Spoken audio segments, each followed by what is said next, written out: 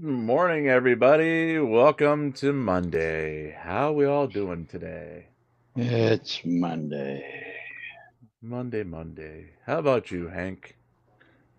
I'm enjoying my Whataburger breakfast. Whataburger breakfast. What kind of Whataburger breakfast are you enjoying? It is a sausage, egg, and cheese biscuit bowl. Okay. So I get my biscuits and gravy, sausage, eggs, hash browns. What are you drinking on the side? Um, As a large Coke Zero. Pope, what are you showing us in a black bar? I don't know. Good morning, everybody, including It's Vlad the Monday. Impaler. It's Vlad the Monday. Impaler, who has What? decided I've been sending him What? naked pictures. There you go. Does Gia know this? Gia's apparently encouraging this. I don't know. I haven't sent anything. I think it's Uh huh. CO, our friend, CO friend, is sending him stuff. Oh, that could And be. That could be. and just saying it's me because he's ashamed of his body. Probably. I don't Well, know. it could be my unsolicited deck pics. Yes, it could be. Vlad, make sure that you have Hank on speed dial so you can get your deck picks. Really big deck picks. Really big deck picks. We are waiting for the start of the Karen Reed murder trial. It's going to be another unusual week as we have a full day set for today with the jury, but tomorrow there won't be any testimony as it's a voir dire session with all the experts that the defense should have done this for 4 months ago. But of course, it's the defense. They don't they have their reasons. This is supposed to be the last week of the prosecution's case, but I don't see that happening because they're losing a day tomorrow. They're off on Wednesday. They're on for a full day on Thursday. And then they have a scheduled half day on Friday. So they would then have all of next week for them to wrap up and for the defense to actually present a defense if the jury's going to get the case by July 1st. What do you think, guys? Well, the defense said they only needed 3 days. Yeah, but I don't see that happening. Well, that's what they said. I'm just going by what they said. Do you think they're actually going to wrap up in I 2 weeks? I don't think they're gonna wrap up in 2 weeks, but who knows? How about you, Hank? Still stuffing my face with Whataburger. Okay. I mean, what kind of defense are they going to put it on? I know if you read Turtle Boy claims that she's exonerated already, and all that they're doing now is lining up people for indictments because Jen McCabe's next, and then the Alberts are next, and then Higgins is next. They're all gonna go to trial, and it's all gonna be this never-ending cycle of Turtle Boy being a witness against all of them. Ah, I think Yes. Turtle Boy prepped for this by watching a shit ton of Perry Mason. Or himself in I those. don't think I don't think it was Perry Mason. I think it was more like Ally McBeal, and he didn't realize it was a comedy. Oh, dear God. Ally McBeal is a comedy? Hmm? Oh, I did not know that. Honestly, I did not know that. I didn't watch back in the day. She was scary looking. Well, she's still scary looking. Has not improved. Isn't she married to Harrison Ford? I don't know. She is married to Kind of Harrison reminds me of Ford. like if I thought she looked kind of like Skeletor's sister. Well, then she could probably play Karen Reed in the TV movie that's coming.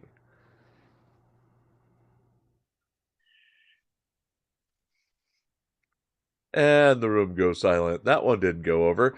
So, this weekend we had Regan Benson, we had Floyd Wallace disappear. I think it's temporary, but that's the news this morning. He hasn't put up an actual live stream in about a week. And it's just pre-recorded content coming out on his News Now site. So it looks like it's just recycled content. What do we think about Floyd taking some time off? He had time off. Taser. Was his soul crushed by those women who said, no? To his advances. Sure.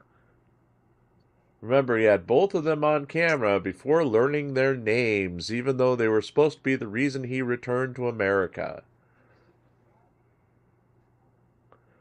Names aren't important. Okay. Names have been changed to protect the guilty. Well, and then there was the third, the guy sitting off to the side who didn't want to be mentioned. Yeah, Don't the get pimp. me on camera. Yeah, the pimp. Yes. Take along, Hank, So, the pimp. so if it was that situation, then why did nothing happen and he was crying about it the next day? Because he is so pathetic that even those being paid don't want anything to do with it. Okay. Or he wasted the hour by going 2 hours on the live stream. Sure. So he had an hour for live stream, then an hour for whatever. And yeah. He spent that second hour on the live stream looking in his own eyes in his reflection. Longingly. For Floyd Wallace.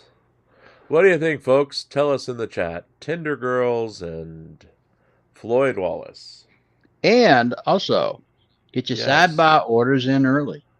Sidebar, get your sidebar. We put up the link to the new merchandise shop so you can get your Teespring on. We are only making $1 or $2 off of everything there. We priced it all the way down because I don't believe that you should be paying more than $20 for a T-shirt. So, yeah, it's reasonably priced. I thought it was reasonably priced, yes. Yeah, we're only. I think one of them. I think we're making $4 off the hoodie. I think that's because that's about as far as we could go down. Now, did you go to L.A. and pick out the finest quality hoodie? No, because I know if I were to do that, I would say F this, and I'd have a whole utility room full of stuff I couldn't get away. Because we've done that before in a past life. Triple X size. Triple X size. and With and our extra smalls, yeah. And a missing $700 from my bank account. Yeah. So let's get some sidebars in. Are we going for our normals today, Hank? How about you, Phil? I'm going with 12. Okay, Timo says 15th. Miss Ellie says 13. Crusty Old Witch is also at 13. Serio says 14. Matt G says 11. Heidi says 12. Griffey says 8. Griffey's a low man today. I'm going with my usual I'm abstaining as usual because I know the outcome in advance. Even though we've never watched it before. Yes. And live. Yes. Good morning, Gia. Get your sidebar. Oh, Gia says 16 sidebars. Thelma says 11. Armageddon's Fire says 7. And it sounds like we're going to court. At least I hear court noises. All right. So, counsel, I see the sidebar, please. Sidebar! I was just going to say, and I'm going to go with immediate on the first sidebar. Sidebar and no video. Huh. It still says starting soon. Well, when they said sidebar, maybe they got spooked from what happened Friday. Last time, yeah. Yeah, that could be. Yeah, sidebar, no video. So, there's video. There is the Wicked Witch of the East herself. Sidebar. Sidebar, she's wearing a recycled outfit today. She's not wearing a new one. We've seen that one before. Sidebar number one, and that's a good thing because I always got to pee when I first get up. So Let's see. Mike Barnes says 8.1. Not Your Mama says 14. Crusty Old Witch says 45 seconds. All right, Captain so we can bring the 3D says juries he in. won. Morning. Abby Poland says 20. Sirio says, my eyes, my eyes.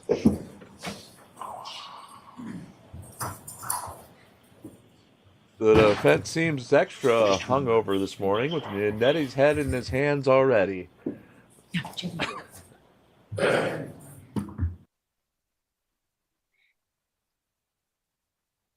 And she's in a feisty mood. You can see that already.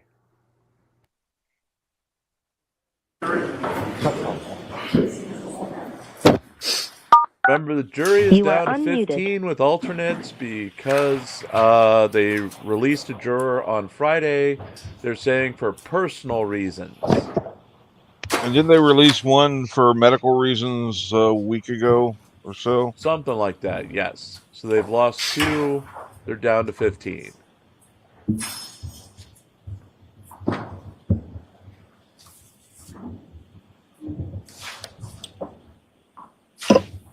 Hear ye, hear ye, hear ye. All parties having anything to do before the Honorable First Justice Beverly Manoni, now sitting in the Norfolk Superior Court within and for the County of Norfolk, draw near and give your attendance, you shall be heard. God save the Commonwealth and this good court, and thank you be seated for the council session. Good morning again, Council and Ms. Reed. Good morning, jurors. I hope you all enjoyed this gorgeous weekend. I have those 3 questions to ask you. Were you all able to follow the instructions and refrain from discussing this case with anyone since we left here on Friday? Yes. Everyone said yes and nodded affirmatively. Were you also able to follow the instructions and refrain from doing any independent research or investigation into this case? Yes. Everyone said yes and nodded affirmatively. Did anyone happen to see, hear, or read anything about this case since we left here? Everyone said no or shook their heads. Thank you very much. Could we please have Trooper Paul? On our programming notes, just a reminder that tomorrow, while the jury is out, they're still expected to be on. It's supposed to be televised for the voir dire session. Will be in session for as long as they go tomorrow. So, Mr. the evidence being recorded during the case now, I'm hearing the truth, the whole truth, and nothing but the truth, so help me God. I do. Morning, Trooper.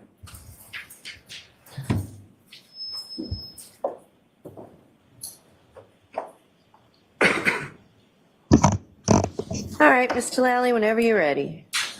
Good morning, sir. Good morning. If you could just again, please state your name and spell your last name for the jury. Yes, it's Trooper Joe Paul. That's Paul. And sir, if I could just take you back to a couple different portions of your testimony from Friday. With respect to the acceleration and braking tests that you conducted in the driveway area or outside of the Camden Police Department, was that before or after Ms. Hartnett from Crime Scene Services section had processed the vehicle? After.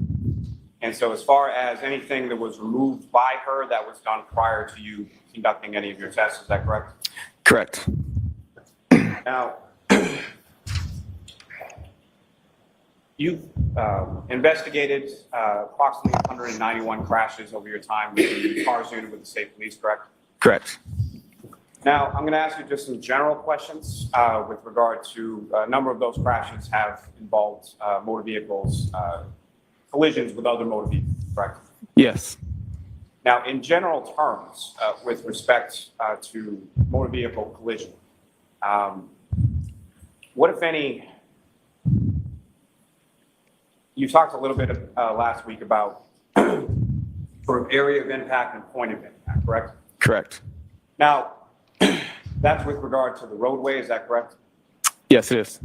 So with regard to the vehicles coming in contact with each other, what, if anything, regarding damage would you expect or anticipate based on your experience in general terms when vehicles come in contact or touch with each other in a collision sequence? Objection. No, I'm going to allow it. In general terms, what do you look for? So we look, well, it's two times of damage onto a vehicle. One's contact damage and one's an induced damage. So when we look at vehicles, we are looking for what's called as contact damage. And the induced damage is basically, start from the beginning. So contact damage is the damage that is actually made direct contact with another vehicle. And induced damage is the damage that did not make direct contact. So for example, if you push in one piece of metal to make contact, the rest of the metal will make a rippling effect that would more cause induced damage. And just again, in general terms, as far as vehicles coming in contact with each other in a collision sequence, what, if anything, would you expect or anticipate based on your experience to sort of transfer from one vehicle to the other event? It's possible when you transfer, you can have paint transfers that come from one vehicle to another. You got a tire rub off that go from one vehicle to another. Scratches that would come from one vehicle to another. And again, sir, just in general terms, when it comes to vehicles interacting with each other in a collision sequence, what, if any, role does the respective heights of those vehicles play in respect to contact damage or inducement? Yeah, it depends on their heights and how they relate to each other. So that kind of shows if one vehicle is taller, one smaller, it's going to show where the contact damage would be from one vehicle to another based on their height. So based on respective heights, contact or induced damage could be in a different location from a bigger vehicle to a smaller vehicle, correct? Correct.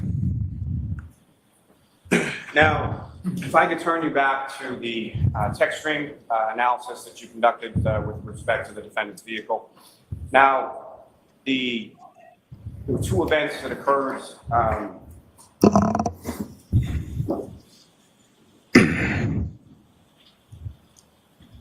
Forgive me. On that 12,629 miles deep, there were two events that occurred within that trigger, within that mileage. Is that correct?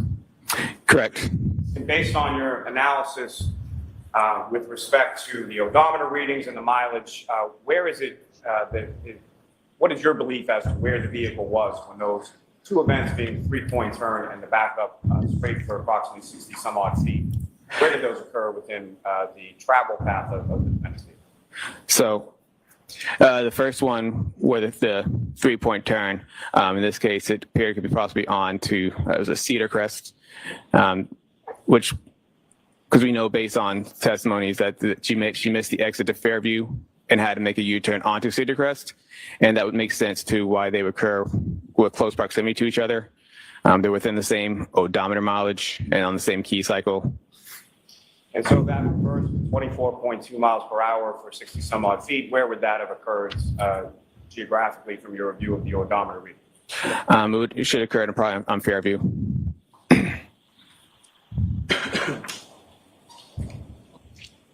Now, sir, based on the totality of your analysis and your investigation in this case, what, if any, conclusions did you come to as to how this collision sequence occurred or how this crash occurred? Yes. Should I show my report for that, or should you want me to just kind of go off Are you the? asking to look at your report? Is that what- Yes. Sure, go ahead. Okay. Thank you.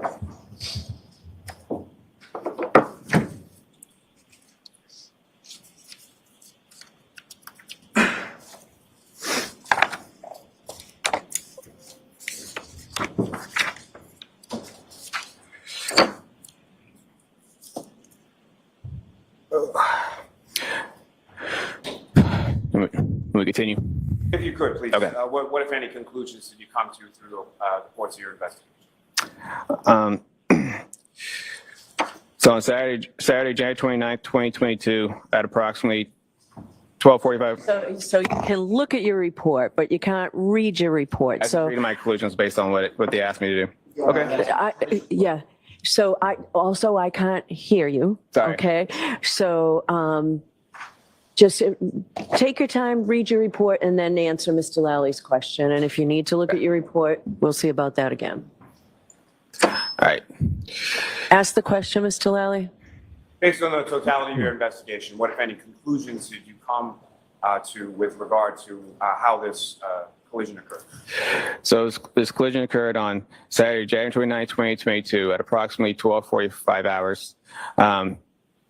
a 2021 Lexus LX 570 was traveling southbound on Fairview Road, in area 34 Fairview Road. Yeah.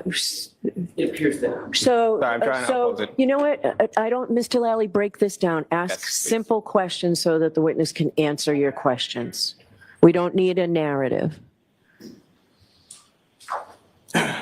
From your investigation, what, if any, conclusions did you come to as to where this collision occurred? So, all right. So, on the night of Saturday, January 2022, at approximately 12:45 hours, a 2021 Lexus LX 570. Can you slow down? Sorry. So, yes. So forget all that part, Okay. Trooper. All Just right. answer the question. Okay. Where did it occur? It occurred in the area 34 Fairview Road. And who, if anyone, were the participants in this collision scene? The operator appeared to be Karen Reed, and the pedestrian was John O'Keefe. And where was the vehicle located in reference to the residents of 34 Fairview? It was located along the southbound travel lane and to the left side of the house as you look at it from the front. And as far as the vehicle, what, if any, directionality did it head in, and what, if any, interaction did it have with Mr. O'Keefe? So the vehicle was traveling in reverse along the southbound travel lane, traveling north. And how fast was the vehicle traveling and over what distance?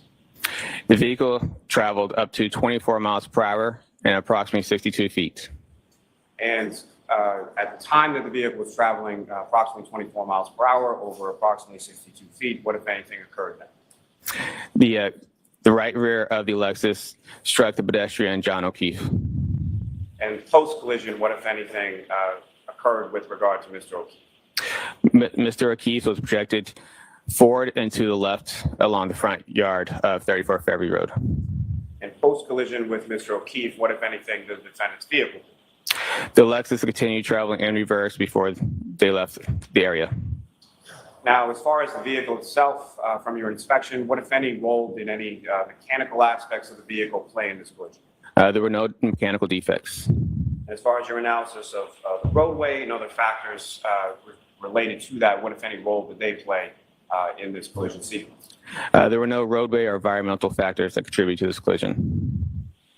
Now, sir, with respect to your investigation, what, if any, opinions did you draw based on your training and experience in regard to this collision and how it occurred? May I look at my report real quick? Just to make sure. Yes. Thank you. All right.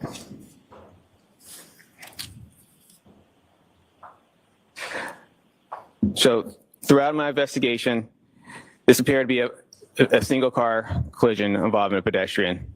The vehicle was traveling at a higher acceleration when, sorry.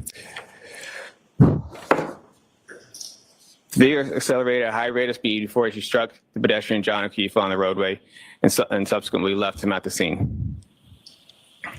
And with respect to the backup safety system that you observed in this vehicle and made use of in the course of your visibility analysis, what, if any, role do you, is it your opinion that played in how this crash occurred? Based on the visibility analysis. So even if the camera systems were covered in snow, even the systems were defective anyway, and even the mirrors were blocked, an attentive and a reasonable operator would not travel in reverse, especially at a high rate of speed. They would have cleaned the mirrors off. They would have made the cameras and systems, if they worked, if they didn't work, they would have done all this prior to accelerating in reverse. The objection sustained. Move to strike. I'm going to strike that. Now, with respect to your observations during the course of the visibility analysis, the exemplar pedestrian that you placed in the right rear of the vehicle, was that exemplar pedestrian visible to you at the time that you conducted that visibility analysis? Yes, it was.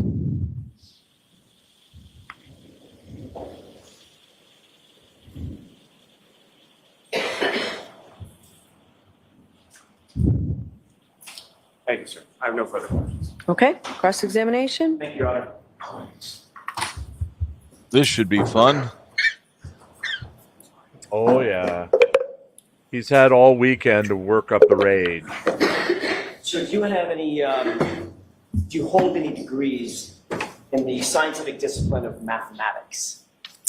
I do not. Do you hold any degrees in the scientific discipline of physics? I do not. Hold any degrees in the scientific discipline of biomechanics? No. How about in engineering? No. How about in kinematics?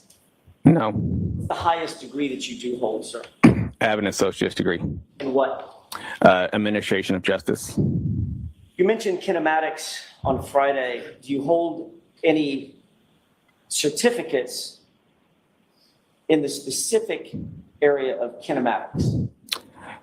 Yes, it's covered in the basic crash investigation classes. Okay, so you took a class, in other words, correct? At multiple classes. You introduced the idea of what kinematics is, right? Correct. Testified about that on Friday. Yes.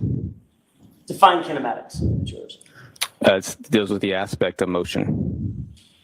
It's a subfield of what broader field? Kinematics. Kinematics is a subfield of what broader discipline of science? I'm not sure. Physics, correct? Yes. And it describes how points and objects and systems of objects, how they move and how the rate they move and the rate of their velocity, correct? It deals with emotions. What's that called? The rate of velocity. What's another word for that? The rate of velocity? Correct. I mean, it deals with motion. It deals with forward and also deals with speed. It deals with travel and speed.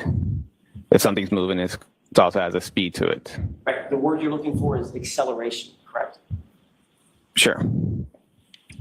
What role does acceleration play in the field of kinematics? What role does acceleration play in kinematics? Right. It talks about, like you just said, it talks about the speed and talks about motion. Is kinematics also known as the geometry of motion? Is that correct? I have not heard that. Never heard that. What's the difference between constrained and unconstrained motion? Constrained and unconstrained motion? That's what I asked. Constrained motion. I can't recollect at the moment. Constrained motion is motion on a predetermined path. Yeah, this guy's done. Yes. Unconstrained motion is what? When it doesn't have a predetermined path? Free movement, correct? Correct. You can remember that from your class? For the most part, we don't go that in depth of constrained and unconstrained. Constrained and unconstrained, not restrained. That's what I said. Sorry, unconstrained. Yes. Kinematics uses algebraic formula to model these motions, right? Motions of these points, systems of points, correct? Yes. And it includes concepts like displacement and speed, velocity, distance, acceleration, which we've talked about, correct? Correct. And it looks at how these things, these values vary over a point in time or duration in time. Is that right? Yes. Do you actually understand the physics behind the study of kinematics? Yes. The word you learned in class. Yes, we had to go over the physics part of it. On Friday, you said that this incident is a pedestrian strike from a vehicle. You reiterated that again this morning. Is that right? Correct. I want to be clear. That is your opinion based on your training and experience, correct? Yes. And on Friday, you said you based that opinion on the fact that you noted a half-mile-an-hour decrease in speed and a steering input of less than 10 degrees at some point in that reverse motion, correct? I said it was consistent. That data point in general was consistent with something that you would see within data of a pedestrian striker striking something else. I do go in my report saying I can't say that's definitively where a pedestrian was struck, but I'm sorry, I can barely. it wasn't definitively.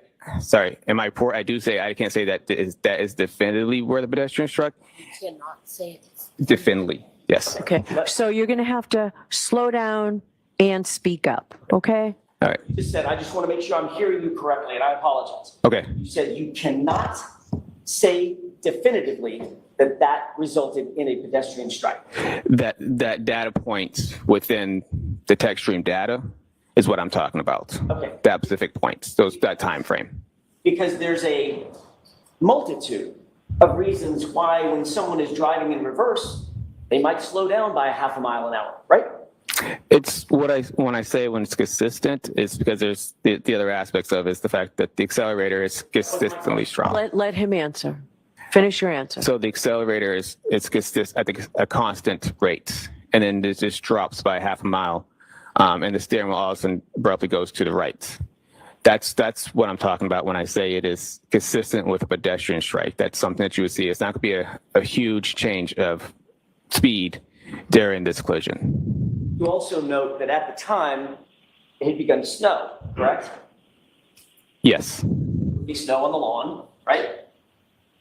correct. There would be snow on the cars, Yes, snow on the trees, yes, snow on the roadway. yes, Snow on the roadway could impact how tires move over the roadway, correct? in a way. And obviously, there are a multitude of reasons why somebody might input a 10-degree input on a steering wheel, correct? Correct. That's why I said I couldn't definitely say it. Right. So every time somebody slows down, going in reverse or forward, and introduces a 10-degree input on the steering wheel, doesn't mean they're looking to hit a pedestrian, correct? Well, Correct.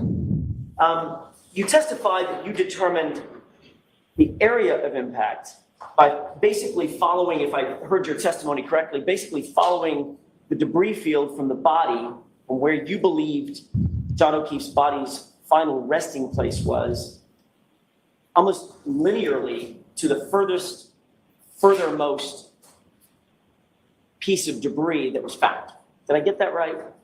Yes. In other words, you established what in your mind, or what you were told was his final resting place, and what you were told was the debris field. And you indicated that the furthermost piece of debris would basically be the area of impact, right? It's within that line. I didn't say that is the area impact where the furthermost piece of evidence is. All right. It's just the linear, like you said earlier, it's that linear. We're going that path. That's the path that he traveled post impact with the vehicle.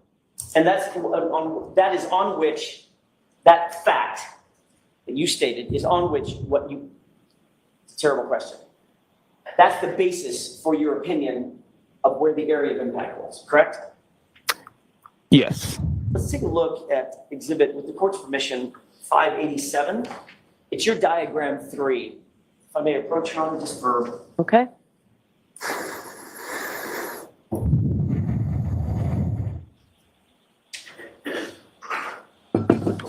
anybody else getting the vibes of Glenn Serio in a post office with him constantly breathing on the mic? Yes. Yes. So you can see it.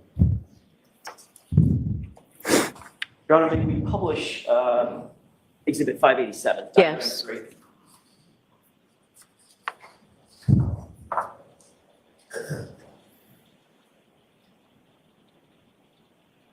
Okay. And of course, Jackson wanted sir, to you gloss see diagram over 3 one on of the. board. You also have it in front of you, correct? Yes. It's easier for you to refer to what's in front of you because that's a little bit further away. What do you? What was that? Yeah, Jackson just wanted to gloss over the fact that the decrease in speed, while no relief, with the continued pressure on the accelerator at the same rate.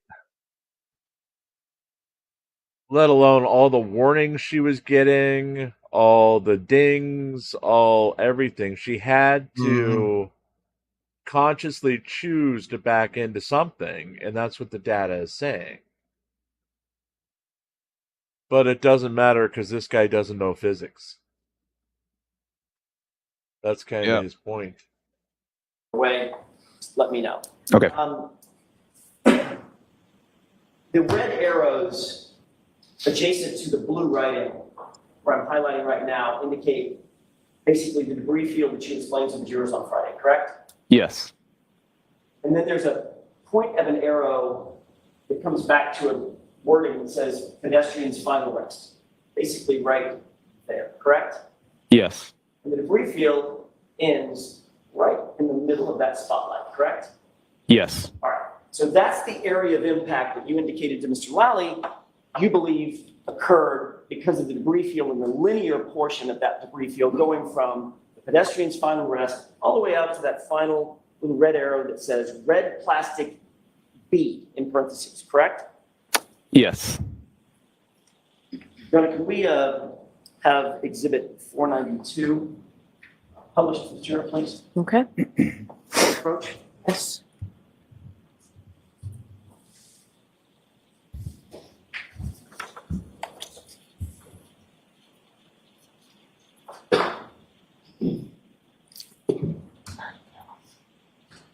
While that's coming up, have you ever seen this? No, I haven't. Take a look just above the arrow. Your Honor, with the court's permission, maybe highlight or magnify the area just above the arrow. Okay. You see that? Yes, I do. Right underneath fire hydrant, correct? Correct. What does that look like to you? Piece of plastic. It's debris, correct? Correct. All right. Can we go back with the court's permission to exhibit 87? Okay. Diagram 3.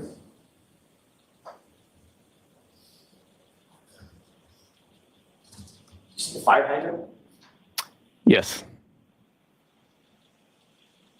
Fire hydrant's right there, correct? Correct. That's another, according to your scale, that's probably a good 30 feet from the pedestrian's final rest, correct? Yeah, that's about right. That is the furthermost in this diagram, the furthermost piece of debris on the diagram, correct? Correct. So now, your testimony changed that this, in fact, is the area of impact. No, Why not? because it's just a piece of debris. I'm talking about the path. You follow the path of debris field. Debris can move and change. The debris doesn't fly backward, does it? I'm saying you pointed to like just the fire hydrant as the area of impact where the debris, where that one piece of plastic was, saying that's the area of impact is right next to the fire hydrant. Are you asking me a question? Yeah, that's what you said, right? I'm asking you, I'm making sure I'm understanding what you're saying so I can answer the right. Ask the question again, Mr. Jackson. in fact, you indicated on Friday that your analysis of the area of impact was predicated on, based on, the furthermost piece of debris from the pedestrian's body that you were aware of, which is right there. Red plastic B, correct? I said I said you said earlier with the linear equation. I mean, it might have moved it over more, but it's the debris, the start of that debris, the one that is. I can't say that's definitely the point of area impact or the point of impact. You can't, I cannot say that is the point of impact right there. You just kind of follow the linear path because they have to follow in a direct path that way. Okay, so now your testimony is that's not the area of impact. I never said that was the area impact. I said it's after that. Trooper, we were all here on Friday. Okay. That's exactly what you said under questioning by Mr. Lally, wasn't it? Objection. Sustained. Didn't you say on Friday that you determined the area of impact for Mr. O'Keefe, the point of impact was red plastic B because that was the furthermost piece of debris you were aware of from the final point of rest from Mr. O'Keefe's body. Isn't that what you said? I don't believe that's my exact words. Okay, I'm not asking if it was your exact words. I don't have a transcript of it. I'm asking you, is that what you tried to impart to the jurors? What I said to the jury, I said after that. That's the start of, that's the last point of evidence that I had. I said the area impact is probably along the roadway after that point. I mean, like before it, after you walk towards him. I'm sorry, I keep doing that because I think you're done. Are you done? I am done now, sir. Now you're aware that there's a piece of debris, looks like taillight material, right under the fire hydrant, correct? Correct. If the area of impact, which you indicated on Friday, was where this red plastic B is, you would be wrong, right? Your analysis would be flawed. No, because that's not what I said. I said it's along the roadway, and it's going to be after that point. Okay, so is the area of impact now where the fire hydrant is? Objection. Ask it differently. Are you now indicating, because now you realize that there's a piece of debris directly under the fire hydrant, are you now indicating that that's the area of impact where John O'Keefe's body was struck? Objection. Sustained. Let's take a look at exhibit, with the court's permission, 279. Okay.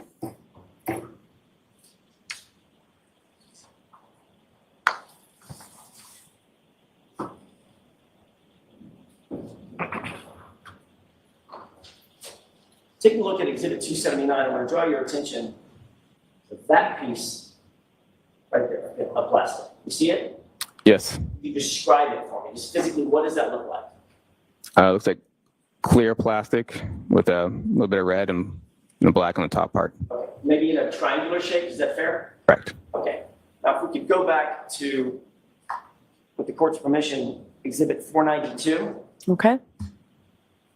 and highlight just above the ruler. How would you describe that piece of material? It looks like the same piece. Does that, based on that, does that appear to be part of the taillight material that was found at the scene? Correct. Okay. Now, based on that, are you now suggesting, if we could go with the court's permission, if we could go back to 587, I'll stop jumping around just a second. I think we Okay. just get back to 587. Oh, sorry, the diagram for space.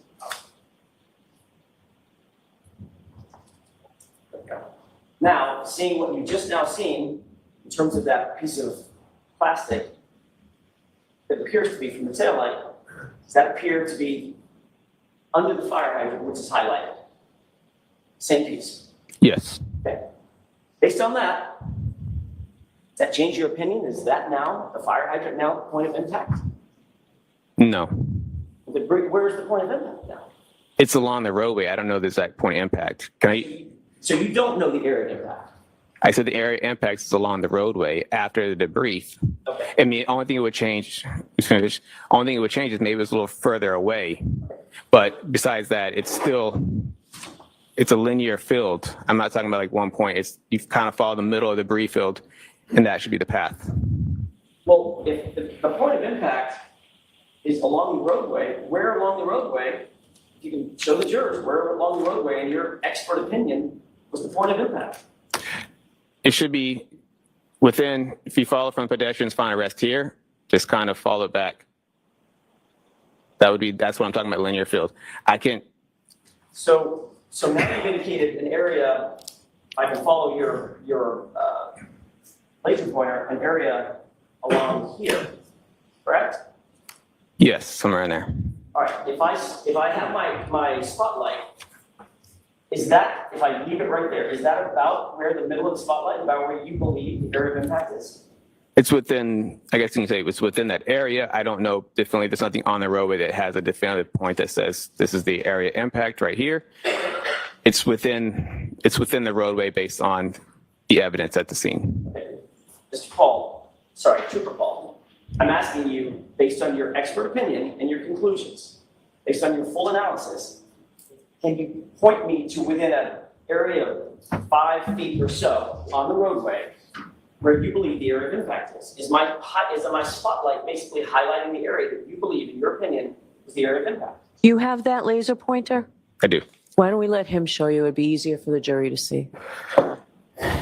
So what I'm trying to say is, so we follow the linear path back around this area. Okay, can you? And sorry, I'm trying to keep it straight as much as I can. Follow back to here. I can't say like if this definitely is, but it's possibly based on also vehicle damage to the back of the vehicle. So if you follow all the way back to here, that could be a possible area impact. So when you say that area there, just, I want to be very clear for the record, that what you highlighted is an area basically just to the left of an X that's on the roadway, on the bottom of diagram 3, toward the lower part of diagram 3, It's, correct? you would use your circle almost to kind of be a good area around. Sorry. You can use a circle around here. This would be around the area. Okay. Okay. So using your scale, that scale is going from full left to full right. It's plus or minus 40 feet, right? Switch.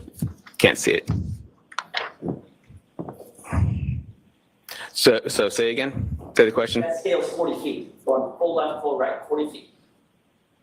It's 40 feet. It's a 10-foot scale. Okay, sorry, 20 feet, my mistake. Okay. I was terrible. 20 feet, thank you. All right, so if you use that scale, can you estimate for the jurors, I'm just gonna use this X as a starting point. You estimate for the jurors from this X that I've highlighted, to the pedestrian's final rest. What's that number? Doesn't have to be exact. Give me an estimate. So, I mean, it could be within 30 feet because I tell you this also on my scale, this 2 and 3 is 50 feet from each other. Is how much? 50, Okay. 50. 50.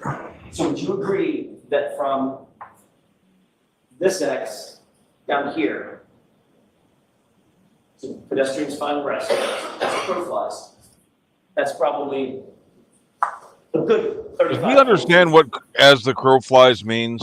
I mean, I could try to use the scale, but it's me as a scale. If you wouldn't mind. Need a piece of paper? Yes, please. With permission, Okay. just blank piece of paper. Thank you. Yes, thank you. You need a pen? I got one. Thank you. What is he having them draw now? Scale diagram or something. Alrighty then.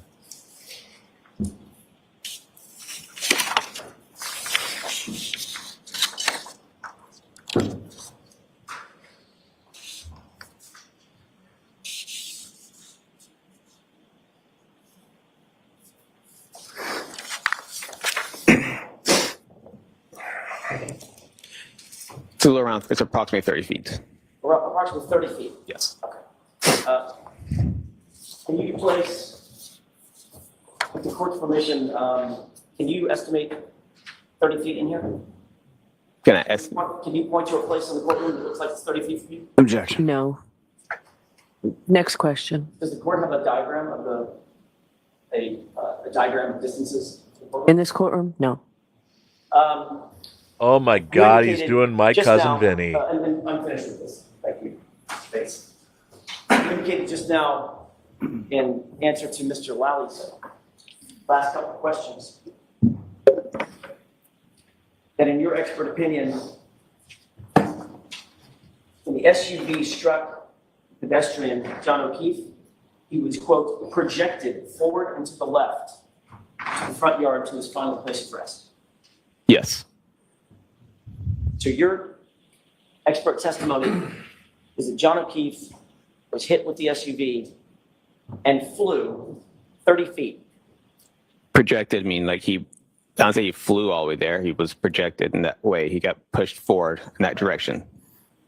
Which he was rendered incapacitated, landed there, had to sort of fly there, right? Didn't walk there. I mean, He was could have just slid, flying, you like, was he off dumbass. the ground the whole entire time, or Well, you tell me, you're the expert. I mean, when we say projected, we mean he gets projected, and they usually have a landing phase, and they land, and then they either roll or tumble to final rest. Okay, how far do you think he landed? How far was it until he landed of that 30 feet? I don't know. There's no indication of where his exact landing spot was. Was there any evidence whatsoever that he landed and rolled?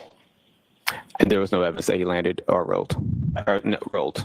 According to you, the evidence that you have in front of you is that you get hit, fly 30 feet, land where he ended up in his final rest, right? Objection. Sustained. Ask it differently. Based on your expert opinion, you believe that he was projected through the air to his final rest place. That's not what I'm saying.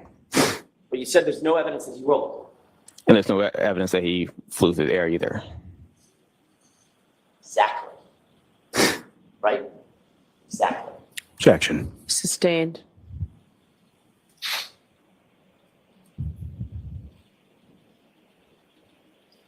You said on Friday that in your experience, people tend to lose objects that are not strapped to them. Is that right? Yes. In other words, get hit by something, car, truck, bus, whatever, train, and if you have something in your hand, boom, you lose it, you drop it. If it's not strapped to you, correct? Correct.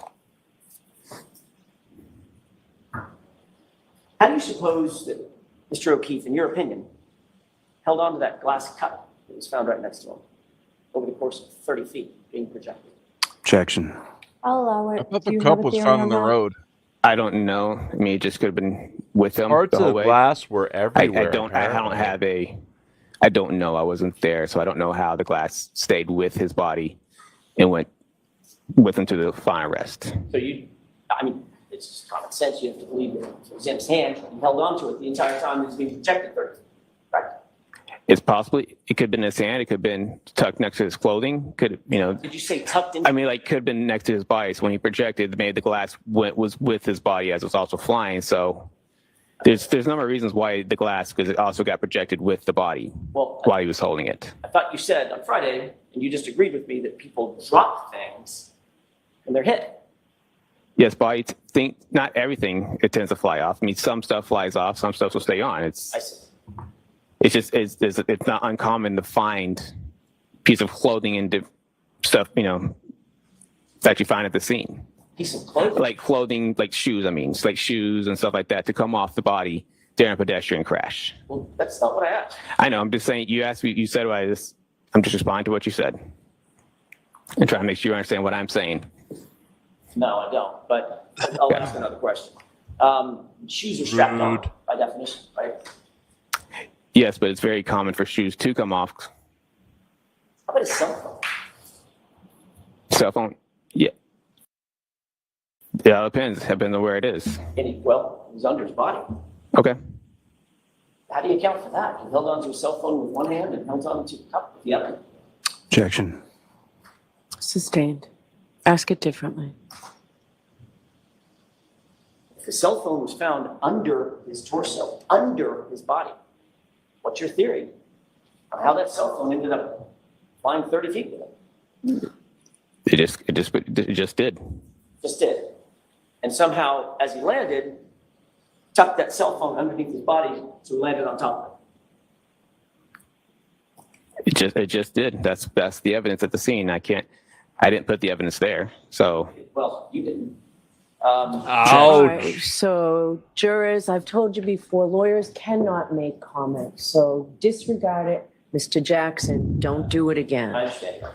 So You understand, but don't do it. Your answer's always, I understand. Don't do it. cell phone in one hand, cup in the other hand. Mac down. Objection. Sustained. You were informed of this incident on January 29th, 2022 at about 2:30 in the afternoon. Is that right? yes, At the time, you were working out of the CARS facility, which is located on West Grove Street in Middleborough. Is that right? yes, By the way, that's a facility that has multiple garages.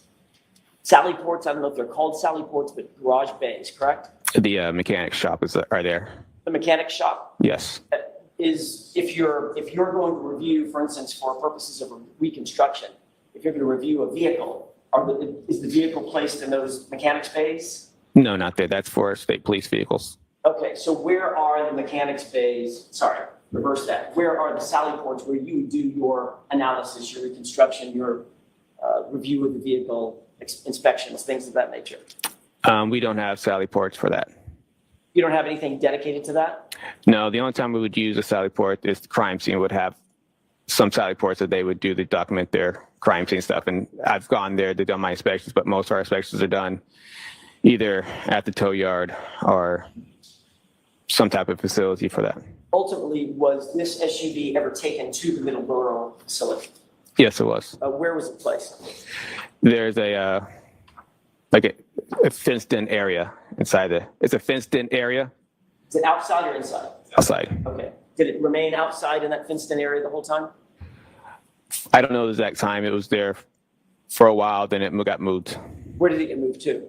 I'm not sure exactly where they moved it immediately after it left Middleborough. Are you familiar with the Foxborough location at MSD? Yes. That have sally ports or bays for inspection and evaluation?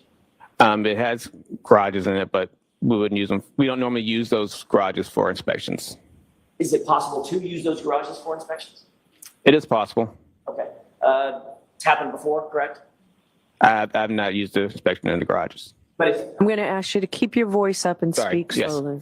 but you know they could be used. Sorry. You know that those bays could be used for inspections or analysis or evaluation if needed, correct?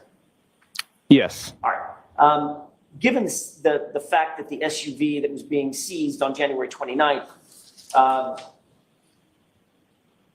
was being seized as potential evidence, best practices would suggest that you'd want to get it in and out of the bad weather, the inclement weather, as quickly as possible, correct? You wouldn't want to subject it to continued forces from nature like rain, wind, snow, sleet, hail, right? That would be beneficial, yes. All right. You're aware that the Foxborough location and the Middleborough location with the mechanics bays are all closer to Dighton than Canton, right?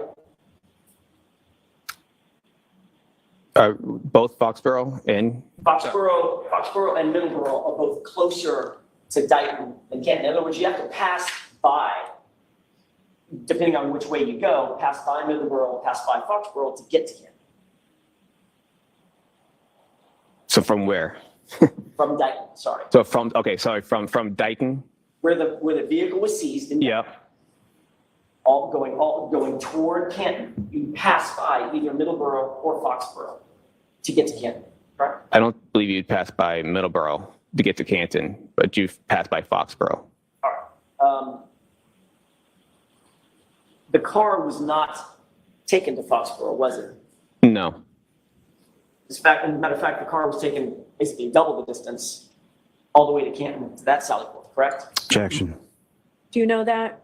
Is that double the distance? I don't know the exact distance. I know it was in Canton. And you know it's fine to Canton, From Dighton, yes. right? And you're also aware that because you've been to the scene, assuming, correct, at the 34 Fairview, Yes. Yes, I have. and you've been to Canton PD, Yes, I have. you know that those two locations are about 3-4 minutes apart. Yeah, I can say that.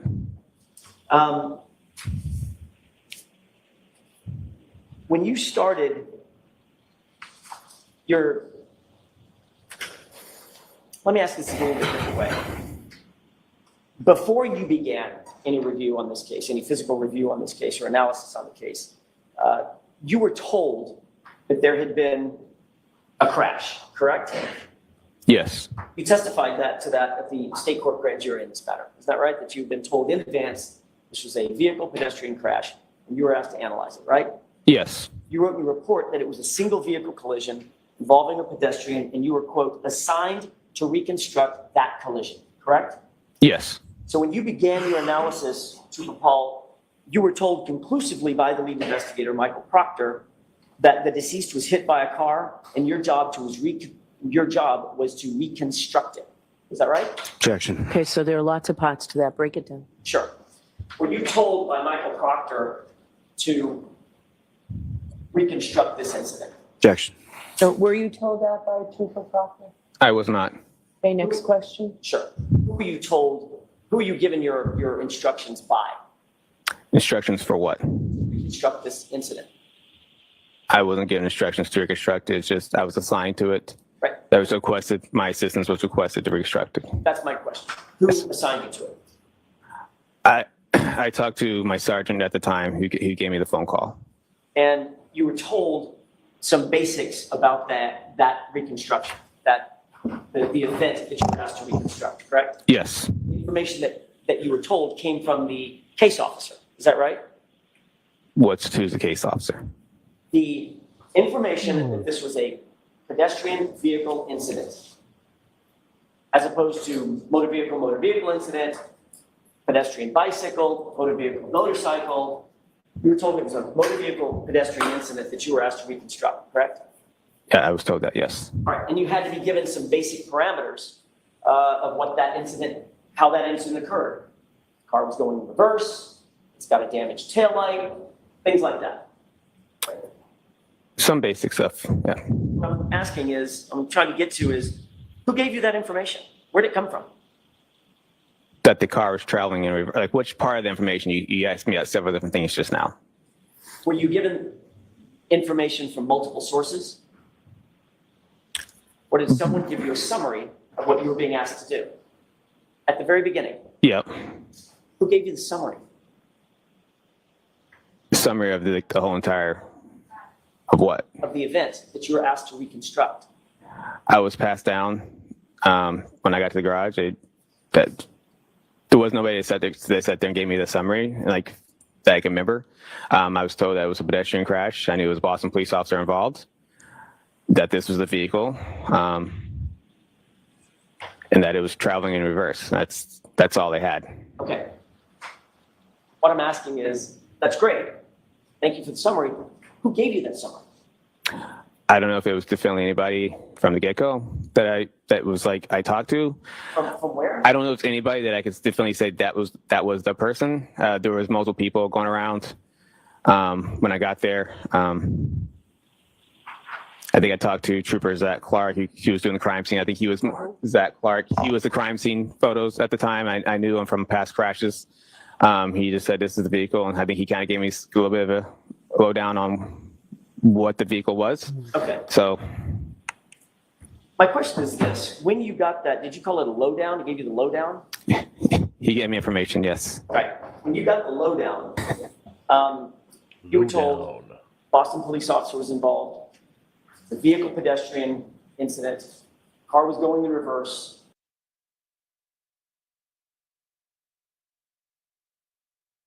Ultimately led to the death of the pedestrian. Struck the pedestrian in reverse, correct? Correct. All right. And you were assigned specifically to try to reconstruct that incident. Yes. Have you ever heard of the phrase confirmation bias? I know the phrase. Yes. You know what it means? I can't definitely say what it means. Developing a conclusion and then trying to find evidence to fit that conclusion. Does that sound right? If you say so.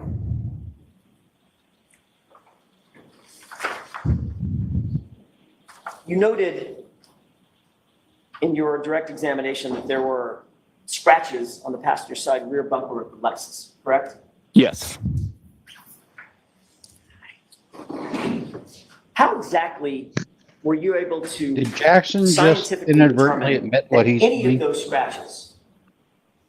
He's going to Well, from ask incident about on the January scratches, 29th, and he's going to try to 2022, as introduce opposed to the incident any where other he time? says that she hit O'Keefe's car. I didn't earlier in the have day. anything else on the time. Is it Right. But when he those mentions scratches happened confirmation prior to bias, this isn't that collision? just admitting I'm what sorry, he's I doing? didn't have any information that those scratches Probably. were caused from a prior collision. And so when I looked at the evidence, I knew it was in that same area, the right rear tail light. So when I looked at it, it didn't quite fit the pedestrian thing. So when you showed me the video, or I saw the video like a year ago on Court TV, I said that could be. You asked the question, so next, I keep did. going. Responsive. He's answering. Next trying to- question. Then Yes, go I ahead. scientifically Hold on. thought the scratches were. Hold on. Ask your Sorry. question, Mr. Jackson. You know what normal wear and tear on a vehicle is, right? Yes, Bumpers get scratched myriad ways, correct? correct. Get scratched in a grocery store parking lot, right? Yes, Shopping cart can bounce off the back of the car and scratch the bumper, scratch the side of the car, quarter panel or something, right? sure. I mean, I don't want to go through it, but there's thousands and thousands and thousands of ways that a car can get a scratch, correct? Correct. My question is, as you sit here, do you have any scientific evidence that those scratches occurred on January 29th at approximately 12:45 a.m.? What do you mean by scientific evidence? Well, do you have any evidence whatsoever that you can point to that those scratches occurred on that date and at that time rather than any other time in the history of that vehicle? Like I said earlier, the video seems to appear that's what it looks like that could have been from. Well, you said on Friday, let's talk about those scratches for a second. Okay. When you testified Friday, you were pretty clear. You said that, if I can find it exactly. And all weekend to prepare. Yep. I may have just a moment, Your Honor. Sure.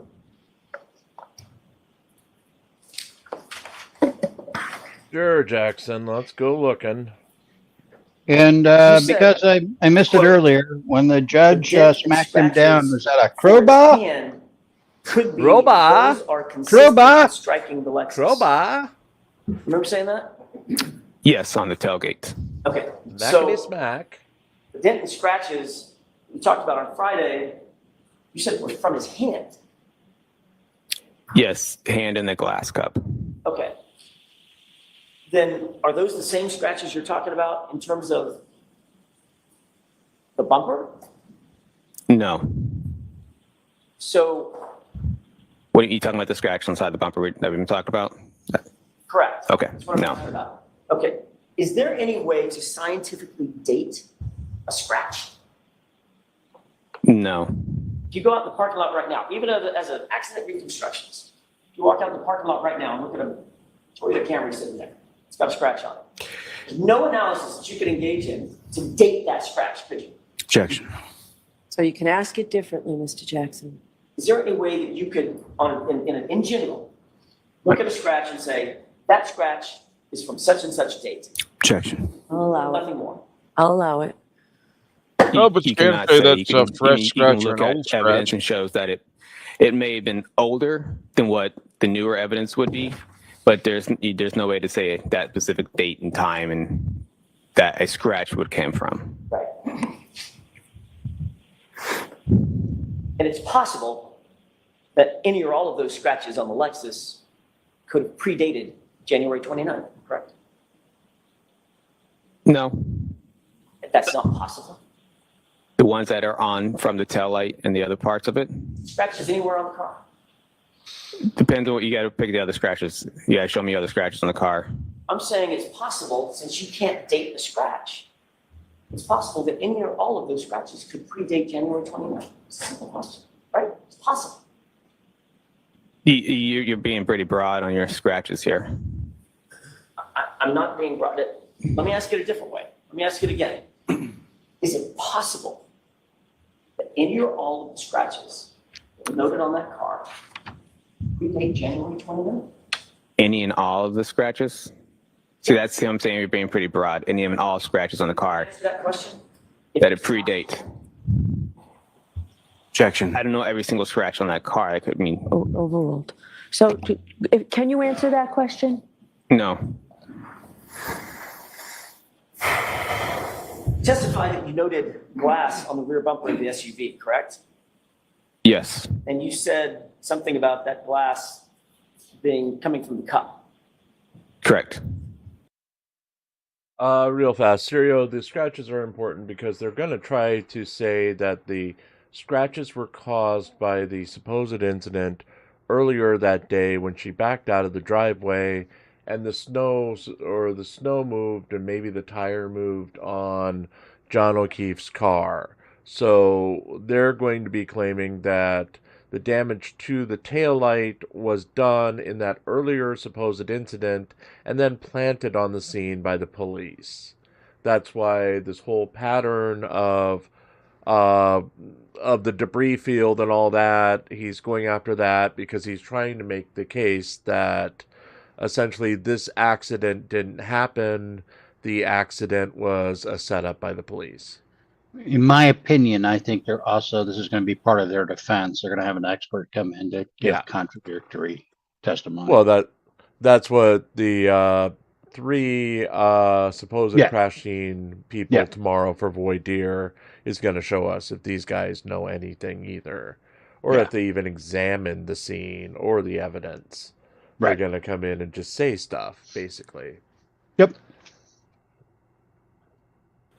Yep. You also said that you did not see anything on that SUV that could be the source of those glass pieces on the bumper, right? Yes. When you did your reconstruction and your analysis, were you informed that none of the glass pieces, not one of them, could be matched to the cup? I don't know anything about that. I don't know that. So if you knew that the glass pieces on the bumper do not match the cup, that change your opinion Objection. about that glass? Can you answer that question? I cannot. You can't The answer cup question? doesn't fit. You must acquit. It's what was told to me as evidence Got it. By whom? by the crime scene. Who told you? As crime scene that was there, it says it's glass from the cup. When I did my initial inspection, that's what it was on from. That's not what you just said. You said that's what was told to me. Yeah, by crime. Yeah, I said by crime scene. While I was at my inspection. Wait, what? It was told to me by the crime scene when I was at my inspection, at the initial inspection. So what you meant by that's what was told to me is the crime scene talked to you. Yes. Crime scene say anything else? Oh, I don't know what else you want me to say.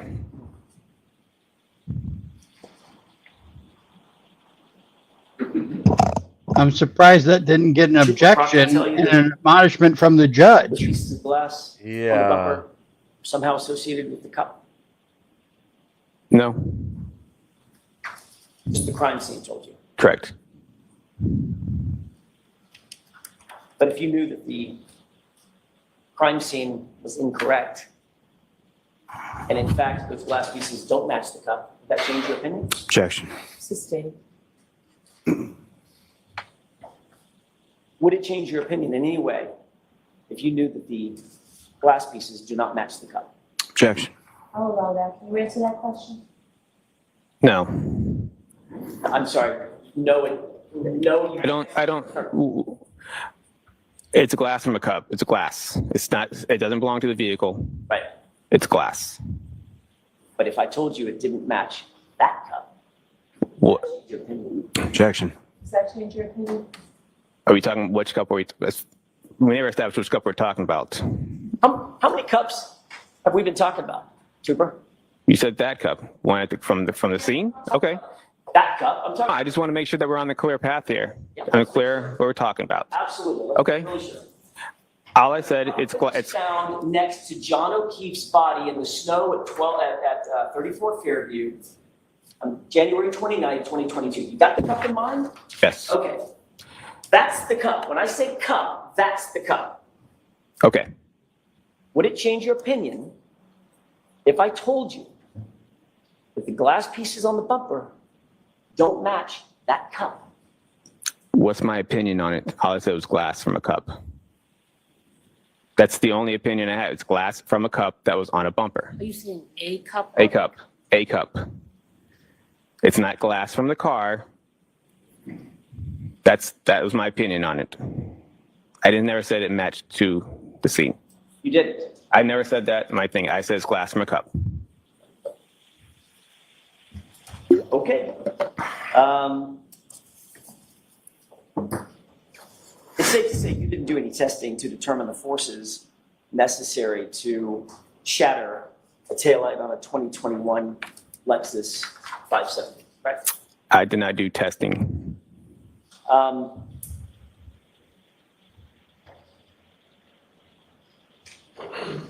Your report indicates, we talked about this a little bit, I'm going to go back to something we talked about earlier this morning. The report indicates that John O'Keefe came to his final resting place about 7 feet from the roadway, and that's what you based your diagram on, correct? Yes. Who told you that number? I measured it from my diagram. You say that again? I measured it from the diagram. Okay, what I'm asking is how did it get on the diagram? In other words, who told you that his body was 7 feet from the roadway? Well, wait, I was told by Lieutenant, was it Gallagher, Paul Gallagher, Captain PT. He told me this is where the body was found. So I used my devices to mark that location. Okay, but before you used your devices, he just pointed someplace on the ground and said he was about here, correct? That's correct. Did Lieutenant Gallagher tell you that Lieutenant Gallagher never saw John O'Keefe in place at the scene? Did he say that? No. Did Lieutenant Gallagher tell you that the first officer on the scene estimated his body at being approximately 15 to 20 feet from the roadway? No. If he had told you that, that it changed your diagram? Objection. Overruled. He told me this is where he was found. I marked that location. That's all that was. And you marked basically every other piece of item. Sorry, that's a terrible question. Every other item you marked based on a distance from where you were told John O'Keefe's body came to rest, correct? Yes.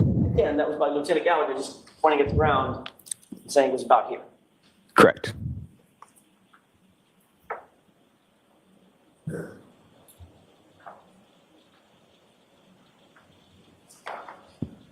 Was there a single member of the team that was out when you were being shown where the body came to rest? Was there a single member of that team who actually said they saw John O'Keefe's body in place? Objection. I'll allow it. What do you mean team? Canton PD? Whoever was there. Who was there with you when you started doing your measurements, et cetera? I Fairview?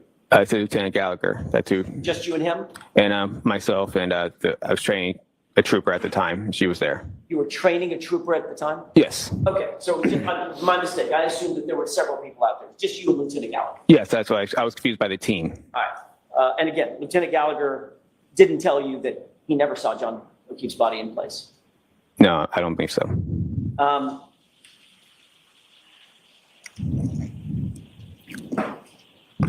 You did document in your report that the items that you noted on your diagram that we just looked at a few minutes ago, those were found by the CERT team, correct? Yes. And you indicated in your report that the members of the CERT team located a single Nike sneaker that's noted on your report. Is that right? On Correct. your diagram, right? Yes. You also indicated that, quote, in the same area, 2 red plastic pieces and 1 clear piece of plastic of a taillight was discovered. Yes. So your report is clear that in total, the items discovered by the CERT team on January 29th were a shoe, right? Yes. A partial glass cup broken, correct? Well, was that on there? I can't remember if that's on their diagram or if that's what I was told at the scene, but yes. Yes. You knew that a cup was found. Yes. You were told a cup was found. Yes. And 3 pieces of plastic, 2 red, 1 clear. Yes. Not 5 pieces of plastic, correct? Correct. You then measured those items, is that right? I didn't. What do you mean measure them? Measured them relative to John O'Keefe's final place of rest. 10 feet from it, 12 feet from it. We're going to go over those numbers. Yes, I used their report to place those items onto my diagram. So, and I'm going to get to that question in just a second. I want to make sure that we walk through it sort of methodically. You then use some calculation, some tool or something to measure distances. Like there's where I assume John O'Keefe's body was. There's a final rest place. I'm going to use that as point A, and then I'm going to measure from there and go 7 feet to where the shoe was found, or the first red plastic piece was found, or whatever, right? Yes. Who told you where the pieces were found? They were in Lieutenant Tolley's report. He put measurements in his report. Okay. And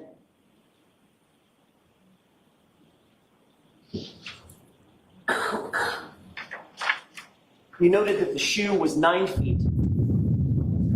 Yes. And you put that in your diagram. Correct.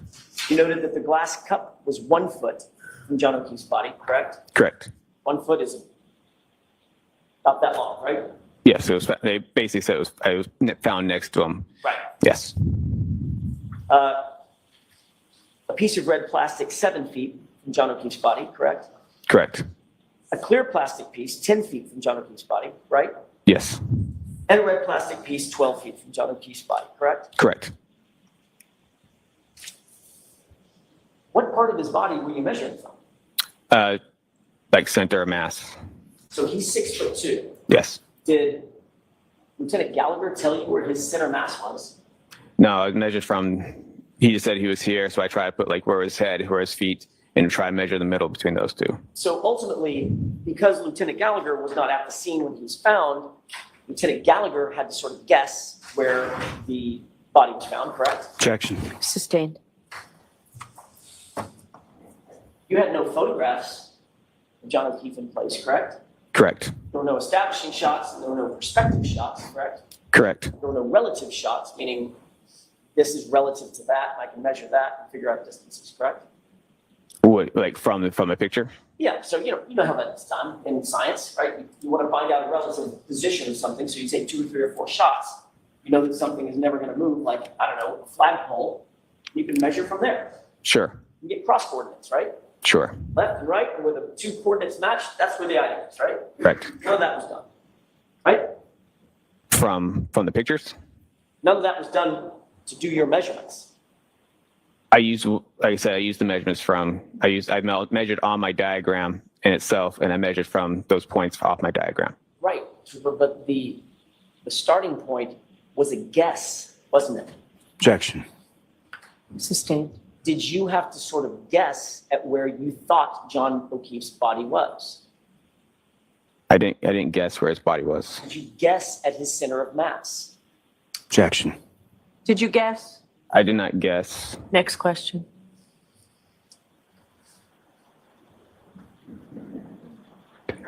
You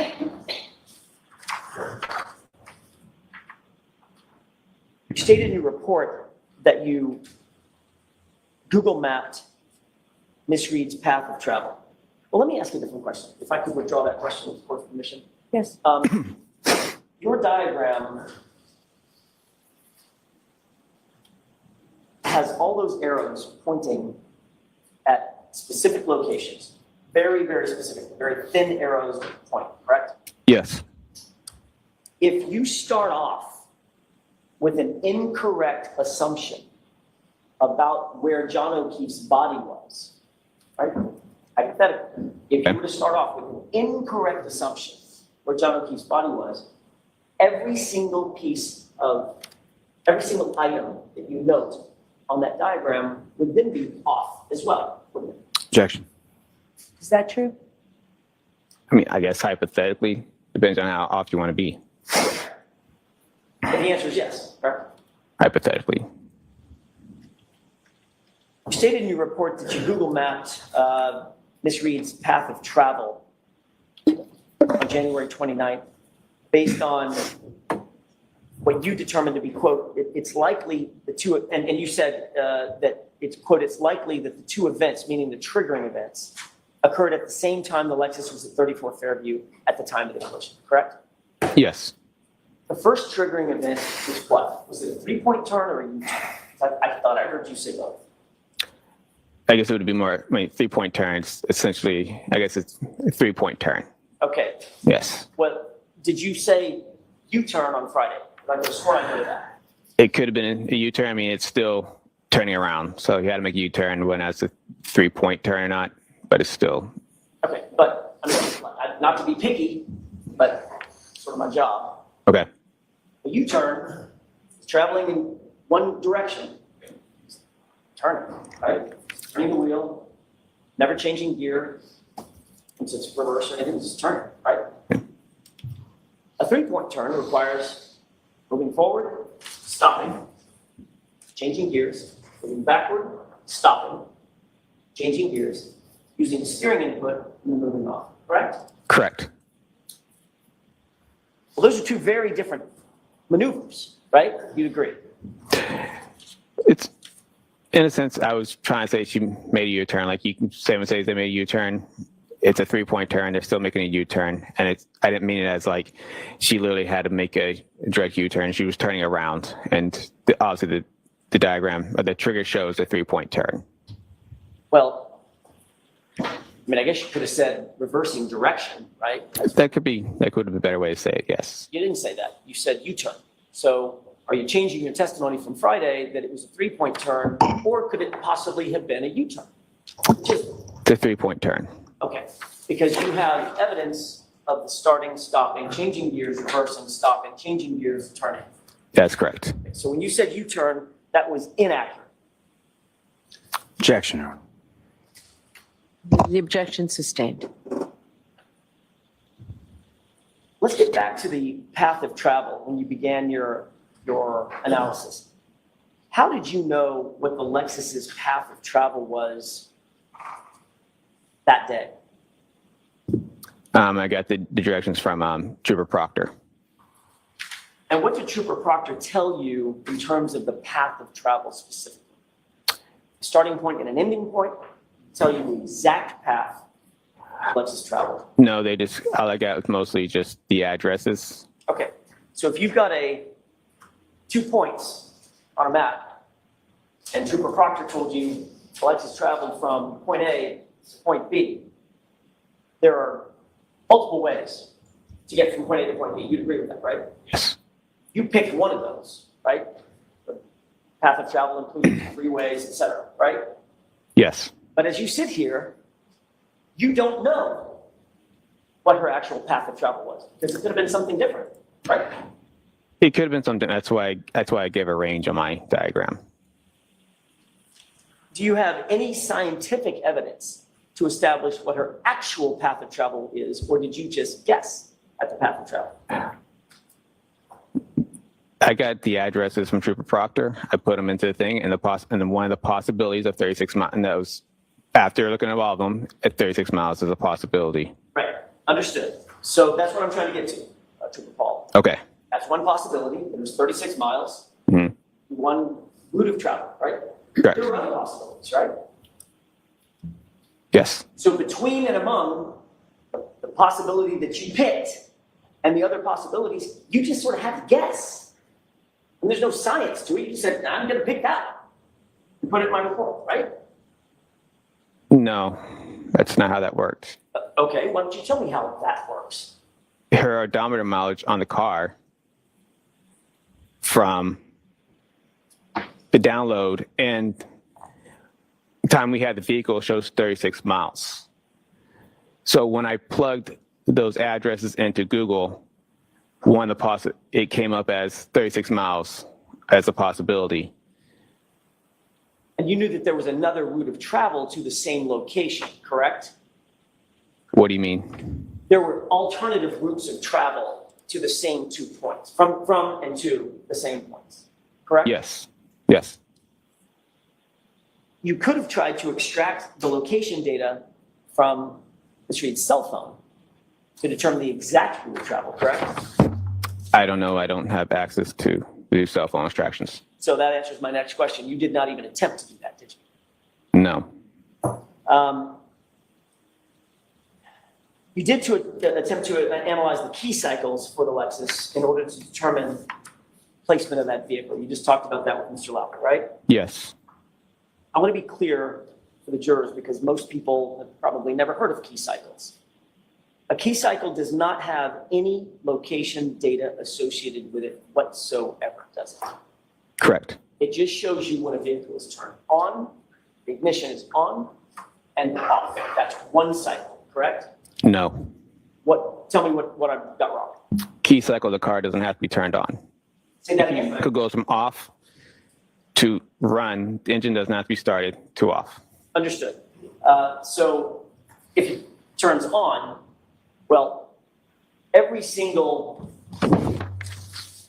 ignition is a key cycle. Every time the engine turns on, that's absolutely a key cycle. Once it's turned off again, right? That gets recorded as an ignition cycle. Right.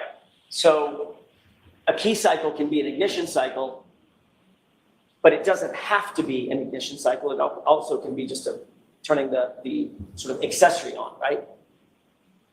The key cycles turn the accessories on. All right. But it doesn't, my question was, and where we started with this conversation is, it does not have any location data on it whatsoever. Correct. All right. So when you drive your car, you walk out, get in the car, turn the ignition on, start to drive, get to your location, turn it off. That's one key cycle, right? One ignition cycle. But and I'm going to use the word key cycles because you use the word key cycles in your report. That's what we're talking about. I'm using that because that's how the trigger was read. That's how what? The triggers were read on the text stream. That's how they read them, key cycles. Right, key cycles. Yes. I'm going to use that phrase key cycle. Okay. We're talking about the same thing. It's an ignition on, ignition off cycle. Doesn't have to be on. So you mean the engine doesn't have to be turned on? Correct. Right. But if you're seeing triggering events, I'm trying to be tricky here. Seeing triggering events, the car's in motion, what does that tell you? The ignition's on or off? The ignition is on. Right. That's what I'm getting to. But it has no location data associated with whatsoever. It could be here, it could be in Wyoming.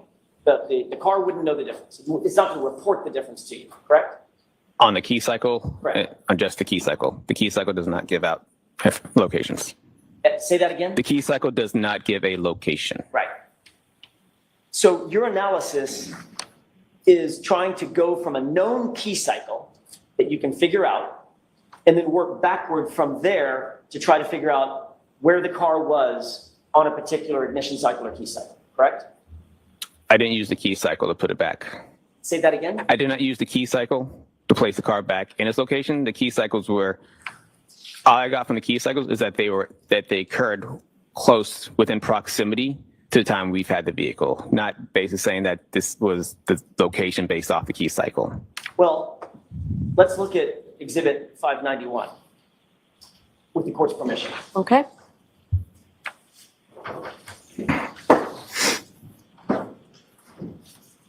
Did you testify on Friday that this is a copy of the exhibit that was put in 591? This is part of your report, correct? Yes, it is. And this is a chart that shows when move to this arrow. That arrow indicates top and bottom where your testing occurred, correct? Yes. And we move over to the left. That is key cycle what? 1164. Right. So you've testified, and we can turn the lights on. Your Honor, I don't mind if that stays up. We can turn the lights on. I don't think it hurts anything. You stated in your report that there were, quote, 2 triggers recorded on odometer 12629 and key cycle 1162, correct? Yes. These events were prior to the testing triggers on odometer readings 12665/12666 and at key cycle 1164. Is that right? Yes. Okay. So what we're saying, what you're saying in that report is the triggering events were at 1162, going in reverse in order. 1162 comes before 1164. They're numerical. Is that right? Yes. Every single key cycle just tags another number on top of it, right? There's no formula. Correct. After 1 comes 2, after 2 comes 3, 4, 5, 6, and then move on, right? Yes. So by the time you got the vehicle, there had been 1,164 key cycles on the history of that car, correct? Correct. All right. And you knew, when you put in your report, or you know, that the triggering events that you see under 1164, those are yours, Yes. right? I mean, that's your testing. Yes. And you were very clear that the triggers that you recorded, that you talked to Mr. Lally about, were 2 cycles before that, Yes. meaning ignition cycles at least, right? Yes. All right. For that. You report, well, let me finish your point. You said that the mileage difference between these 2 triggers and the triggers that occurred while testing was 36 miles. You just said that, right? Yes. And the key cycle difference was exactly 2 key cycles, right? Yes. 1164, 1163, 1162. That's the triggering events, correct? That's correct. You also reiterated in your report in paragraph 23, 24, 26, and 29, and also in this exhibit in your CARS report, that the triggers occurred at key cycle 1162, right? Yes. You were assisted in your CARS report. I think you mentioned Trooper Zach Clark. Is that right? Yes. Trooper Proctor assisted to a certain degree, correct? Yes. Trooper Carol Larini, is that right? Yes. Also Sergeant Sean Good of Canton PD assisted as well, correct? Yes, in a sense. Did they all read the report before it was finalized? No. Did you have any supervisor read the report before it was finalized? Yes. And he agreed with the assessments in the report? Yes. So in summary, everybody that read the report and you who authored the report believed, and it's reflected in that report, that key cycle 1162 contained the two triggers that you're talking about, right? Yes. That's the 3-point turn, I guess now a 3-point turn, right? Changing direction, and then Yes. the reverse at 24 miles per hour, correct? Correct. And you even went on and testified to that exact thing under oath in front of the state grand jury, correct? Yes. Wait, hold on. I need the text streams? On the key cycles. Not in grand jury. Okay. Testified to it on direct examination on Friday and again this morning. Yes, correct.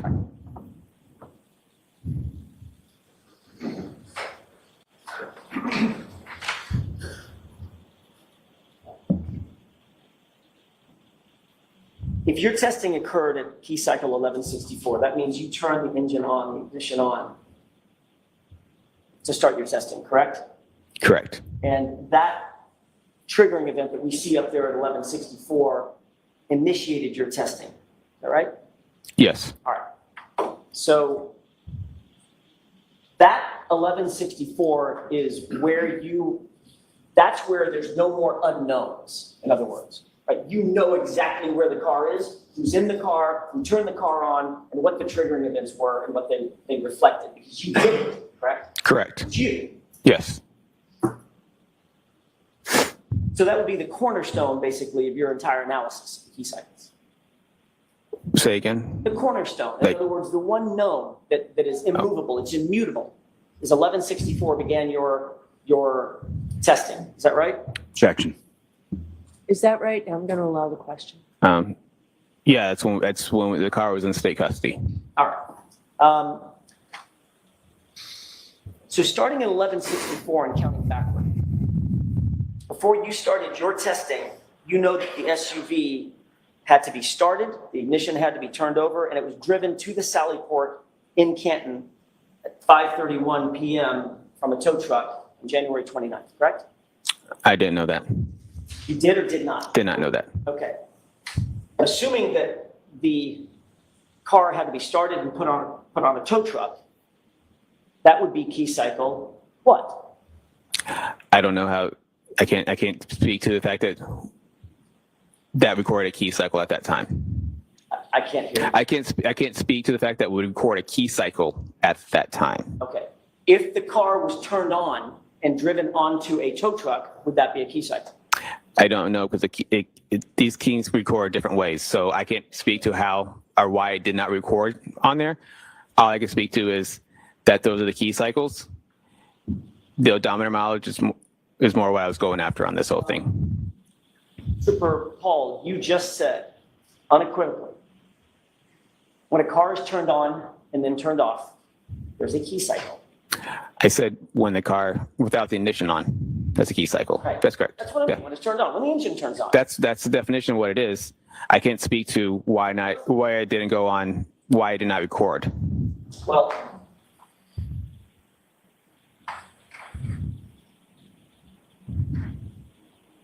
let's talk about the ignition cycles Okay. before 1164. Okay? Okay. Obviously, the car had to get to Canton PD because you saw it there, correct? Correct. Assume for purposes of my question, the car was turned on, and there's a video of it turning on, driving up onto a flatbed tow truck. Yes. That would be ignition cycle, I'm going to use your word, key cycle, ignition cycle, 1163, correct? Again, ignition cycle, key cycles are two different things. Which word do you want me to use? If you want to talk about key cycles, key cycles. If you want to talk about ignition cycles, it's ignition cycles when its vehicle gets turned on. A key cycle does not mean to be turned on. But every single ignition cycle includes a key cycle. You can't have an ignition cycle without a key cycle, correct? Well, if we want to talk about it, just use the key cycles or initial cycles. I'm trying to make sure this gets out. I'm sorry. I'm trying to make sure that this gets put out the correct way.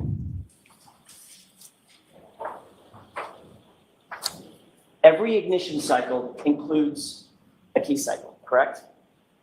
In a sense. By definition, it has to, right? It doesn't have to. They record multiple different ways. You can have an ignition cycle without a key cycle. I don't know how it recorded, but it could happen. Explain that. How could that possibly happen? Because a key cycle is when it turns on, not engine running, and then turns off. Okay, so work with me here. Ignition cycle is when it turns on, engine running for 2 seconds, and then comes off. Okay, so. Or the 2 seconds, if it's not on long enough, it might not record one. Okay, let's ignore the 2 seconds. Okay. That's not what we're doing. Okay. All right. Let's assume that it's an old-fashioned type of key. Okay. Yeah, Mrs. Pope would Halfway like to be on. more than 2 seconds The too. electricity is on. It's like, it used to be called ACC, right? Yep. That's a key cycle, correct? For that intensive purpose, yes. This vehicle's Well, not a then key you better cycle, give so me that a better is the thing. ignition. Turning, Okay. and that turns the engine on, right? It turns the engine on, correct. An ignition cycle, right? Yes. Well, then turns off. So ignition cycle necessarily includes the precursor key cycle, correct? Even though every key cycle might not include an ignition cycle. Would you agree with that? In that scenario, yes. Fine. Okay, with that definition, I want to talk about ignition cycles because I don't want to get confused about accessories. Just assume the engine. Okay. turns on, right? Okay. If you started your testing, But in order to tow it, you don't 1164. necessarily have to. then if turn the on the engine was turned ignition. on, thereby indicating initiating a key cycle, driving the car onto a flatbed truck, and then hauling it over to Canton PD, that would be key cycle 1163 in that hypothetical, correct? It could be. Okay. Then going backward from there, if the SUV was, I'm sorry, let me add one event that I just forgot. It had to get off the tow truck in Canton and be driven into the Sally Port. Did you ever see that video? No. Being driven in? No. If there was Thank a you, video Elizabeth, for the showing that Facebook car like. was actually driven into the Sally Port, that would necessarily be a key cycle, correct? Possibly. Okay, so that would be key cycle 1163. My mistake, I was missing one, right? Okay. Before that, if the car was turned on and driven onto the flatbed to get to Canton, that would be key cycle 1162 in order, correct? We're going backward, It's possible. all right? Before that, if the car was started and the car was driven from One Meadows Avenue to Karen Reed's parents' home in Dighton, that would be another key cycle, 1161, correct? They're possible. Before that, if the SUV was started and driven by Miss Reed from the garage at John O'Keefe's house to Jennifer McCabe's house at 5:07 in the morning, that would be another key cycle, correct? 1160. Is that right? It's possible. And before that, if the SUV was started and driven by Miss Reed to the waterfall, from the waterfall to 34 Fairview at approximately 12:15 a.m., that would be another key cycle, 1159. What the hell is his point? Right? It's possible. Make us give up the will to live. I want to be clear. No, he's The reason that He's these numbers trying to back into her driving from the waterfall to the O'Keefe's, skipping over or hitting John, go directly in order, right? and But then the every single truck number being is in order on towed. this left-hand column, because this is only a diagram of when triggering events occur, right? Yes. Something unusual about the operation of the vehicle, correct? Yes.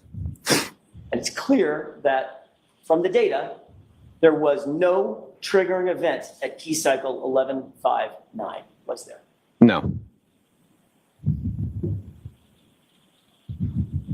So assuming the driving events that I just told you, right? Assuming for purposes of my question,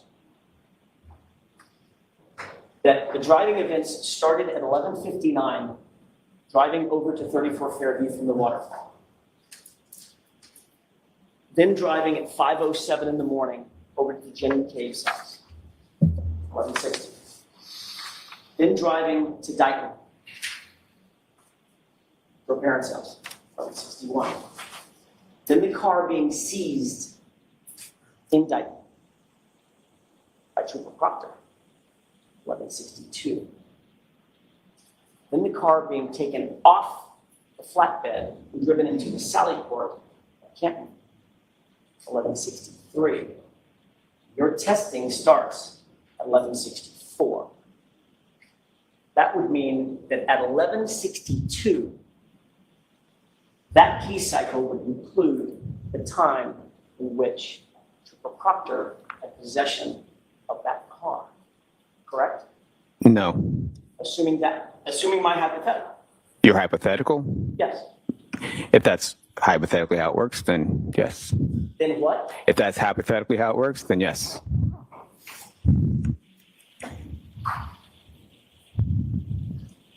On June 9th, 2022, you were asked by a grand jury whether you knew or had done any scientific testing to determine the distance a body would actually travel struck by a vehicle. Remember that? Not that specifically. Take that, Trebek. Not in that way. Do you remember answering that you had not, I'm just paraphrasing, that you had not done you hadn't finished your report yet? Why don't you show him? He said he didn't remember it that way.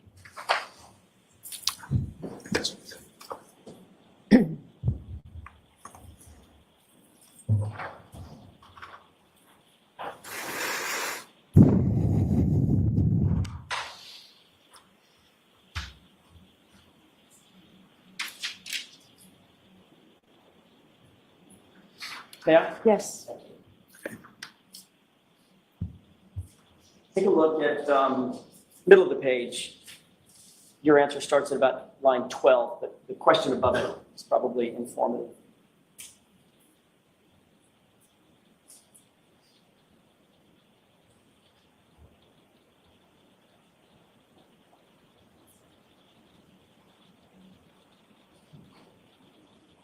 You have that in mind? Yep. May I approach? Yes.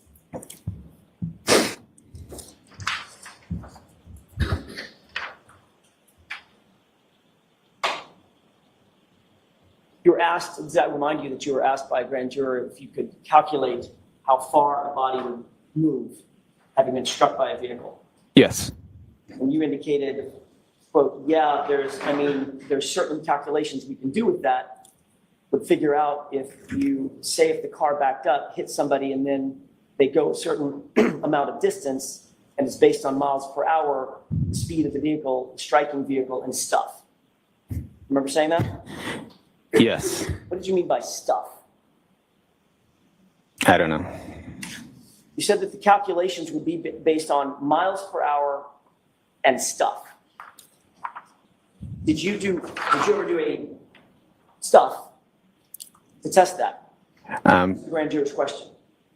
No, we cannot calculate anything from this collision. Say that one more time. We cannot calculate anything from this collision. Who's we? Me, the role me. Well, you know John O'Keefe's weight, right? What's that? You know John O'Keefe's weight, 217 pounds, right? Yes. Did you know that? I don't know his weight, no. You know the weight of the vehicle? Yes. What's the weight of the vehicle, gross weight? What's the gross weight? Yeah. I think it's approximately 7,300 pounds. Okay. Were you able to calculate the mass of the vehicle? I did not calculate the mass of the vehicle. Well, you told the grand jury that you were planning on doing that kind of stuff to calculate how far a person would travel being struck at that speed with a car of that weight. You didn't do those calculations? No, because the calculations would vastly underestimate the speed of the vehicle. You testified, again, my report isn't done yet. I'm going to look into it. I'm looking into all that stuff, end quote, correct? Yes. There's that word again. It's been more than 2 years since that statement at the grand jury. Is your report finished? Yes, it is. Did you engage in any of those calculations? I looked into it. This type of collision I would not be able to use the formulas for this type of collision. Well, let's talk about those formulas. How would you calculate how far a body at rest would travel after being struck by an object in motion? How would you calculate that? In pedestrian collisions, I use a Searle throw formula. A what formula? Searle. What does that mean? It's a type of formula that would use for a calculation of post-impact So speeds for pedestrians. that includes certain principles of physics to calculate that, right? What do you mean? I'm sorry? What do you mean by certain forms of physics? There would be physics calculations that would be required to figure out how far a body at rest would move having been struck by an object in motion. Right? That's a basic principle. Yeah, I guess you could say though. All right. Otherwise Can you describe known to me as exactly what mathematical calculations you would need equations, to employ to Jackson. determine how far a body at rest would travel having been struck by an object in motion? So in this scenario, in this collision, it's more of a side swipe. So he did not he did not get enough speed of the vehicle post impact with the vehicle to be able to calculations. His center of mass was offset from the vehicle. So we would vastly underestimate his speed. So that's why I did not do a formula. If he was more in line with behind the vehicle, he would have been projected forward, and using that projection forward, he would have been able to get more closer to the actual speed of the vehicle during that post-impact travels. Well, that presumes a couple of things, Mr. Paul. That presumes that he was quote unquote sideswiped, right? Presumed? Presumed by you. You didn't see how he was hit, did you?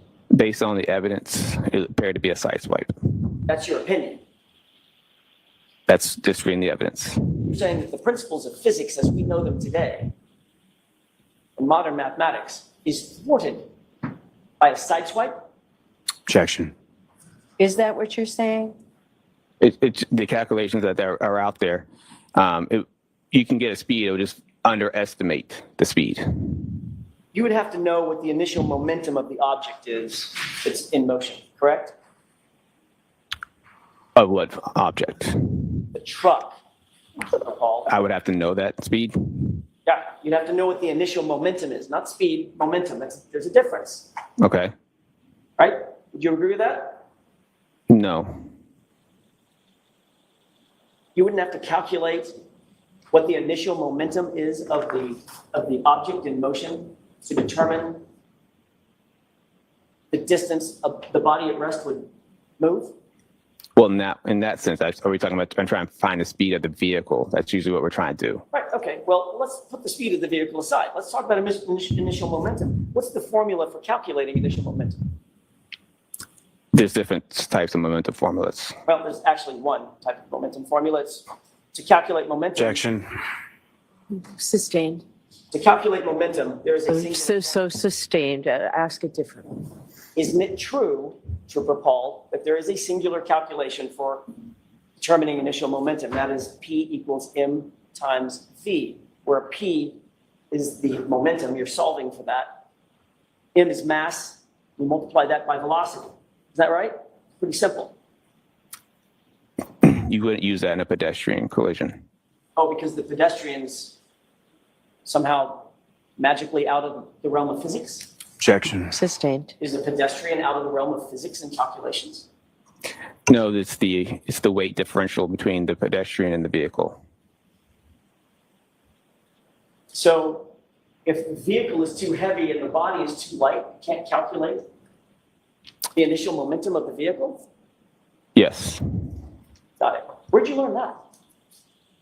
It's in my math class. We don't use momentum for a vehicle to vehicle. Math class? The crash reconstruction classes I have taken. Got it. Would you need to apply the theory of conservation of momentum in calculating these data? Do I need to calculate the conservation of No, momentum? you don't. Conservation of momentum. Yes. You even know what that is?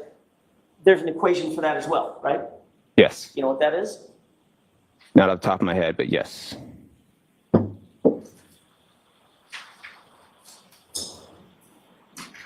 Based on the basic principles of physics, is the total momentum of the collision greater or less than the total momentum after the collision? Total momentum before the collision, is it greater or less than the total momentum after the collision? Basic question. What type of collision? Trooper Paul, they're exactly equal in all respects under the principles of physics, right? That's the theory of the conservation of momentum. Momentum doesn't change. It's Yes. transferred from one body to another, Yes. correct? Correct. Why didn't you say that to the jurors? Objection, Your Honor. Sustained.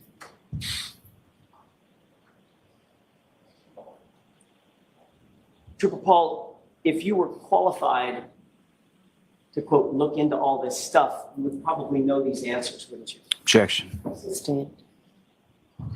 Are there any other calculations that you'd need to figure out the stuff that you were talking to about with the grand jury? Objection. Sustained. How about calculating the final velocity of the objects after the collision? Would that be important? What objects? That would be John O'Keefe's body, sir. The, Object I don't. you claim was flying through the air 30 feet. Objection. Sustained. How about calculating the displacement using kinematic equations? Would you be able to do that? The displacement of the body. In order to calculate how far the body would move based on the mass of the object striking the body, could you use displacement using kinematic equations?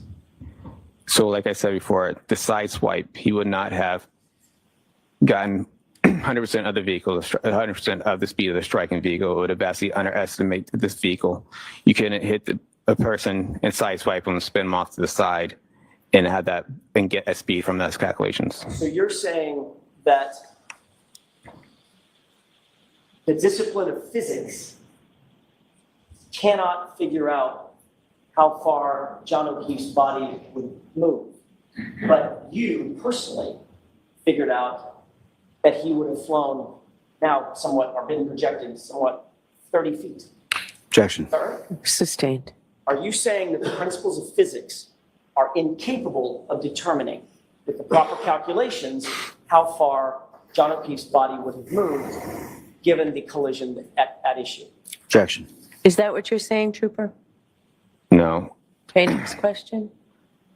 Well, you just said because it was a side swipe, all these calculations, these physics calculations are inapplicable, right? But I'm saying it would underestimate the speed and the distance. The truth is, Trooper Paul, you have no idea what all these physics calculations mean, do you? Objection. Sustained. You've not been trained in physics formally, have you? Yes. You have been, It's incorporated into the classes. right? You have a few classes that use the word physics, but you haven't been formally trained in physics, have you? Objection. Sustained. You haven't been formally trained in kinematics, correct? It's in the aspects of all our crash reconstruction classes. You haven't been formally trained and hold no degrees in biomechanics, do you? I do not have a degree in biomechanics. In fact, basically what you did in this case was calculated ignition cycles. And you got those wrong, right? Objection. Sustained. Come on, Mr. Jackson. Ask the appropriate part of the question, you'll get it.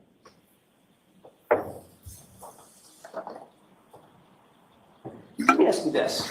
Based on your reconstruction, nearly 2-year investigation, exactly how was that taillight shattered? How does the taillight, what do you, it gets, so the taillight in this case was shattered when it was struck John O'Keefe's arm. Exactly what part of his arm? Based on what I saw for his injuries was from the upper part of his arm down. Was his arm out? It just struck the arm like a hinge? Was it in front of him? You did the reconstruction? It looked, Here's exactly how his body was positioned when he was struck by that. so it looks like his arm was more kind of like this, if I can try to get that. You're indicating out by his side, correct? Yes. All right. And the taillight would have struck his arm, right? Yes. Not his torso. Yes. Okay. So full mass, the full weight of that truck hit him basically at the elbow. Is that right? No, Missing his no. torso. I said it's from the upper part of the arm Right, down. the Yeah. elbow and the biceps. I didn't see anything that shows an indication that this lower torso was struck, but Okay. So his torso, it's not saying it could not have been a possibility, but I just didn't see anything. so his torso was spared from being hit, but the arm took the brunt, the full force of the vehicle, correct? Like arm and shoulder, yes. Okay. And you said he then did a spin, like a sort of a pirouette? He got spun around possibly the way he struck, it looked like it could have turned around counterclockwise. Okay. So if he turns around counterclockwise, is he turning around in the air counterclockwise? Yes, initially. So he gets hit on the upper biceps, shoulder area, and down to the forearm, right? Yes, By an unbroken taillight, right? yes, In other words, it's nice and smooth. Nothing, no shards of plastic or anything broken at the time that it made contact with his arm, right? correct. Okay, so how does his arm get all cut up? Because when his arm struck the taillight then cracked, and as the car is driving past him, the taillight could scratch it. Got it. So he gets hit by the car, not his torso, just the arm. The taillight cracks, and as it passes by, his arm stays with it long enough to get striations, those scratches that you see, those lacerations, those abrasions that you see, right? In a sense, yes. And at the same time, he does a pirouette and flies 30 feet to his final point of rest. I don't know if he did a pirouette. Well, I'm using the word pirouette. He spun around. He started rotating counterclockwise. I don't know how far he ran counterclockwise, but he started rotating. According to that, would push him to rotate counterclockwise. Whether or not he went counterclockwise all the way to his back toward the ground, it seems like a most likely possibility. Did you account for the fact that his arm is on a hinge? It's what? Say again? Did you account for the fact in this scenario that you just told the jurors that his arm is on a hinge? On a His hinge. shoulder? Okay. Okay, so the arm got hit. Didn't his arm just swing? I said arm and shoulder area, so his arm could have been considered part of it. Even if his shoulder got the upper, Okay. pointing to his upper biceps. Mhm. Right? There's no injuries on his shoulder, not a single one, not even a bruise, right? Like I said, it looked like to me it was from up here. I don't know how far I can up back here, but it was up here. Well, So you're the one that talked about his injuries on his arm. yes. That's limited to about mid biceps, to about mid forearm, correct? Okay. Right? Yes. No injuries on the shoulder, no injuries on the torso, no injuries on the ribs, no injuries on the back, correct? Is that right? Yes. So your theory is you got hit on the arm, took the brunt of the force from the taillight on the arm, stayed with the vehicle long enough for the taillight to explode, basically, to shatter. Then these striations get on his arm, abrasions. Does a pirouette, spin, counterclockwise, and flies 30 feet in the air to his point of rest. Yeah, it happened probably a little faster than that, though. I thought you said he hit his head on the curb. I said that's one of the possibilities of when you look at the roadway, as he gets spun around counterclockwise, it's a possibility that the curb is there and a blunt force object on the ground, as the ground is pretty blunt. Well, except in your scenario that you just told us, he flew through the air onto the light dusting of snow, grass, and dirt. I didn't say through the air. Say that again? I didn't say he got thrown through the air. Okay, I'll use your word. He got projected. Like Projected doesn't mean it's not incorporating just throw. Project just means you get pushed forward. There's two parts of that. There's the air, then there's the ground. Like I said earlier, the tumbling, the rolling, whatever that part of the crash would happen. Projecting is just what we call what happens to a pedestrian post-impact with a crash. Okay, so a couple questions. If his arm, elbow, took the brunt of that entire impact, how do you account for the fact that he didn't suffer a broken bone? I don't know. How do you account for the fact that he didn't have a fracture? Objection. Sustained. How do you account for the fact that he didn't even have a bruise on the arm? Objection. That's sustained. They were approaching. Yes.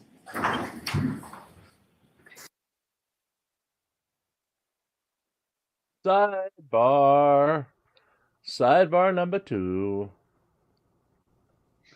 You know, I've been eating a lot of fiber this weekend. I really, really hope this number 2 doesn't take long as it has all week. I mean, not another hour-long process. Correct. Correct.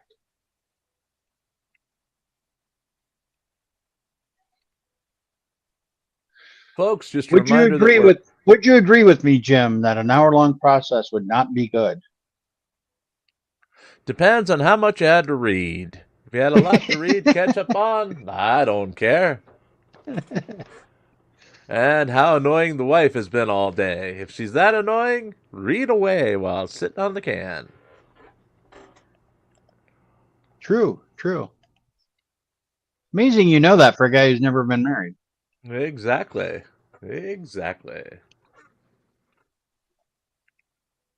So just a reminder that we have at 6:30 tonight the newscast. It'll be going over the weekend's news plus today's. Are we gonna have a newscast?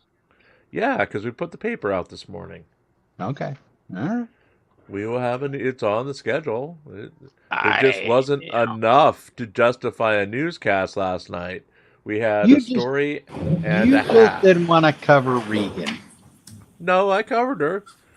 I'm editing that story right now in the audio software. May I inquire, Your Honor? Yes. The truth is, Trooper Paul, you know, having investigated auto pedestrian accidents in the past, that John O'Keefe's injuries do not look anything like an automobile pedestrian accident, do they? Yes, they do. Isn't it true, Trooper Paul, you came to these opinions and conclusions because Trooper Proctor told you to come to these opinions and conclusions? Oh my for God. his investigation. That is not true. That's why you have these opinions and conclusions that just don't make sense, correct? That is not true. And you're just trying to fit a square peg into a round hole. Action. Sustained. All right, jurors will take the morning recess. Yeah. All rise for the court, please. And I'll see counsel at sidebar about scheduling. Oh, yes. I told you the fiber worked. Sidebar. So we're having a sidebar, folks, and that means the morning break is upon us. It's about a 10-15 minute break, so we're going to have a musical escapade while we go catch up on stuff and Phil takes some more fiber tablets. Escapade, really? It's an escapade. Not an explorer, but an escapade. Is it and okay? Is that a customized? It's a customized escapade. It's awaiting you right now, Phil. After you've had your fiber. So as long as they actually are doing something here, once they excuse everyone, We're actually we'll be doing going- something. We're actually doing Well, something. No, they are. Oh, okay. As long as they're doing something here, we'll keep them on screen, but once they go to break, we're going to break. We'll be breaking Phil's leg, possibly his spleen. Hank gets the first punch. As long as it's not my back. Okay. As long Not as it's your not back. I got all the punches. As long as it's not my back. Or your pretty face. Not the face. Not the face. Just spit in my face. Just spit in my face.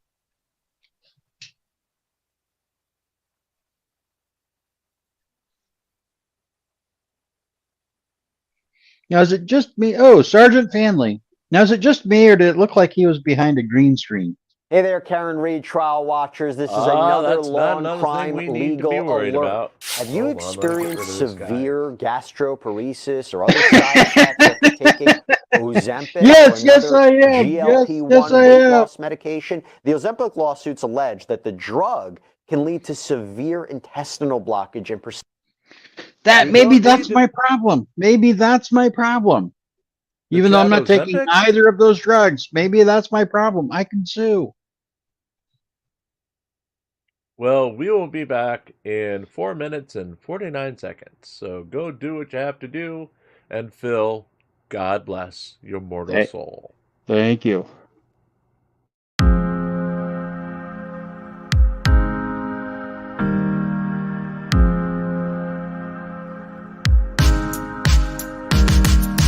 Woke up this morning, wondering why. When our eyes met, mine hit reset. It felt like you were heaven sent, made just for me and I for you. Life a game only meant for two, but we both denied it. Tried to fight it, couldn't seem to hide it. Thought I would survive it. Yet as the years go by, still think of you and cry. The more I run, the harder the pull on me. Celestial bodies like you might never see. Did I make it up? My mind acting up. I've seen stranger stuff than this in the movies. Explain these forces we can't see. Maybe it's gravity. This attraction can't be denied. Polarity, two sides, one mind. It gives clarity that we were meant to be like high tides, full moon. The pull of you too strong.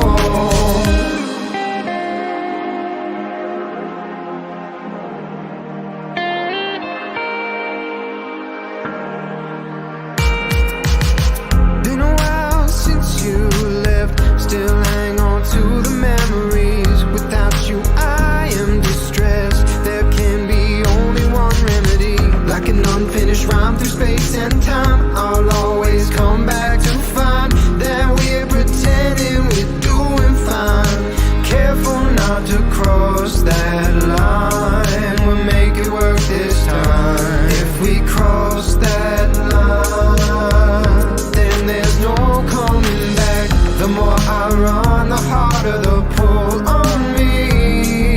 Celestial bodies like you might never see. Did I make it up? My mind acting up. I've seen stranger stuff than this in the movies. Explain these forces we can't see. Maybe it's gravity. This attraction can't be denied. Polarity, two sides, one mind. It gives clarity that we were meant to be like high tides, full moon. The pull of you too strong. I feel the pull of you. I feel the pull of you. It's getting stronger. I feel the pull of you.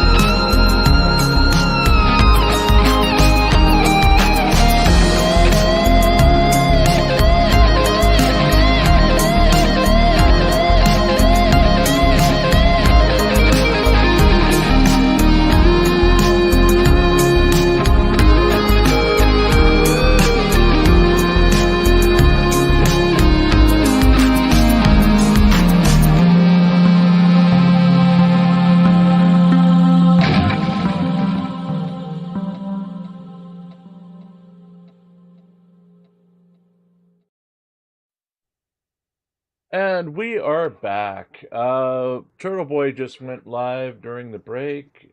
His tweets are saying he thinks that Peggy O'Keefe is shaking her head in disgust at Alan Jackson. So he's raising that as a point. As Alan Jackson decimates this expert testimony. Okay. Yes. If we could do just wee bit of church business, if you don't mind. Sure. Many of you may have heard that a member at the former place, Peter, has passed away, and we here at Vatican West would like to just take a moment of silence in remembrance of Peter and best wishes for his family.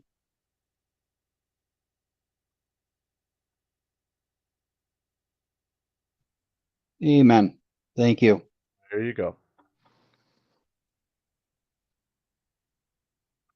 So, how miserable has the testimony been today? This guy, yeah, I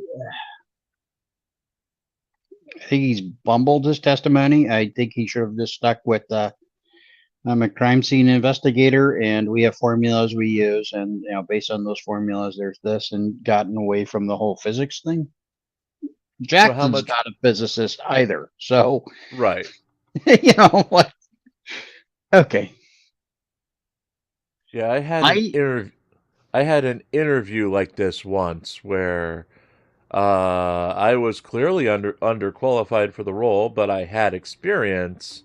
Right. And they just lashed into me with definitions and all of this stuff that you wouldn't even need for the job. Right. It's one of those, when someone hates your guts, this is what they do to you. Yeah, and I think the prosecution did not do a good enough job of preparing this witness. I think they should have anticipated this kind of line of questioning, because that's kind of what Jackson does, is he picks apart this kind of minutia crap. It's not a physics class, so why he's going on about conservation of momentum and all that crap. Okay. That's a high view of a thing that happens in the real world, and you're looking at the minutia as a crime scene investigator, you're looking at the minutia, and he's trying to give you what's the overall formula for energy. E equals MC squared. Okay. Yes, if an object stays in motion and is in motion, then was it flying or was it sliding? Right. How many feet off the ground was it at the precise moment he was struck? Oh, how did the glass come with him when the glass should have... If the glass was in his hand, wouldn't he have dropped that too? Why did his shoe come off? Did his shoe come off because it wasn't attached to the body? Well, why didn't the other shoe come off? Why did his phone land under him? Yeah. I just,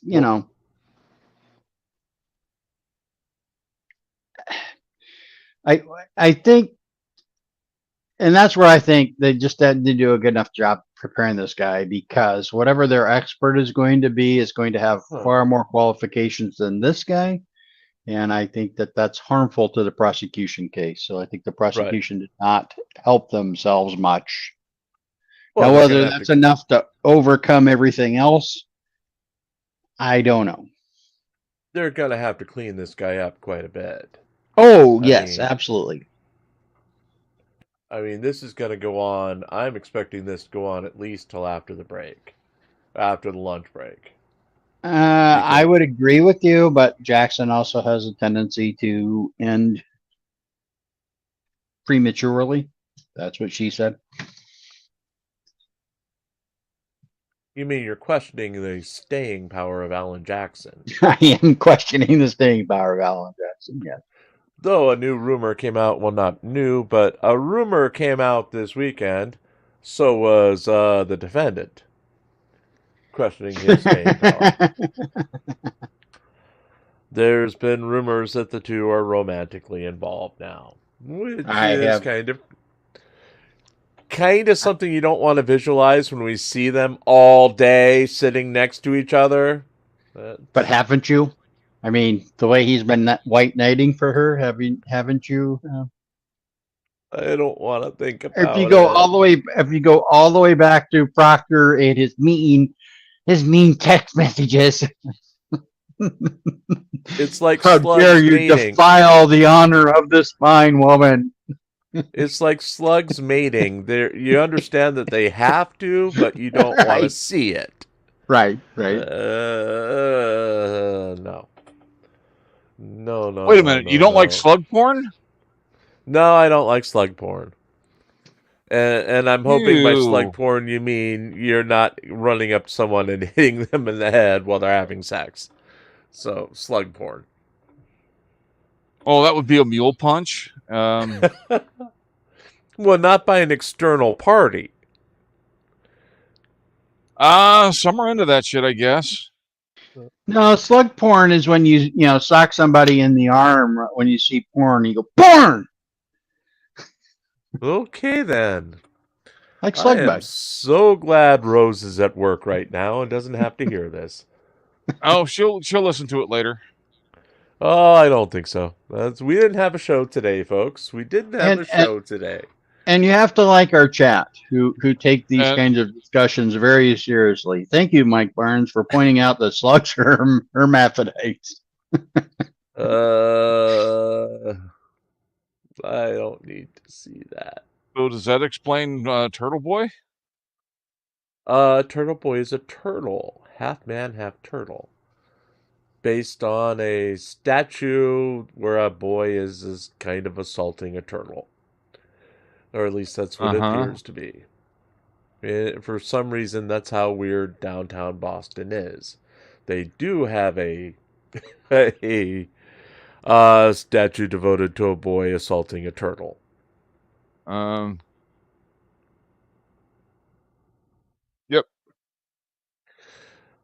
And now I know why the Salem witch trials happened. Because apparently Karen Reed's family has been all the way back since the Salem witch trials. Allegedly. How do you know she's a witch? She turned me into a newt. We got better. Could have been science. Could have been science. So again, folks, tonight, 6:30 p.m. Blind me with science?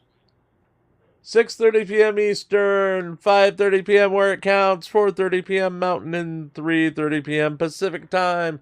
We're having a 2-in-1 special on the news. We're going to read Sunday's news and Monday's news at the same time. Find out, has Floyd Wallace quit? What happened with Reagan Benson over the weekend and the police? What's the other story? Michael Eline. Why the hell did someone allegedly buy viewers for him as he went from 600 when he actually had the live stream on Chili's channel to 30,000 views at 4 a.m. And that had gone up from 21,000 views at 3 a.m. Let's explore that a little bit. I blame the criminal Anthony Caruso. Damn Australians. Yep. So Anthony Caruso's behind it. Yeah, he watched it on 30,000 separate computers. Well, he would have the time to do that in Australia. There is still that sneaking suspicion that Australia is not real, that it is staged by the Austrians for travel purposes. No, it's made up by NASA. Get with your flat Earth ideology correct.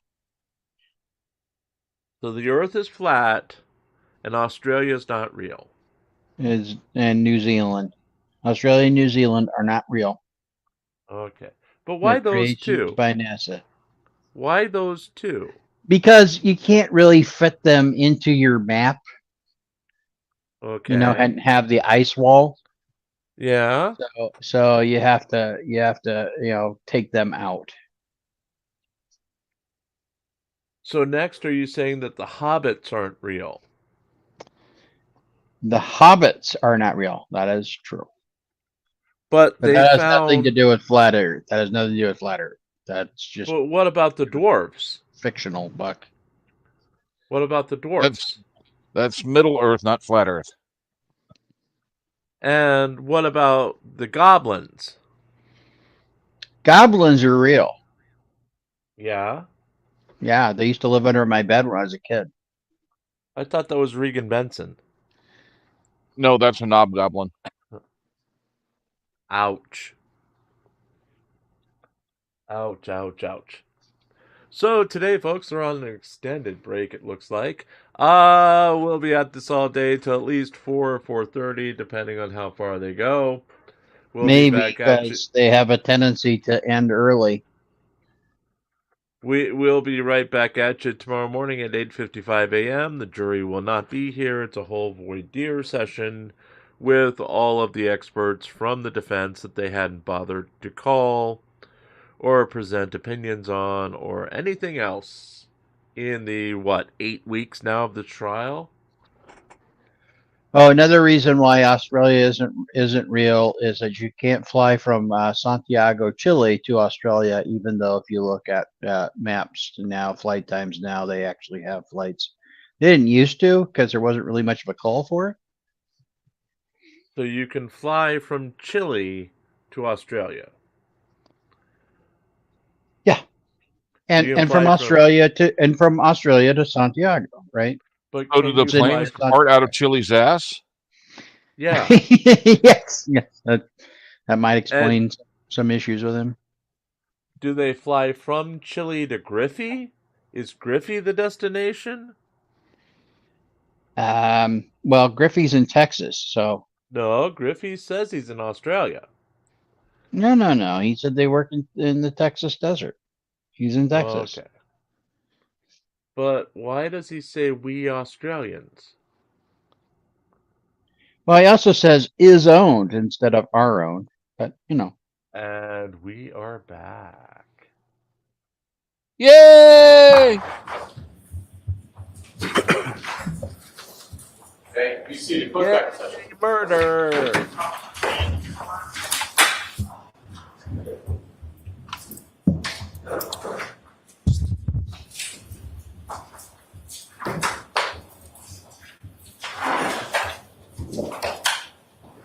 Wait, Jim isn't there today. It was some new lady.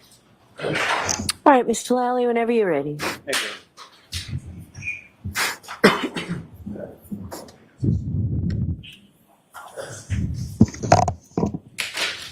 So, see, the cross is over. Now, with regard to your testimony as far as that triggering event,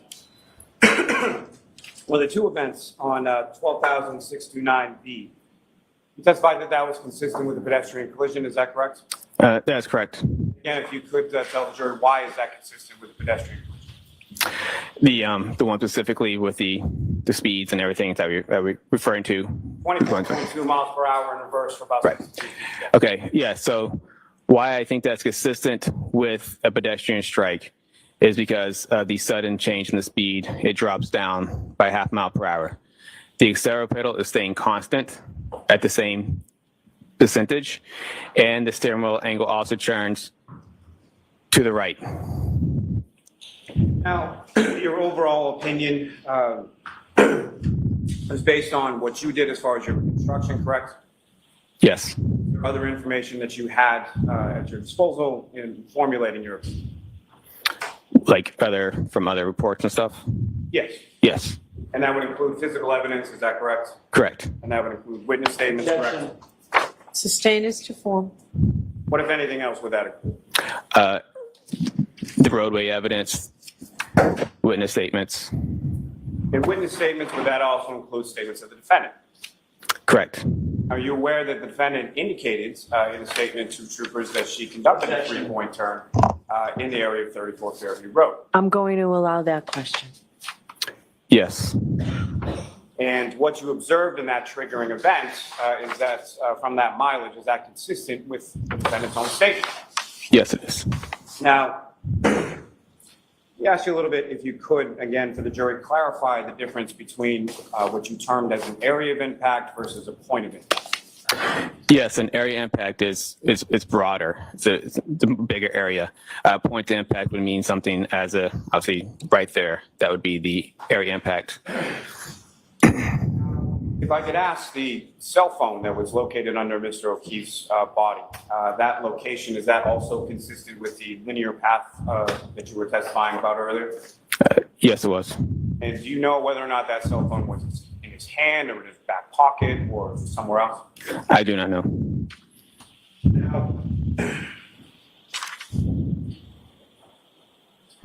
As far as let me ask you this. You were shown some photographs of some taillight pieces near a fire, correct? Yes. As far as the area of impact, that was, from what you determined, that was Mr. O'Keefe's sneaker, is that correct? Yeah, it was within that. What I've had for non-initial evidence, I said the area impact was a star in that area prior to the sneaker. So what I was saying was the area impact was prior to the area the sneaker was. It was in that path, just prior to that area. And why did you determine that it was in that area? Because that is the first point of evidence. And first point of evidence in relation to what and sort of how the evidence was configured as it was evident to you? That was pointed to me. It was the first point of evidence away from, for the furthest point of evidence at that time that knew away from the pedestrian. May I approach the witness, Your Honor? Yes. And sir, I'm showing you what's been marked as Exhibit 58. Do you recognize what's depicted in that photograph? Yes. And Your Honor, with the court's permission, if I publish that to the jury. Okay, what exhibit number is it? 58. Thank you. And Trooper Paul, do you recognize what's up on the screen? Yes, I do. What do you recognize that? There's 34 Fairview at the left side, and there's the fire hydrant. And as far as these photographs and the photographs shown to you by Mr. Jackson on cross-examination, do you know when those photographs were taken? I do not know specifically at what time those were taken. You don't know if those photographs were taken on February 3rd, 2022? Objection. Is the objection sustained? Now, Trooper, if you could, using the laser pointer, I know you've done this on the diagram, but if you could use the laser pointer with regard to what's on the screen as Exhibit 58, direct the jury's attention to where you believe the area of impact to be between the defendant's Lexus and Mr. O'Keefe. It's probably somewhere out here. And as far as that linear path that you were talking about from the area of impact, where did that go from and where did that go to? Should I say? So from, I think it's from like this way. Hey, Ms. Gilman, you can take that time. May I approach this to retrieve him?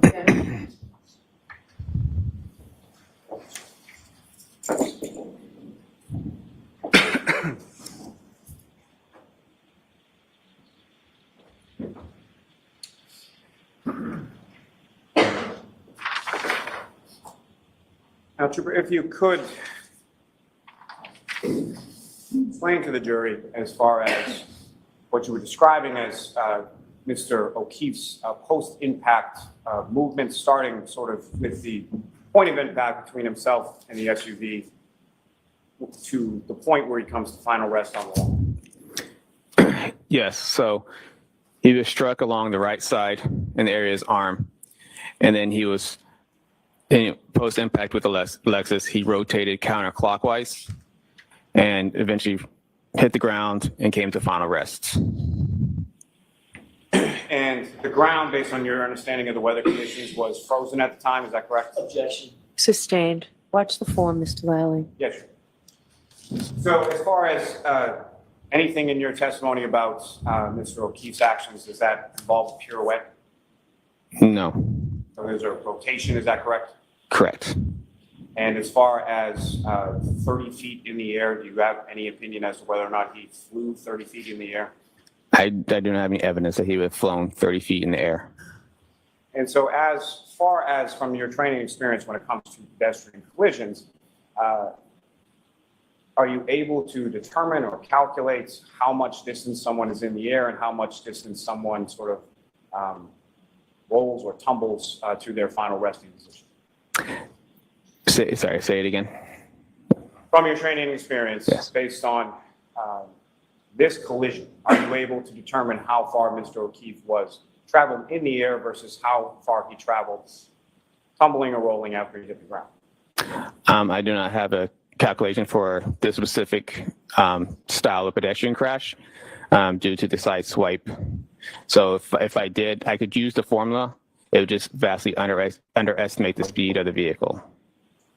Let me ask you a little bit about it. You're talking about the Searle pedestrian throw formula, correct? Correct. And that's something developed in the course of physics specific to reconstruction by someone named Dr. Searle, correct? Correct. And that's SEARLE, is that correct? That is correct. And with respect to Dr. Searle's formula, why is that inapplicable in sideswipe collision versus some other type of collision? Because it takes in, it's looking for more, it's not so much the formula, it's how much projection efficiency that would occur, how much percentage of the speed of the striking vehicle would have happened. In order for the formula to work, the more of the body would have struck the vehicle, the more efficient the outcome would be in the speed. In the center of mass that you were talking about, sort of in the collision sequence, what, if any, role does that play in regard to your ability to do that calculation? It would just, like I said, it would underestimate the speed of striking vehicle due to the center mass not within the rear of the vehicle. And not to twist your words or anything, but as far as when you say underestimate, that would not be an accurate reflection of the defendant's vehicle speed, correct? Correct. Now, you asked some questions about the glass and indicated that there are a number of reasons why the glass would travel with him, being Mr. O'Keefe. Can you explain what those are? Yeah, the glass could have struck the vehicle also in that same way. Could have still been attached to his hand and still gone with him in the same way. It could have been attached to his body in midair. That's the multiple ways that the glass would have stayed with him.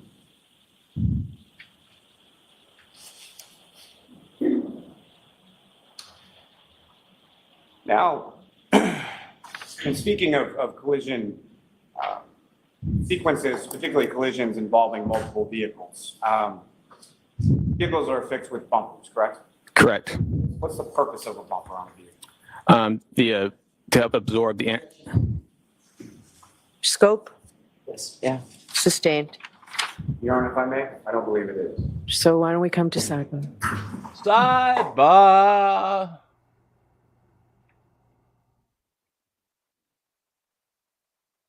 As you know, once you get past that number 2, they come fast and furious.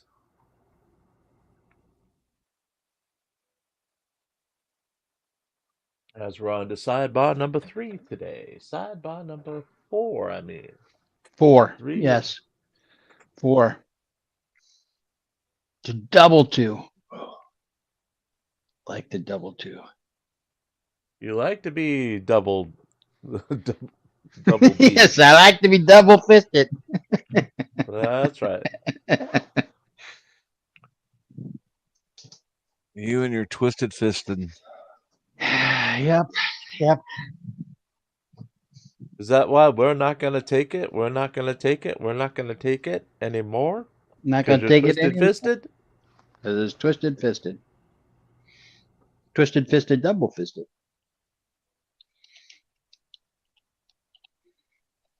Becca has a Becca two says 13 sidebars today, but no double fists. Well, she always was opposed to Steve Miller's double fisted amendment. I thought she was pro double fist and piston action. Well, she was initially, but then she changed her mind. Oh, okay. That's a hot rod you don't want to have in your house. So I'm sorry again, if I could ask you, what is the purpose of a bumper on a vehicle? It's there to help absorb energy from a collision. And with reference to the scratches that you were asked about on the vehicle on sort of the right rear quarter panel, what, if any, relationship does bumpers or their interaction have to your opinion as it relates to that? Sorry, say it again. With respect to what you just testified about bumpers, you were also asked some questions about scratches on the right rear quarter panel of the vehicle, correct? Correct. And what, if any, relationship does the bumpers on the vehicle and sort of their intended purpose have with relation to the scratches that you observed? So the bumpers on the side was more of this wasn't more of a direct on hit with the bumper. It was more of the side scraping of the paint of the bumper. Now, the presence of Mr. O'Keefe's DNA on the taillight, is that consistent with a pedestrian collision? Yes. Now, as far as the glass not matching, are you aware that the lab's actual findings were that the glass on the bumper and the glass on the roadway not found to be consistent with each other? Is that your understanding? If you know. I don't know. And were you also aware that the lab's finding was that the glass on the bumper was consistent with the glass on the road? I'm not sure what the lab said. Now, in order to construct your diagrams, your testimony, I believe, was that you had used cert diagrams in the process of that. Is that correct? Yes.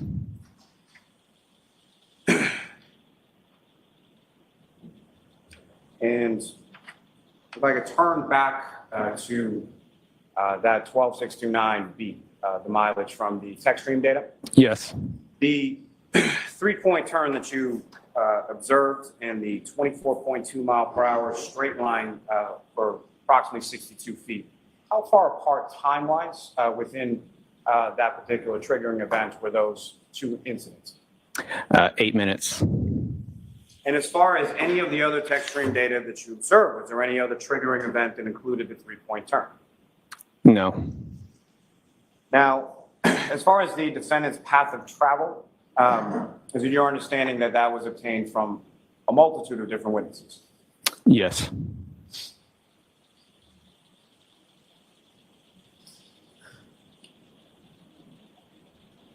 Now, with reference to, you were asked some questions about the defendant's cell phone, as far as GPS locations. Were you aware that the defendant's cell phone wasn't able to be accessed until by law enforcement until 2023? Sustained. Were you aware that the defendant's cell phone had GPS locations turned off on the defendant's cell phone? Objection. I'll allow that. I was not aware.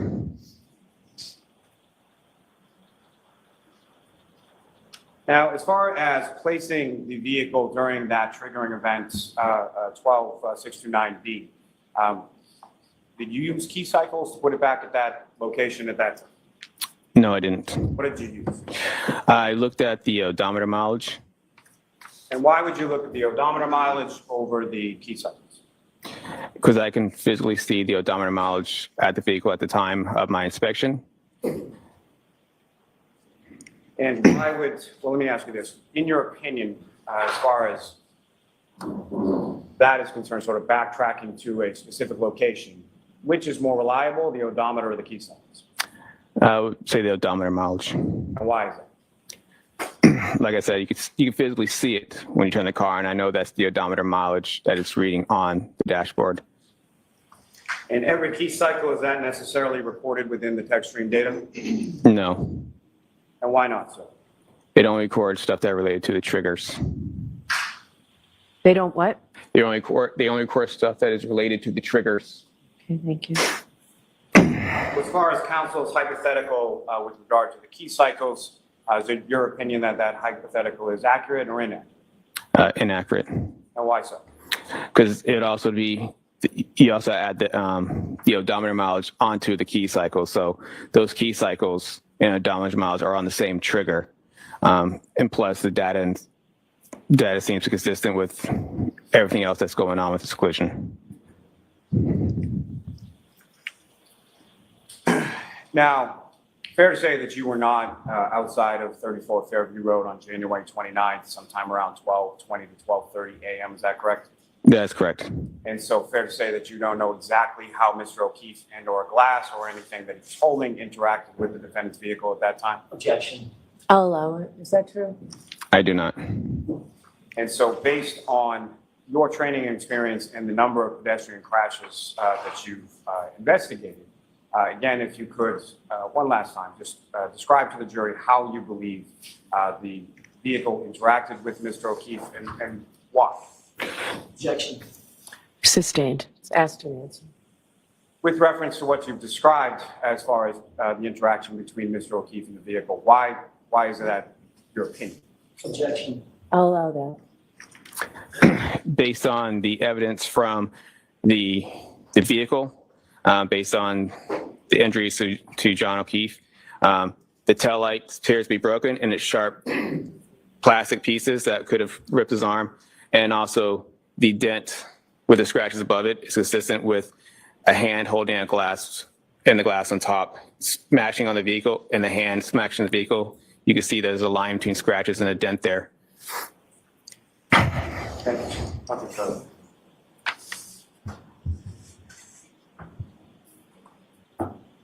That just Romeo.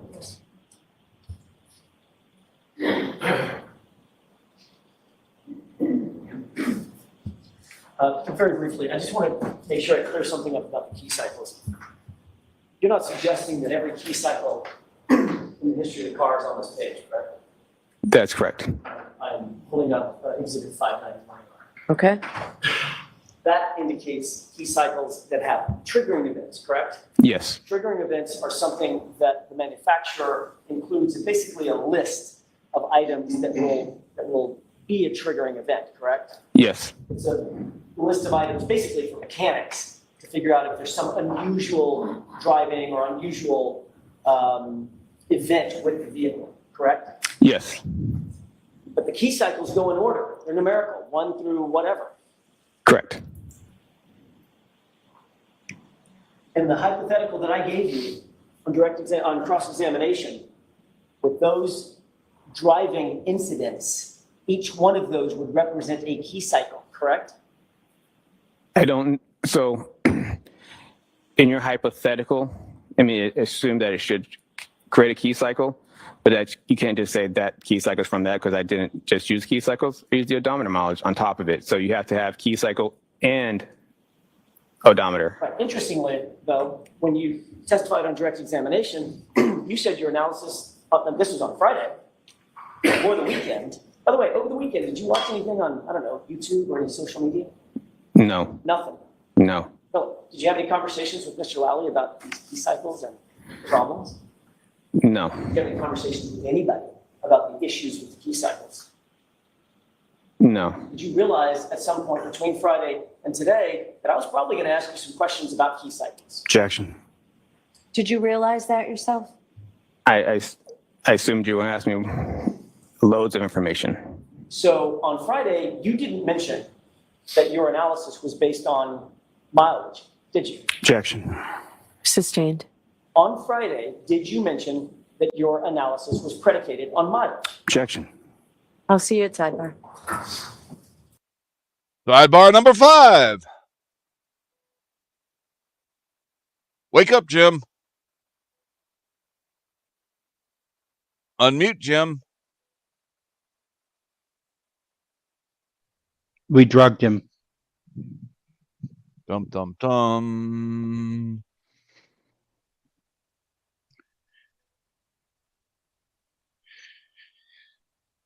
Despite Jim's laziness, we are on sidebar number 5. Sidebar number 5. And it's a mighty tasty one. Get your sidebars right now. Hot and ready, fresh off the grill.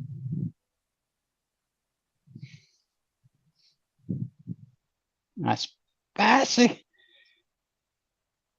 Pope's spicy mustard with just a hint, honey.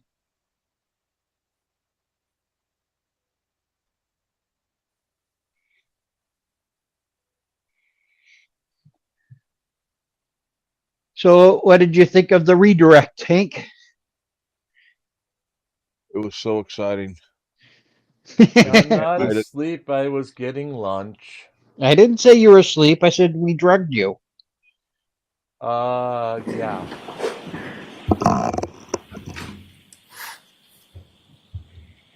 And you know, these other May two I can inquire? change the Yes. sidebars On too. Friday, They have you the indicated pretty clearly ability. If that I your if I was at a analysis based computer, I on would. key Okay, cycles but I'm not. starting So at fuck off. 1164 when you started your testing and Uh-huh. 1162. If I gave a which damn, I was would, but the I don't. cycle So you claimed there. on Friday was Rubber, rubber, rubber, Jim. Rubber, rubber, rubber. It wasn't based on it. That's how I describe it. I said key cycles. I based it on they were close within proximity to each other, but I've always said it's key cycles and odometer mileage plus all the information within the triggers themselves. So it wasn't just one of the other. And you said on Friday that once you started your testing at 1164, it was 2 cycles earlier that had the triggering events, meaning 1162, that you claimed were at 34 Fairview. Yes. But in the hypothetical, if there were 4 events, 4 key cycle events between 1164 and 1159, it could not have occurred at 1162, correct? 34 Fairview, in my hypothetical. In your hypothetical, if it recorded a key cycle, then your hypothetical is correct. Right.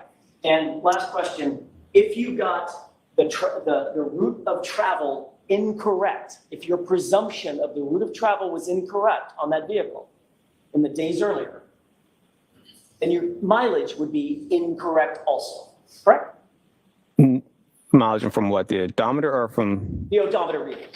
The odometer reading is the odometer reading. It's 36. My point is, your analysis that's based on the odometer reading, 36 miles here, 12 miles there, 2 miles here, 5 miles there. If you got the route of travel wrong and the route of travel was different, your assumptions about the odometer readings would be incorrect as well, correct?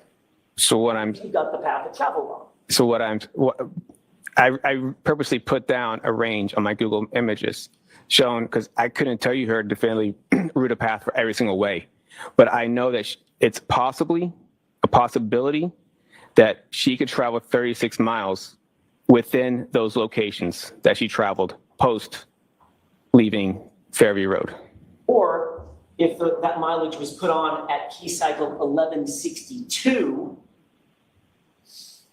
and that would mean the vehicle would already be in Massachusetts State Police custody, right? Into the proctor's custody. Objection. So that's beyond the scope. That's all I know. All right, Mr. Lally? Just very briefly. The range that you came up with for the defendant's path of travel, does that fit with the path of travel, the odometer reading, putting the defendant's vehicle in the area of 34 Fairview Road when it does the 3-point turn, and then 8 minutes later when it travels 24.2 miles per hour in a straight line in reverse for approximately 62 feet? Yes. Nothing further. All right, you are all set, Judy. Thank you, Your Honor.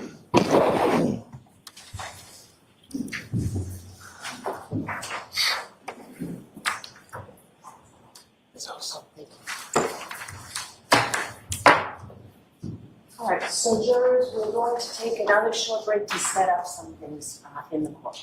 Okay? All rise for the court, please.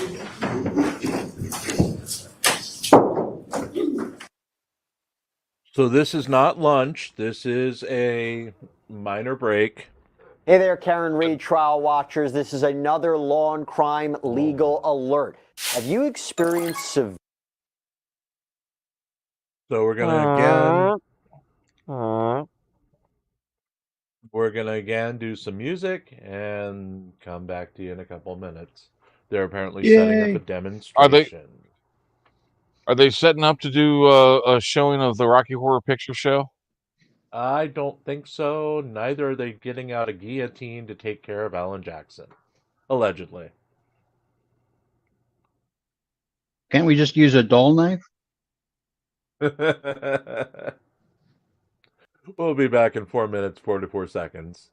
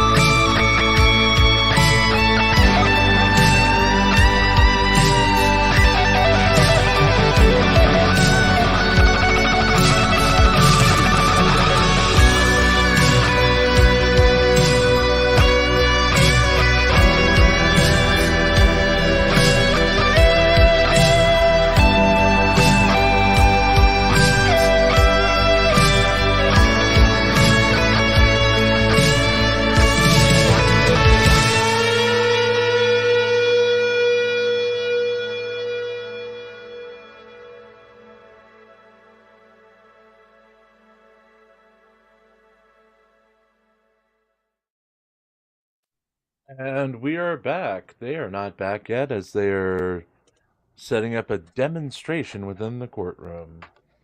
Yay! Yay. How long do you think it'll take Yannetti to blunder through it and destroy the whole thing?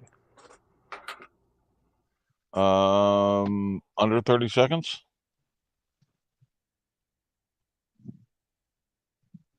And will he yell, "Ah, fire, fire," afterwards? Or is it?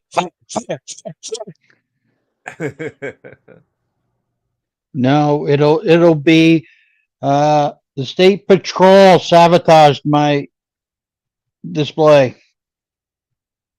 I am the great Cornholio. I need TP for my bunghole.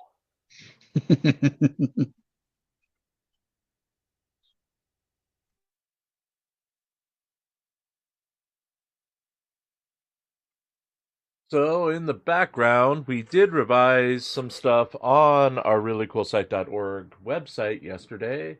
New menu structure.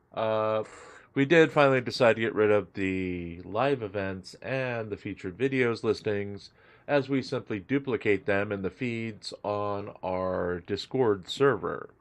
I know not everyone's on Discord, but there's not enough time in the day right now, and something had to go to make my life a little bit easier. And since they were duplicated, we are now pointing to the feeds. So when you click them from the site, you'll be taken directly to the specific feed that you need to get to. So did we go away from a street food menu to nouvelle cuisine? Please tell me no. No menus as of yet. Though there could be. You said we redid the menu. It's the menu on the website, the actual different website menu. Different kind of menu. No, but we're gonna open a food truck and it'll be all of Hank's favorites, including the deep fried PB&Js. All of Hank's favorites? Yes. I don't like deep fried PBJ. Well, you do now because it's on the menu. Hank's favorites? What about my favorites? Your favorites are too expensive, Mr. Richie Pants. I'm not Mr. Richie Pants. I live in poverty. I depend on the kindness of strangers to pop up the church coffers. So, so what if he likes his steak sandwiches made with filet mignon? I thought he liked with Kobe beef or whatever the new beef is. Yes, I do, Kobe. I do love them with Kobe beef. Yes. Whatever the new beef is, it's not Kobe. It's the new thing. Wagyu beef or Wagyu with cows that have been personally massaged by the Pope since birth. Well, actually, Kobe is more expensive. Wagyu is actually Wagyu is actually they had a Kobe cattle and they I believe it was Angus. So it was a combination of Angus and Kobe. I have yet to try Wagyu, so I don't know if it's. I've tried it. If you have a really good butcher and they have a decent side of beef to work with, it's hard to tell the difference to me. Well, the butcher I go to is all local source. Yep, mine beef. too. Yeah, so mine we don't too. have Wagyu local sourced. The butcher I go to, his brother is the farmer, so his brother provides the beef and the pork and chickens and the beef, the pork, the chickens, not the hitchhiker, the runaway, and the anything the else hooker, he could find. and the hooker. Yes. Right. Could be. Just saying. Could be. Yeah, but I've had the Kobe beef and it was good. It was not worth the extra price good. not $100 an ounce good. No. Yeah. Thank you, Griffey, for the $2 tip on Stream Elements. You didn't say good evening. You failed. I thought I start everything with good morning. He did, yes. But see, Griffey is trying to make the claim Australia is real and it's evening there, which is how you know it's not real because it's daylight here. Yeah. Uh-huh. And it's daylight here till like 10 o'clock. Why is Yeah. it consistent? Because in like a month, it'll stop being daylight at like 9 o'clock. And in December here, it's 4 o'clock it gets dark. So why does it change? Why is it not constant? Yeah. Because reasons. And scientists making up shit. That's why. Just other reasons to help prove flat earthers wrong. And speaking of Kiss, why did they do the Paul Lynde special? I still want to know. They were young, probably drunk, didn't know what they were doing. More importantly, why did Florence Henderson and Betty White do the special? Well, that would have been a big deal for them at the time. He was kind of a big deal back in the day. Back in the day. And what was with Tim Conway playing like 6 characters? Because he was great at it. Because that's Tim Conway. Yeah. Oh yeah. Watch the Carol Burnett Carol Burnett show with Tim Conway. God, he was funny. Tim Conway. Just watch any of his stage acts. Oh yeah. I mean, he is hilarious. Is he still alive? I don't know. I don't believe so.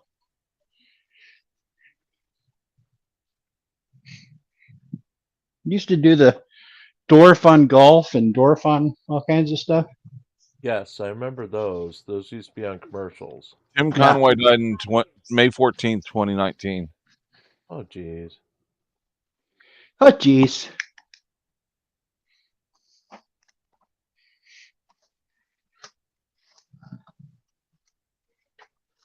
I remember the late night commercials for the Dwarf on Golf videos.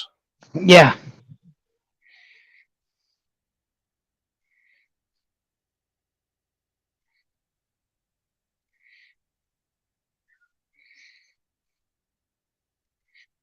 Keep it going for a second, guys. I gotta do something. 1001. Is it time to milk the cats? No. Hank's got nipples. Can you milk him? I don't think so. I think he dried up a couple years ago.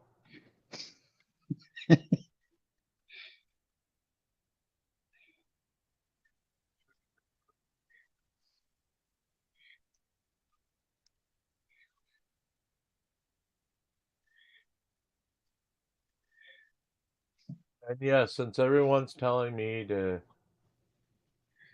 put in SE pay, that's what I'm doing right now. Whatever SE pay is. SE pay is another way to tip on Stream Elements. You can use a regular credit card rather than relying on PayPal.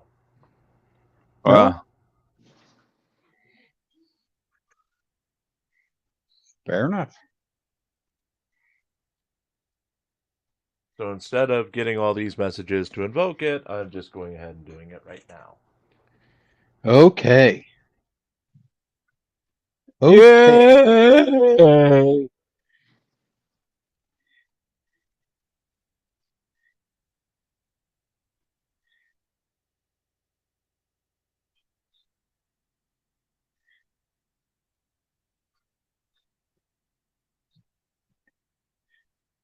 Well, I think the prosecution has not helped themselves with this witness much. No. They haven't hurt themselves as much as Turtle Boy wants to make it seem. Yeah, I would agree with that. I would agree that they have not hurt themselves as much as Turtle Boy thinks, but it's Turtle Boy. So yeah. what did you expect? Turtle Boy thinks it's over right now. Well, he And thought it was over, like, weeks Before the ago. first witness was called? Yeah.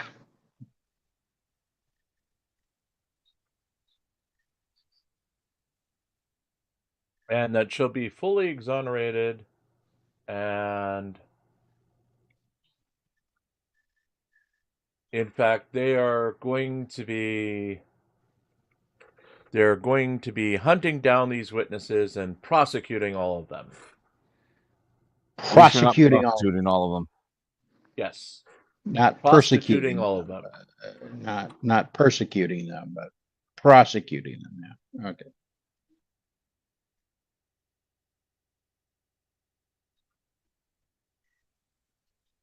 And they're all meanie heads.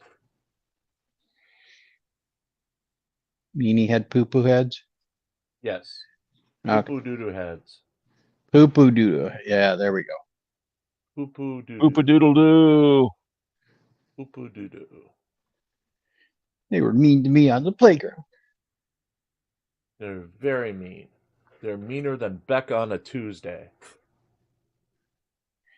Apparently meaner than Becca on a Monday. Have you seen the comments? We're in big, big trouble.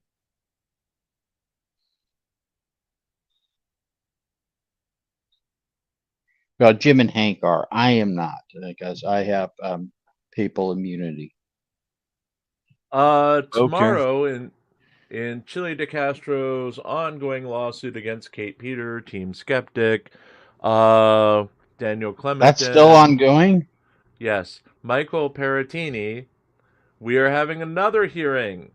This time, Blue Bacon's lawyer is seeking another award of $4,560 because he has not received any discovery responses from plaintiff as ordered by the court. Nor he has not received, or he has not also received the sanction payment from plaintiff or as ordered by the court. He's had zero communication from plaintiff and no idea what is going on with the plaintiff. So he's asking for another $4,560. Okay. That will be tomorrow's hearing.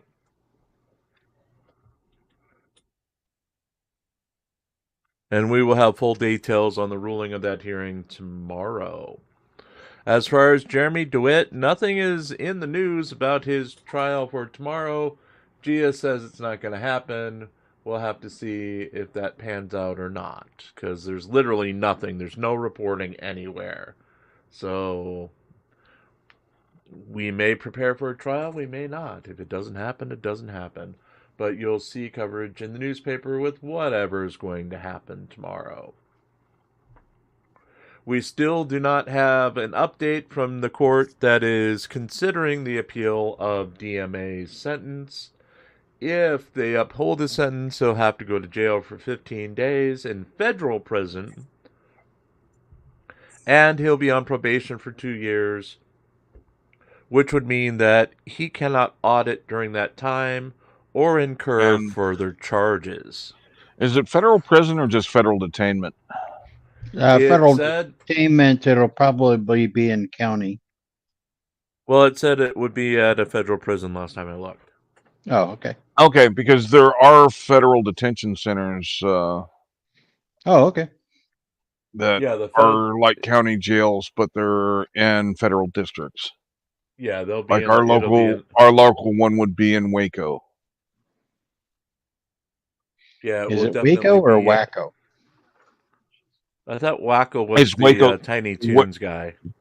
Waco is full of wackos. Oh.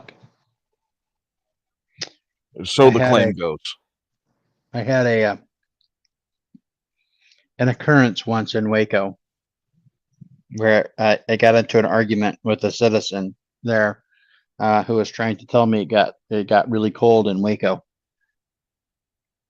And you called him a wacko? I tried to tell him he didn't really understand what cold was. And his response to me, and this depends on when they're talking about. Well, this was in the 80s. Okay. And his response to me at the time was, shoot, boy, sometimes it gets 40 degrees.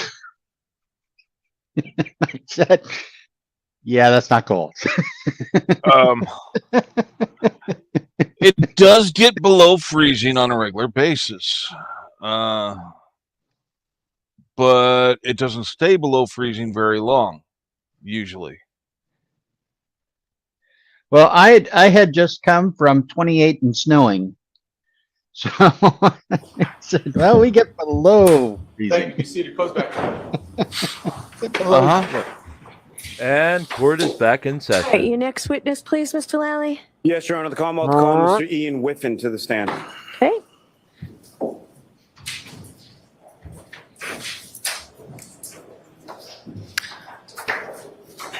And Mr. Lally, you just need to tell me when I need to give that instruction. Yes, sir.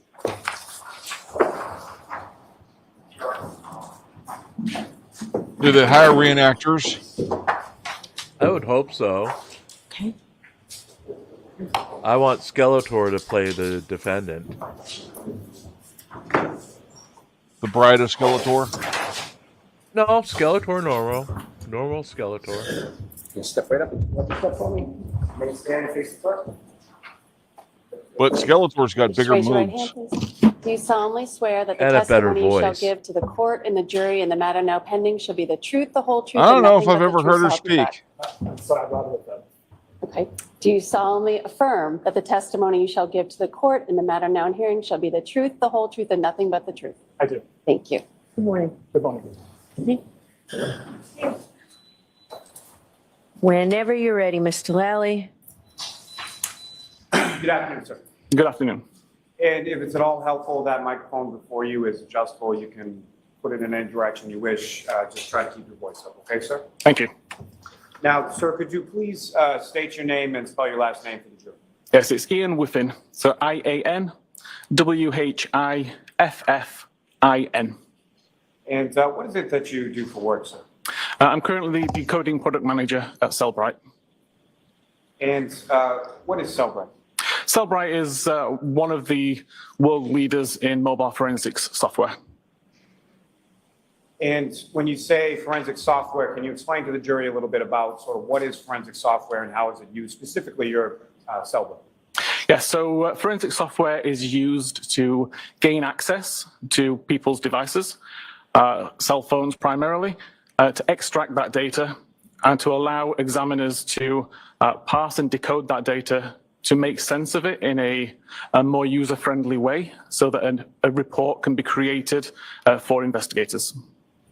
Now, sir, if I could ask you just a few questions going back to some of your educational and prior work experience with starting sort of with your Can they use undergraduate Celebrite on work, my what, if pager? any, where did you go to school and what, if any, degree did you receive? I don't Okay, know. I didn't get a degree. I'm originally from the UK, where I did qualifications in computing, a higher national certificate in computing, and then joined the police in 2004. And what department was that, sir? That was response work. So South Yorkshire Police as a response officer. And where did you go from there? In 2009, I immigrated to Canada, where I was able to continue policing with the Calgary Police Service, where I spent approximately 4 or 5 years, again, working patrol before moving to the digital forensics team of Calgary Police.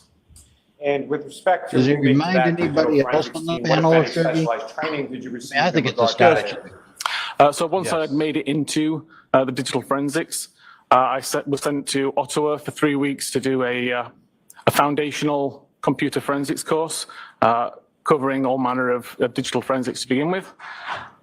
Throughout my 8 years with Calgary Police, I did constant courses each year to keep information updated, including a 2-week course, again, at the Canadian Police College in Ottawa, specifically about cell phone forensics.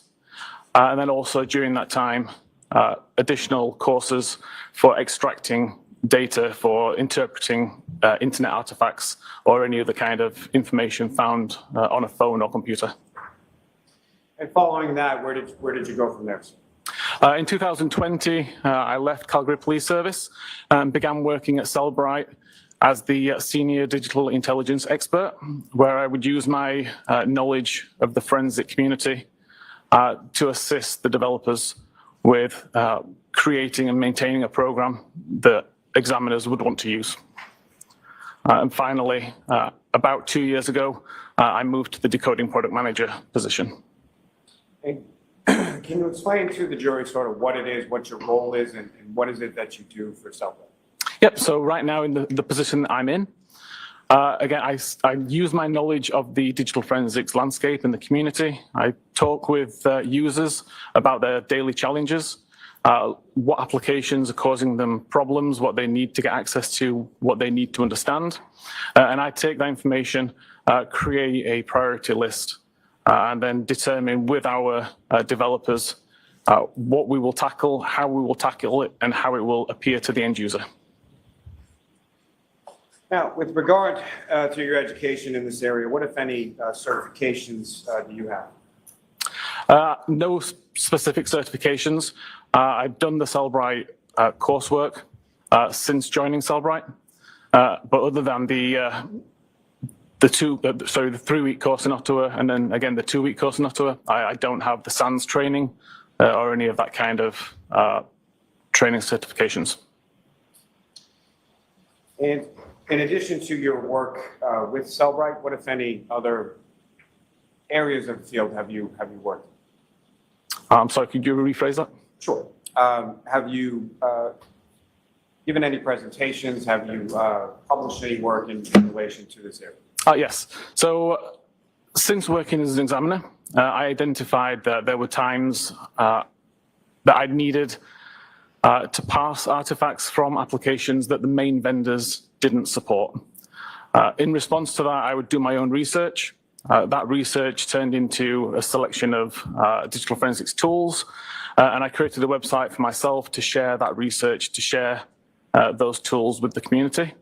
And directly related to that, I have published articles related to accessing data on phones, related to SQL databases, related to various other artifacts, primarily locations. Over the course of your work, have you had occasion to testify in other courts in relation to this specific field? Yes, related to digital forensics, I've testified approximately 20 times, mainly in Canada, but also once in Michigan, once in Australia, once in the UK. Now, as far as questions that come into your company with relation to interpretation of data, other sort of general forensic questions, what parts of the world do these questions come in from, and how widely used is your product? So the product is used globally. There are a select number of countries that we don't export to, but generally, if a police service is interested in digital forensics, then they're using at least some of our tools. We operate an email address which is open to any user called Stumpers. And the idea is that users, if they come across an artifact that they can't explain, they can email to myself and some of my colleagues, and we can research that artifact, and we can try and give them an answer as to say why the artifact's there and how it should be interpreted. You used the term in there as far as an artifact. If you could please explain to the jury sort of what your understanding of that term is and how it's used within your specific industry. Yeah, so I would refer to an artifact as essentially any piece of data which I've recovered from the phone, which is of interest. It could be a web history visit. It could be a text message. It could be a photograph, any piece of information. Now, sir, turning your attention to September of 2023, at some point in that month, were you contacted by the Norfolk District Attorney's Office and the State Police in regards to this case? Eventually, yes. Initially, I was contacted by a member of Cellbrite. And if you know, why was that initial, as far as the initial contact, initial request from Cellbrite, can you speak about that? My understanding was there was an artifact found on a device, and people were looking for an explanation as to how this particular timestamp was relevant to the case. Now, if you could explain to the jury sort of what were you provided and what were you asked to look at? So the original question is just basically how can we explain this 227 timestamp? I spoke to my colleague and requested if he could contact the investigators and any information that they could share about where this particular timestamp was found so that I could investigate it. I was advised at that time that the case had already been uploaded to our own support network. So the full extraction of the device in question was already in Cellbright's possession. And I was able to access it from there and start to examine what the issue was that was causing the confusion. Now, with reference to this issue, can you describe to the jury, just in general terms, sort of what this issue was? Yeah, so the issue, as I was led to believe, is there was a timestamp for a web history artifact of 2:27 and 40 seconds AM local time, which would be UTC-5, and it didn't make sense to the investigators. And the question was, is there any other interpretation for what this timestamp could mean? And so essentially you were asked to explain the timestamp and how it came to be, correct? Correct. And as far as this particular issue, has this arisen in other instances? Have you been asked the same question or similar questions in regard to this type of artifact? Yeah, several weeks later, so probably around December time last year, I was contacted by a police investigator in Austria with a very similar question, but related to obviously a different internet search. And about a week later, the defense expert in the same case also contacted me asking the same question. The defense expert in that case was able to provide the database, and I was able to provide the answer. Now, as far as the full extraction, is that the entirety of what you looked at in this instance, or what, if anything else, were you provided with in regard to your review and your analysis in this case? So I did work with the full extraction, but my interest was focused on just the web history artifacts. And what, if anything, did you find with regard to the web history artifact? So the 2:27:40 timestamp was correct insofar as that is the time that is shown within the database. It was indeed a deleted record, but the interesting thing was why the timestamp said 2:27:40. And I did some testing on this and discovered the reason why 2:27:40 was actually listed in the database, even though that's not the time, in my opinion, that the search was conducted. And what is your opinion as to when the search was conducted? There's plenty of other evidence on that extraction that shows what activity was occurring at 2:27 and 40 seconds. And there's plenty of evidence later on in the day that shows that that particular search was conducted at 6:23, I believe 51 seconds, and then a similar search at 6:24 and 18 seconds, I believe. And before we get to that, Your Honor, may I approach? Yes.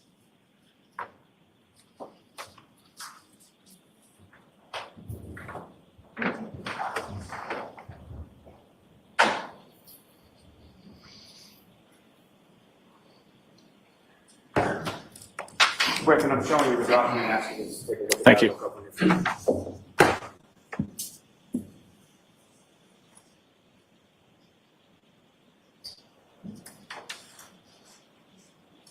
Yes. Do you recognize that, sir? I do, yes. What do you recognize that to be? This was the internet history, the history.db database table showing activity from the morning of the 29th of January 2022. May I approach again, Your Honor? Yes. I'll seek to introduce the next exhibit. No objection. Okay. It's 14.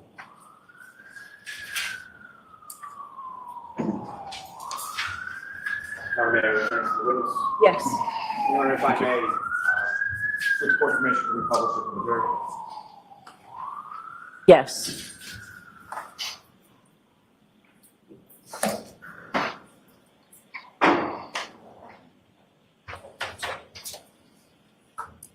May I approach just to retrieve? Yes. No, it's my fault.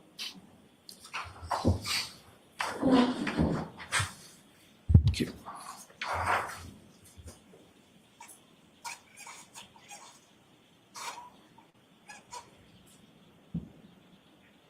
Now, Mr. Whitman, do you recognize what's up on the screen now as the exhibit you have before you? I do, yes. And Ms. Whitman, there should be a laser pointer on the desk next to you. What I'm going to ask you to do is, if you could, using that laser pointer, explain to the jury what we're looking at in this exhibit and what, if anything, of significance you observe within this exhibit. Okay, of course. So this was a table I created based on the data from the phone. The first column shows the local time of a record that was written to the history database. This is a database which is tracking all web pages which are loaded as you use them. The second column starts with the URL, so the Uniform Resource Locator, so what you would type in or how the browser knows which website you want to visit. The title is part of the website which is loaded. One of the top attributes of the website will load the title. Visit count relates to an internal counter within Safari, which just tracks how many times a particular website is visited in order to make suggestions to you down the road. And then finally, the last column shows the source of this information. So history.db is the name of the database. History_visits is the name of the table. And then the number is the unique identifier, which is assigned to that particular record in consecutive order. So every time you add a new record, that number will increase by 1. And Mr. Whitman, probably a couple of foundational questions that I should have asked you first. My apologies. With respect to the cell phone extraction that you were provided, that was from a individual named Jennifer McCabe, is that correct? That's my understanding, yes. And it's fair to say you don't know Jennifer McCabe, never met her, don't know anything about her? Correct. And as far as a extraction is concerned, if you could please explain to the jury sort of what your understanding of that is. What is an extraction? An extraction in this case, all of the files and folders had been extracted from the device, saved on a computer in a zip file container. So essentially in a way that is as close to the original from the device as possible. And again, what is your title specifically with Cellbrite? It's Decoding Product Manager at the moment. And so what, if any, relation does what you do have with relation to an extraction and how that's, what's sort of the relationship between what you do and a Cellbrite extraction? So once the extraction's been extracted and we have the zip file, then Physical Analyzer is the tool that Cellbrite creates to allow examiners to look at that extracted data in a meaningful way. And my role is somewhat shaping how examiners will see that data when they open up Physical Analyzer and look at the extracted data. And how does your role play into that? What is it that you do that what, if any, relationship does what you do have to do with how examiners will view something from the Cellbrite tool?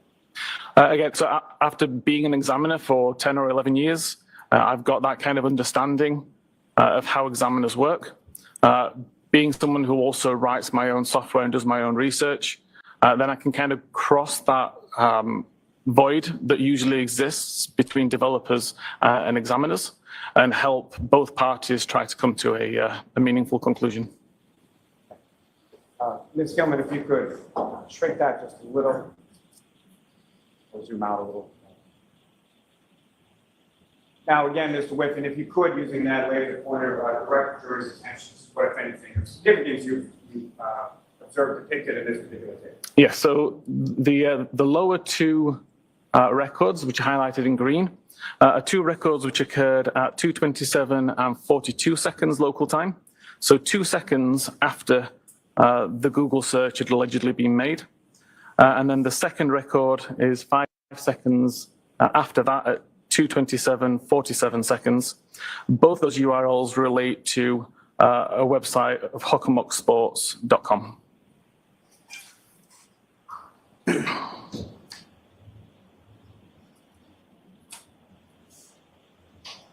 Now, if you could explain to the jury, what is a contiguous identifier? So again, every SQLite database will assign a unique contiguous identifier number. So again, the very first record created will be given a record ID of 1, the second record will be 2, and so on and so forth. Those numbers are never reused. So if I was to delete record 3, that record number will never be reused, and I can see that there's a gap and deleted data in that database. You used another term in there as far as the SQLite database. If you could explain to the jury what your understanding of that term is based on your training. Yeah, a SQLite database, essentially, it's a series of tables. It's a way for data to be stored, again, in a meaningful, organized fashion that can be queried, can be examined, can be filtered, searched, etc. It can be useful for anybody who wants to get data from an organized file. Now, with reference to the searches that you observed within this particular web history, what, if any, relationship did the contiguous identifiers, sort of the range, what if anything, did that tell you? I'm sorry, can you rephrase that? What, if any, observations did you make as far as those contiguous identifiers in the range they had in relation to the web history that you observed? Okay, so within the history.db file, there were no missing numbers from the beginning of January, essentially, until early February. That told me as an examiner that no records had been deleted during that time. May I approach again, Your Honor? Yes.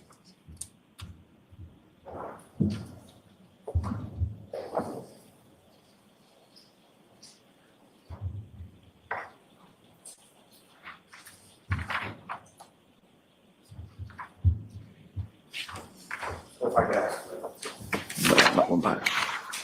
Everyone, Thank you. recognize that, sir? I do, yes. What do you recognize that to? This is the browser state record, which identified a search at 2:27:40 a.m. May I approach again, Your Honor? Yes. Almost. We have no objection. Okay.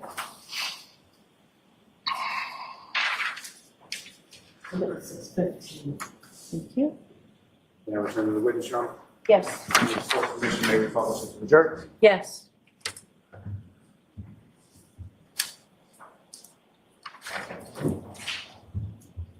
Counselor, directing your attention to the screen, is that what you have before you as the next exhibit? It is, yes. And if you could explain to the jury what we're looking at in this exhibit and what, if any, information you're able to sort of glean as a forensic examiner with relation. Okay, so this is a searched item exhibit. It's technically a derivative of a different exhibit that we find on the device. So we found what we consider a web history record. So a web history record would just mean we have a URL that was visited and potentially a timestamp and a title. Searched items looks at all of the web history items that we've found and tries to identify were these actually searches that were conducted. So for example, if you were to do a search on Google, you'd see that the website that you're taken to is google.com query, and then it contains the query string that you've typed in. We extract that information, we extract that query and provide it to the user as a searched item. In this case, I can see that it came from the browser state.db WAL file. The search query itself was hoslong to dying cold, and it shows as a deleted record. Now, with respect, I think you've used a couple of different terms within that as far as a knowledge C database. Can you explain to the jury what that is? I don't recall saying knowledge C, but I can explain what knowledge C is in this case. Yes, the knowledge C database is at the heart of iOS. It stores lots of information about the activity on the device at any given time. Things like when the backlight's turned on, when the device is unlocked, what application is in focus at the time and how long it's in focus for. And important to this case, which website's on screen at any given time as well. When you say when a website is in focus, can you expound upon that as far as what exactly do you mean by when you say in focus? So in terms of iOS itself, when it's in focus, it would be the primary item that's visible on screen. So with iOS, you can have applications in the background that you aren't using, but the one that you are currently using is considered in focus, taking up the entire screen. I believe you had used the term as far as a browser state DB, is that correct? Correct. And can you explain to the jury what your understanding of that term is and how it relates to it? Browser state DB is just the name of the database, the name that Apple gave it. It's gone through some changes over the last few years. For example, in iOS 14, it did store the state of the tabs that were open within a browser. In iOS 15, there was a significant change, and the only time that records were written to the database is when the tab was closed. So a significant difference in that it doesn't show you what's currently open, it only shows you what's previously been closed. Now, this search here, what, if anything, did you observe as far as this record in relation to the history DB related to the search? This record is not mentioned at all within the history.db database. And what, if any, missing records from this time frame did you observe either? There were no missing records in the history.db database. Within this time frame, within the browser state database, there were 3 deleted records. When you say deleted records, as far as your self-rights tool is concerned, what exactly does deleted mean? These are records that have been deleted, not necessarily by the user, potentially by the system, but they are considered deleted records that we're able to recover. What are some of the ways that something might be deleted by the system, and which are you talking about, the phone, or are you talking about your tool? The phone. Right. Our tool is designed as a forensic tool. It's not going to edit, delete, or affect the data in any way, just present what is in the extraction. But there are multiple times on an iOS device or an Android device where cleanup essentially happens, and we start to lose data after a certain amount of time. Now, with respect, let me just ask this for a moment. With respect to Cellbrite, as far as the tools, have there been a variety of different versions of those tools as far as conducting that forensic extraction? Yes. So Cellbrite Physical Analyzer has been available for approximately 12, 13 years in various versions.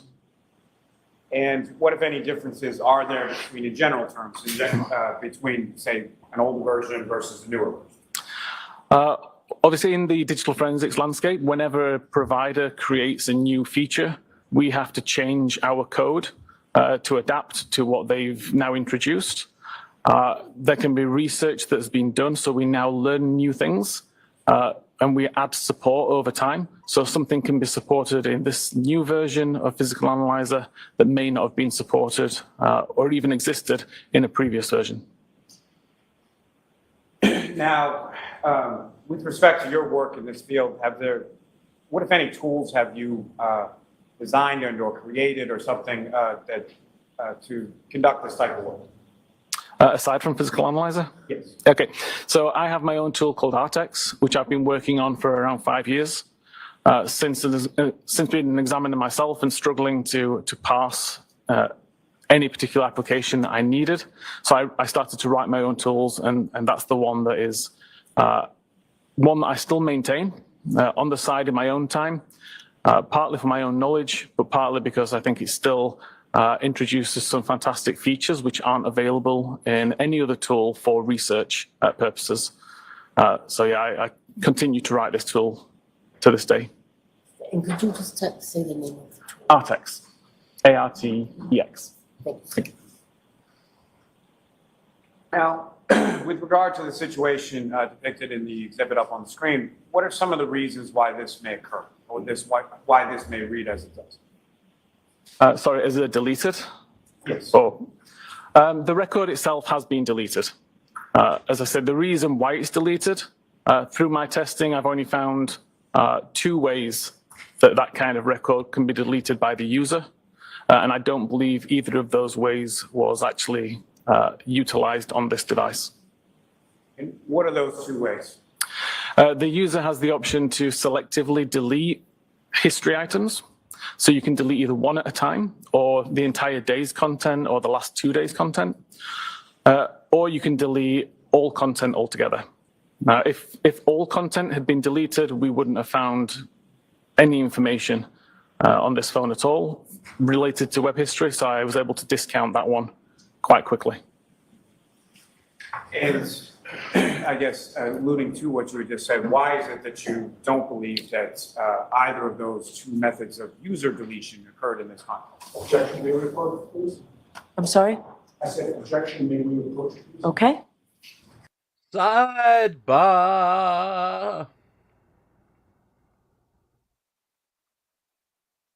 Get your fresh and hot sidebar right here. It's lunchtime, so Pope Phil is serving them up hot and fresh from his Pope Mobile right now. He'll come Yes, to your they're area. under just to they're under the serve them. plexiglass, a bulletproof plexiglass. And what about your special Pope sauce? That mustard-based, fantastic, hot Mustard. and spicy. Hot and spicy mustard with just a hint of honey. Just a hint of honey? Just Not a enough to kill? hint of honey. Not enough to kill me, but enough to put me in the hospital. Maybe. No, that's right. Just a hint of honey. If you're allergic to such things, which of course Jim is, because he's allergic to everything. So, in response to this witness, Aiden Kearney, Turtle Boy, tweeted a status. As usual, Adam Lally is boring the jury and viewing audience to death by asking this soft-spoken, boring witness meaningless questions that have nothing to do with the murder of John O'Keefe. Okay. So the data that he's been hanging on that proves her innocence is the search Jen McCabe supposedly did at 2:27 a.m.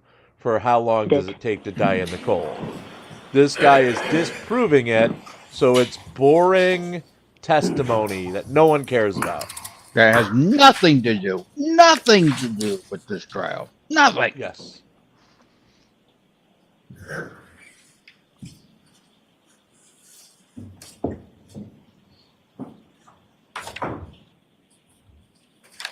Can I have one moment, John? Sure.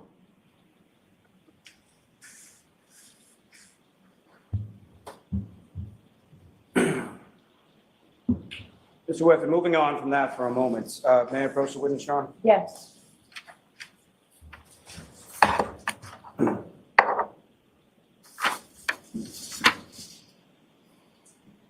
So if I take the defense strategy right now, Jackson is the physics expert,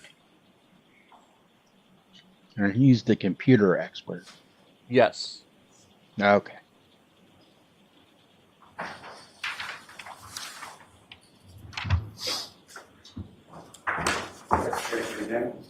Thank you. That document I've just handed you, Mr. Whiffen, you recognize that? I do, yes. And what do you recognize that to? It's a document that highlights both the search terms that were found in mobile safari.plist and the method of searching. I approach again, Your Honor. Yes. Commonwealth to seek to introduce the minutes of the next exhibit. No objection. Okay.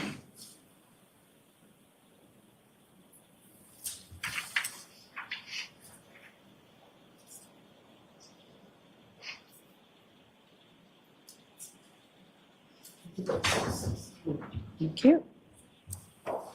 May I return to the witness? Yes. Of course, Mr. Mayor, publish it to the jury. Okay.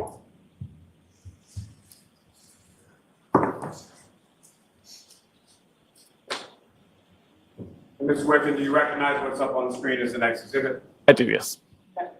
You did use a term in there, I believe, called a P list, is that correct? Correct. Can you explain to the jury what you understand that term to mean and how it relates to what you're about to It's a list of where you peed. Yes, so a And P when? list or a property list is Apple's way of storing serialized data. That essentially means a list of data with names and values. And, sir, if you could, again, using that later point, direct the jury's attention to explain sort of what we're looking at and what, if anything, of significance you observe in this particular slide or table. Yeah, so again, this is a table I created from the data within the mobile Safari.p list. The term shown down the left is what the user would have typed in to the search bar sorry, I keep blinding somebody. The search bar in the bottom of the Safari browser window. The UTC time is the time which is actually recorded within the P list. It's recorded as a string, so just text as it's presented on the screen there.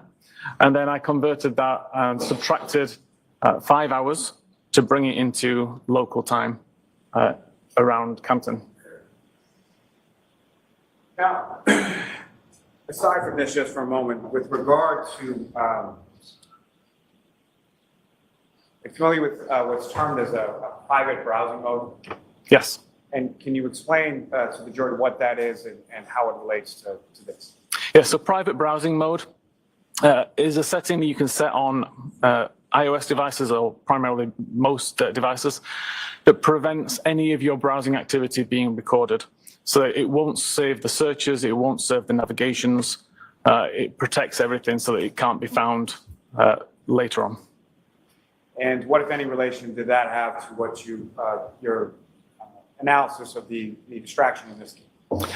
If these searches had been conducted while in private browsing mode, these searches would not exist within this file. So is it your opinion that they were not conducted in any kind of private browsing mode? Correct. Now, you're also familiar with the term as far as failure to load? Yes. Can you explain that to the jury and how that applies to this? Yes, so obviously whenever you try to visit a web page, there's a stream of information coming from the web to the device, which then renders onto the screen. At the completion of the load event, there's a function effectively which runs, and that records the visit to the history database. If for some reason the page doesn't load and it shows up with an unable to load message, so for example, you don't have an internet connection at all, that unable to load will be recorded. If, however, the device stalls and it just sits kind of waiting to load, nothing gets written to the history database. And if you were to close the browsing window prior to the page completing its load event, nothing will be written to history. Would that be written to somewhere else within the phone as far as any other storage areas? Technically, the only place I found would be the browser state. Now, with regard to the plist files, does this file save all sort of history items or no? Primarily, it's used to save preferences. So you'd have a lot of information in there if it's using light mode or dark mode, or when you want tabs to auto clear, that kind of information. But it also records several days history of searches. The actual number of days searches, I actually don't know. And what, if any, relationship does that have with regard to the search bar that's located on the bottom of this table? In order for the search item to be saved to the mobile Safari P list, you need to actually type into this particular search bar. If you were to just visit google.com and start typing into the Google search bar, it will not be recorded within the mobile Safari.p list. And so what, if anything, were you able to determine about those two searches with regards to what you observed here? So these particular two searches were conducted at 6:23:51 and 6:24:18 respectively. They were searched using the search bar that's built into Safari. The fact that they didn't exist within HistoryDB and that there were no deleted records from history.db leads me to believe that they never successfully loaded. May I approach again, Your Honor? Yes.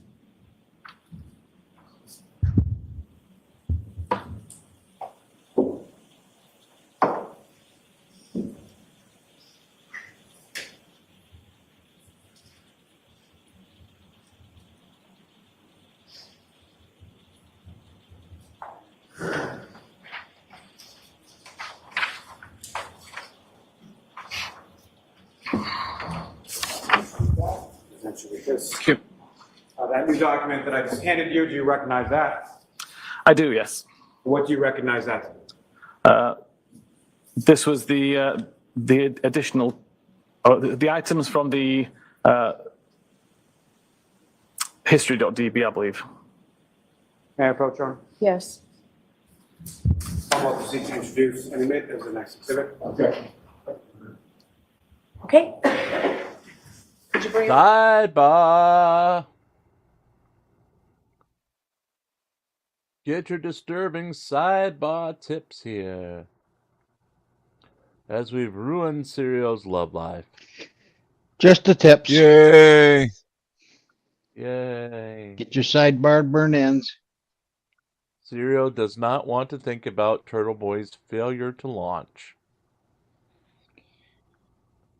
I think Well, it's funny that he keeps going load. And Gia has brought up that Turtle Boy has learned everything he's always wanted to know about that topic from the internet. And that is why he disappoints all the women of the world.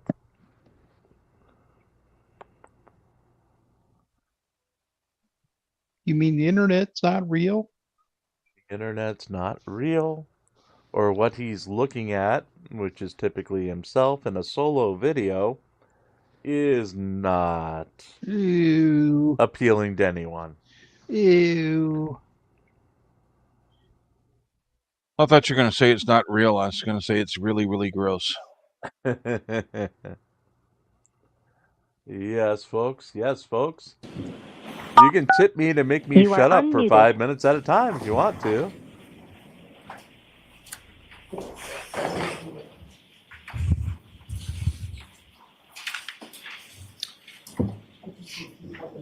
Sure. May I return to the witness?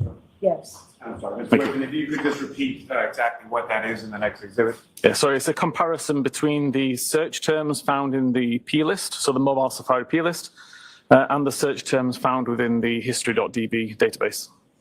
So the items contained within this table are items that were contained within the extraction that you examined, correct? Correct. And Your Honor, with court's permission, if I could display that for the jury. Yes. Yes.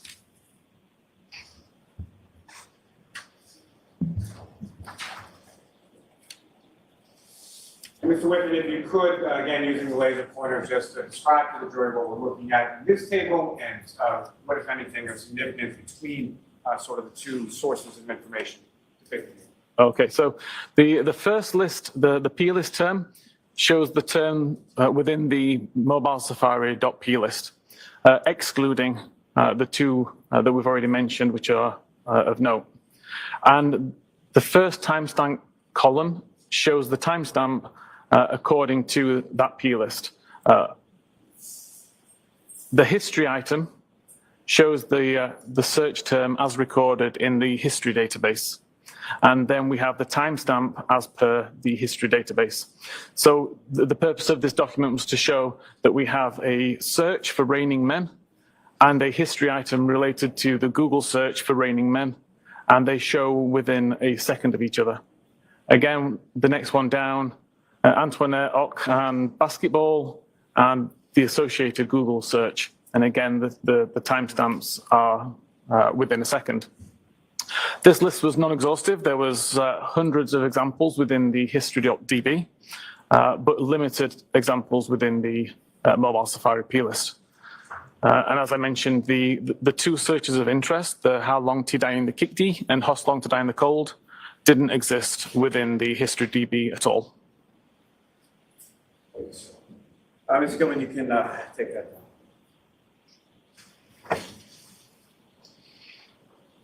Now, sir, if I could ask you just a little bit now about the browser StateDB.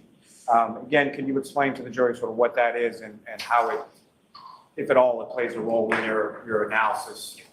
Yep. So initially, pre and including iOS 14, the browser state database would show all tabs that you currently had opened. So as soon as I go into my browser and open a new tab, a record is created. It includes information such as the time that I opened the tab or the time I last viewed the tab, the current URL which is being displayed within that tab, It shows information whether it's in private browsing mode or not. So in that kind of case, in iOS 14 and below, we're able to see current private browsing records and subsequently recover deleted ones. But in iOS 15, things changed. The record was no longer written as soon as the tab was opened.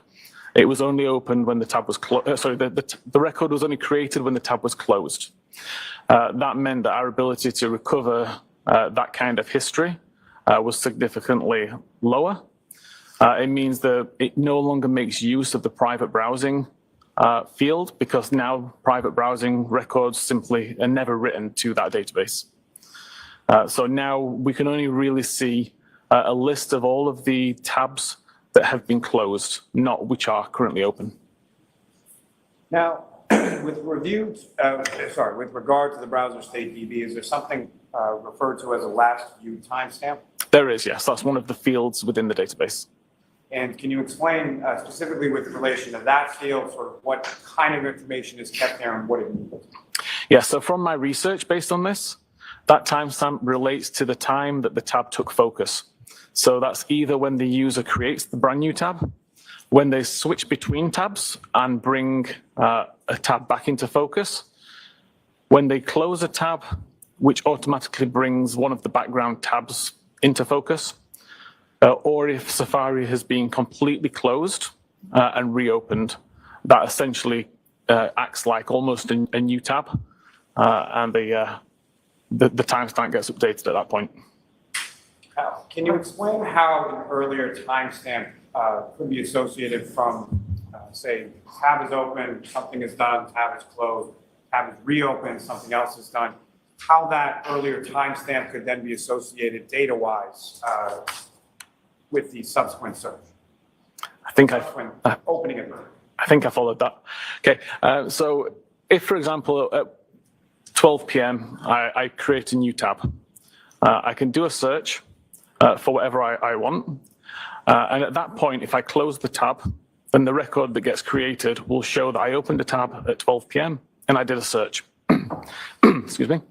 However, if I open the same tab at 12 p.m., do a search, close it, like completely close down Safari and reopen Safari, that would also update the same timestamp to show that I'd opened it up again. What I meant to say at that point is that if I create a 12 o'clock tab, minimize Safari.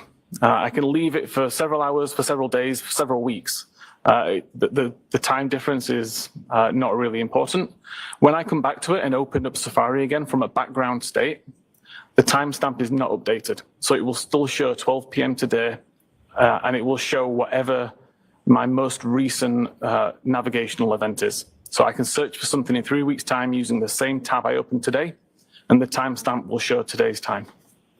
All right. I think this is a good place to take our break. Yes. Yay. Of course, ask you to stay with us, okay? As the jurors file up, you can file up behind us. Yeah, thank you. Court, all rise for the jury.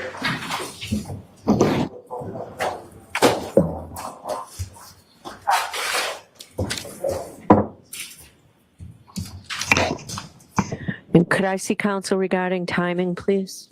Yes.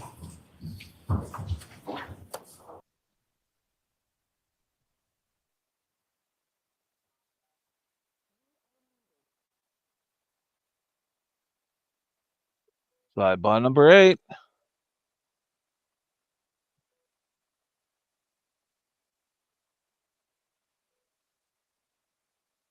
Jim, you there, Jim? Jim, number 9, number 9, number 9. No, it's only number 8. Jim is I dead. think. Jim is dead. Jim is dead.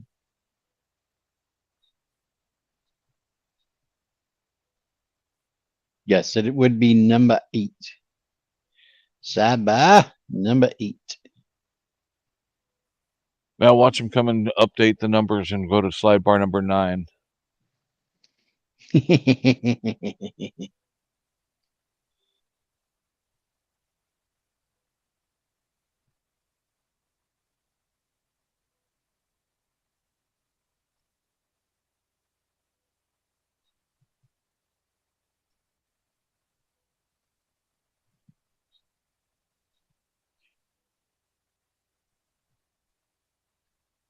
I have to say, this is really compelling testimony. It's shit that we've already known that I don't see the need to go into this amount of detail. I don't either.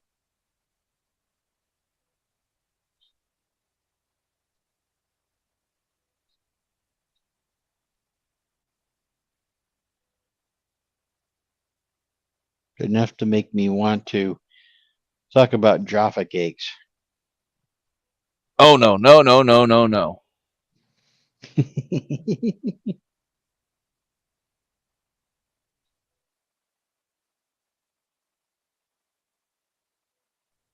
Or the proper use of biscuits and gravy.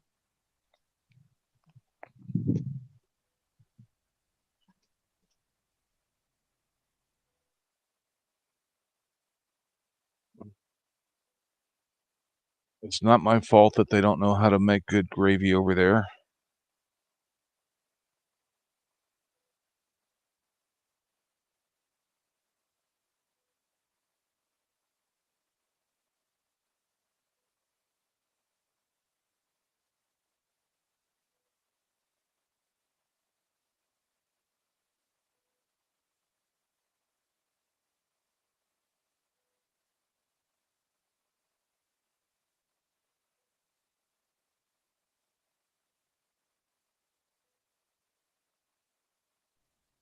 Scones, if they're biscuits, they're very, very stale biscuits.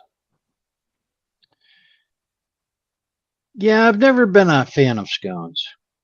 I don't know. My wife gets them from Starbucks all the time. I don't really care for them.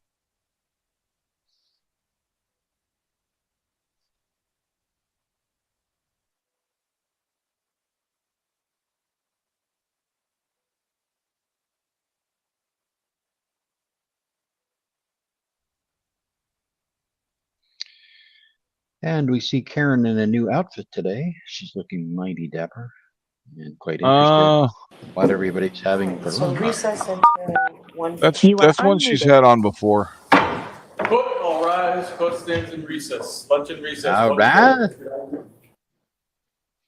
And Sergeant Vanley. And we Hey there, seem to have Karen lost Reed trial Jim. watchers. This is another law and crime legal Have we alert. lost him? Have you experienced Wanna severe find him. gastroparesis? Thank you.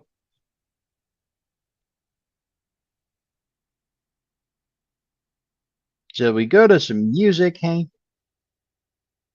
I don't know. Should we? Probably.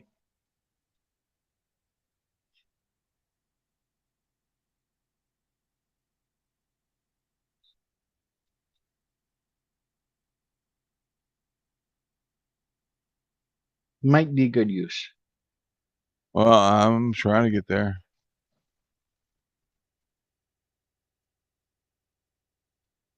It would help if there wasn't all sorts of crap hiding the music.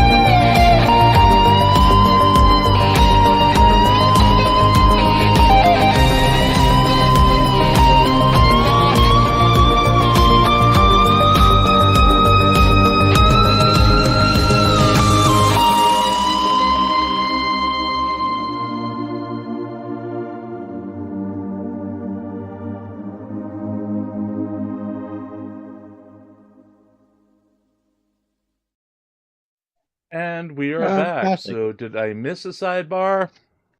Yes, you did. So is this a proper number? Yes, it is. Okay, thank you. We had someone at the front door. Uh-huh. Was it a big raccoon demanding his Thankfully, dinner? no. Thankfully, no. But things are taken care of now. I'd always heard you were a backdoor man. No, they come to the front door. I'm sorry. So, speaking of, let's go to some drunk girl. California body cam brings us Bowling Green, Ohio. Because, you know, that's natural. break.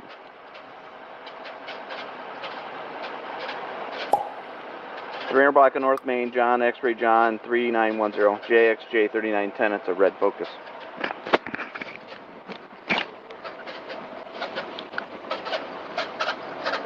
Hello? Hi. I'm Sergeant Lauer at the Boarding Police Department. Any idea why I stopped you tonight? I ran the Because I'm drunk. Yeah. What happened? I was going through those always stops. I just treated like an always stop. I'm sorry. You didn't even stop. An always stop would mean you stopped and at least looked, right? Okay. How come you hit the curb when you stopped here? Sorry, I was just trying to pull over really fast. Because I'm drunk. Okay, all right.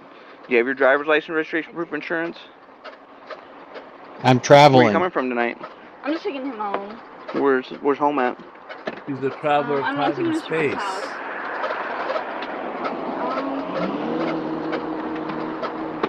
So get your I don't know my BACs, even though I had it on the screen. Get your BACs. Should be in here.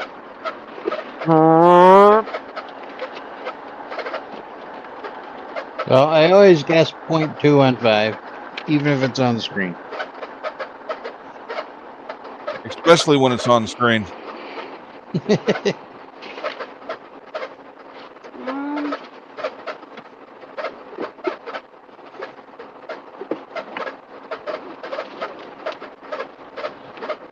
I'm not really sure. Okay. All right, what is that, the other? I'm just like... The hell is that noise? Something on their video. I'm not sure. When I bought the car... Okay.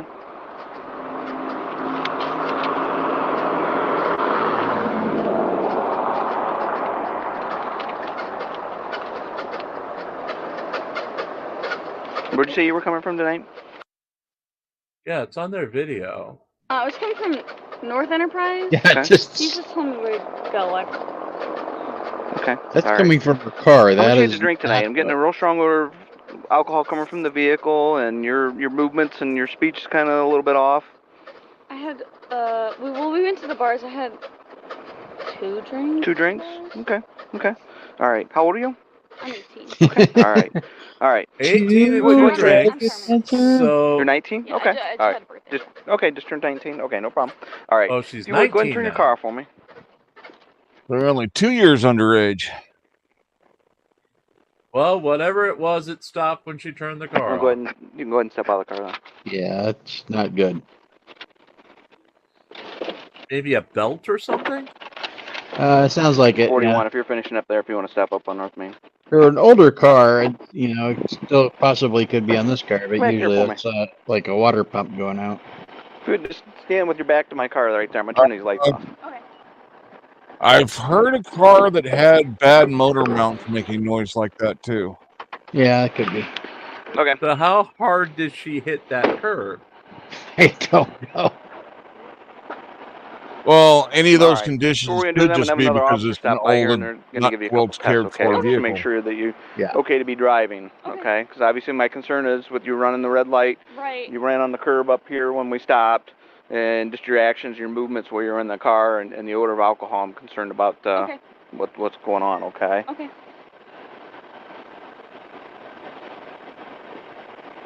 You be willing to do the FSTs? Okay.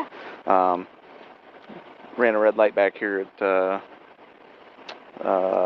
Court Street, and obviously we're up on the curb here.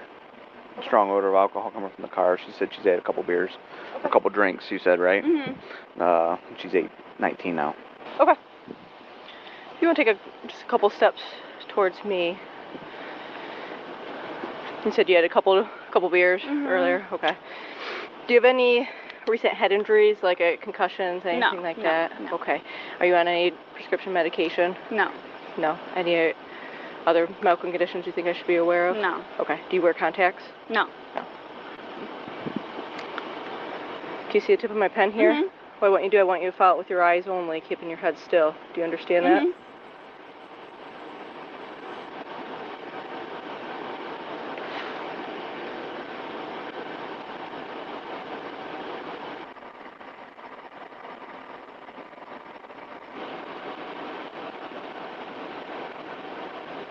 If only she had the trifold. Yes, Virgo, So if follow the tip of my only. pen with your eyes only. This time it's just going to go up, okay? You'd Or already the be in 5A jail. cap guard. Or the 5A cap guard. Which were both being advertised last night during that live stream with Michael Eline. He made BZ Watchdog do it. Which was scary. Because he was holding a trifold in person. And it was tiny compared Let's to go ahead him. and have a step up here on the sidewalk. You mind staying with her? Grab some food? Thanks. Let's step back here just a little bit.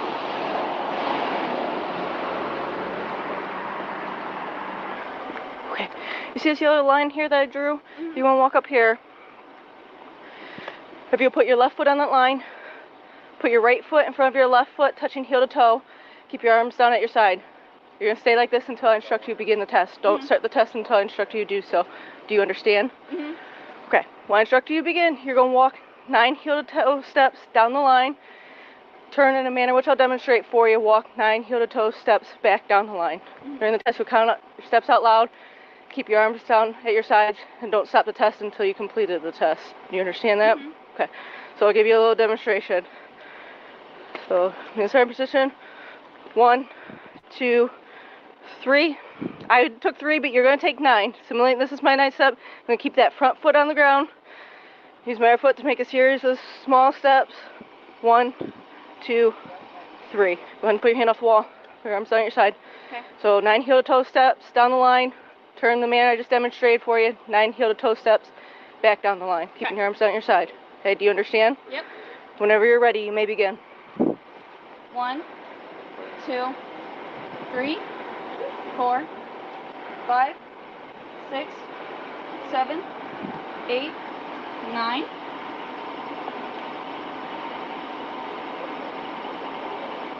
1, 2, 3, 4, 5, 6, 7, 8, 9. Okay, you want to relax. If you want to take a couple steps this way for me. If you want to stand with your feet together for me, arms down at your side, you're going to, again, stay like this until I instruct you to begin the test. Okay? Do you understand? Okay. When I instruct you to begin, you're going to raise either your right or left, whichever you prefer, approximately 6 inches off the ground. Okay. You're going to keep that raised foot parallel to the ground. You're going to look at that raised foot, and you're going to count out loud 1,001, 1,002, 1,003, and so on until I instruct you to stop. Okay. Okay, so it should look something like this. 1,001, 1,002, 1,003, 1,004, 1,005, and so on. Okay. Again, during the test, keep both legs straight, arms down at the side, count in the manner which I demonstrated for you. Okay. Do you have any questions? No. Okay. Whenever you're ready, you may begin. 2001, 2002, 2003, 2004, 2005, 2006, 2007, 2008, 2009, 2010, 2011, 2012, 2013, 2014, 2015, 2016, 2017, 2018, 2019, 2020, 2021, 2022, 2023, 2024, 2025, 2026, 2027, 2028, 2029, 2030, Okay, 2021. you can stop. If you want to walk towards that front of the cruiser for me. Okay, go ahead and put your hands behind your back. Go ahead and put your hands like you're praying.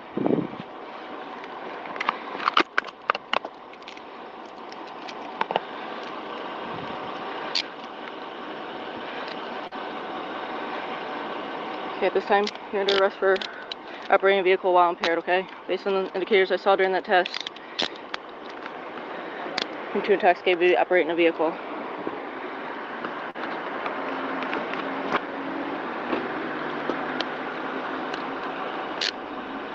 Do you have a problem if we just pull your car out a little bit in the parking spot and leave it parked there? That's fine. Okay. And then we'll get the keys. Do you have your phone or anything in there you want? Yeah, I have my phone in there, yeah. Okay. And a wallet maybe? Yeah, it's in my bag. Okay. So you want us to grab your bag and your phone? Yeah. Okay. Maybe.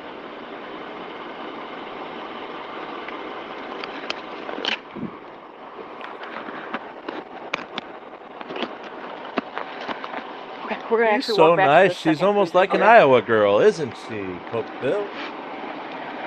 Before I put you in the back, do you have anything in your pockets She at all? is. Nothing that's gonna poke, stick me, No, no, pocket knife or anything like that? I have nothing in my Didn't Okay, scream, I'm just gonna check it didn't before. yell. Okay, I'll place you in the back. Not yet.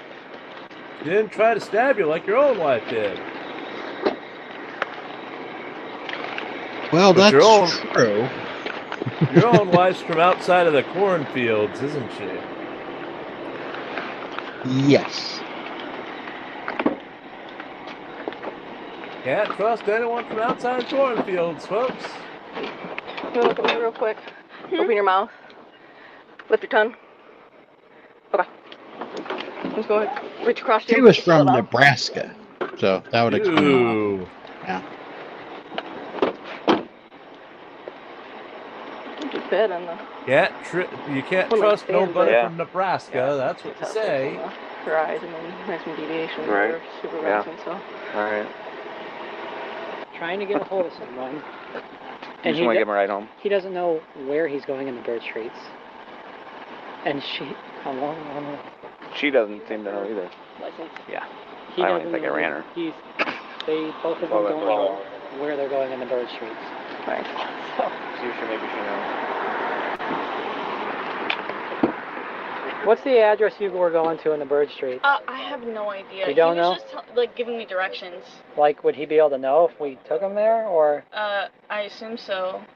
Okay. All right. Never She doesn't know where they're going. Let's just give, if he's drunk, let's give him a ride to the station and they can wait together and figure things out then. Which light did you say she ran? Court Main.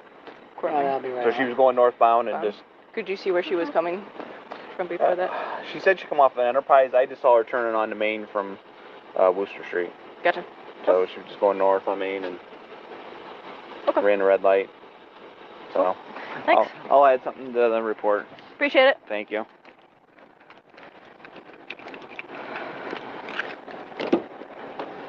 Because we appreciate you, Pope Bill. Okay, so I have your Thank you. phone, your purse, and wallet. And and you that, okay? appreciate And when we take Hank. you to 23, I offer you opportunity to take a breath test. Yay. Sounds like they're going to give your friend a ride back to the station as well. Folks since he kinda inside doesn't know chat, where he's tell going. us how much you appreciate Hank.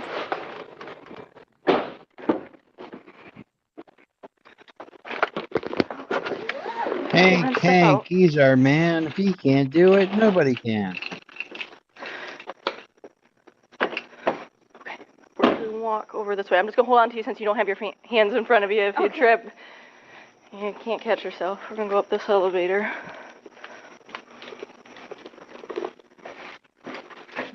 If you just want to stand in front of that chair.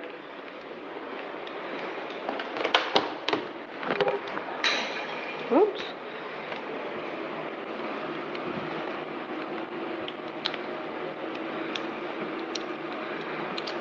Serial says that Hank is her shenanigans daddy. Ooh. Yep. If you go ahead Burger and Rate seat says there. 10 out of 10 would not replace with alternative Hank. Is that address on your Good. license? Your current address? Yeah. Okay.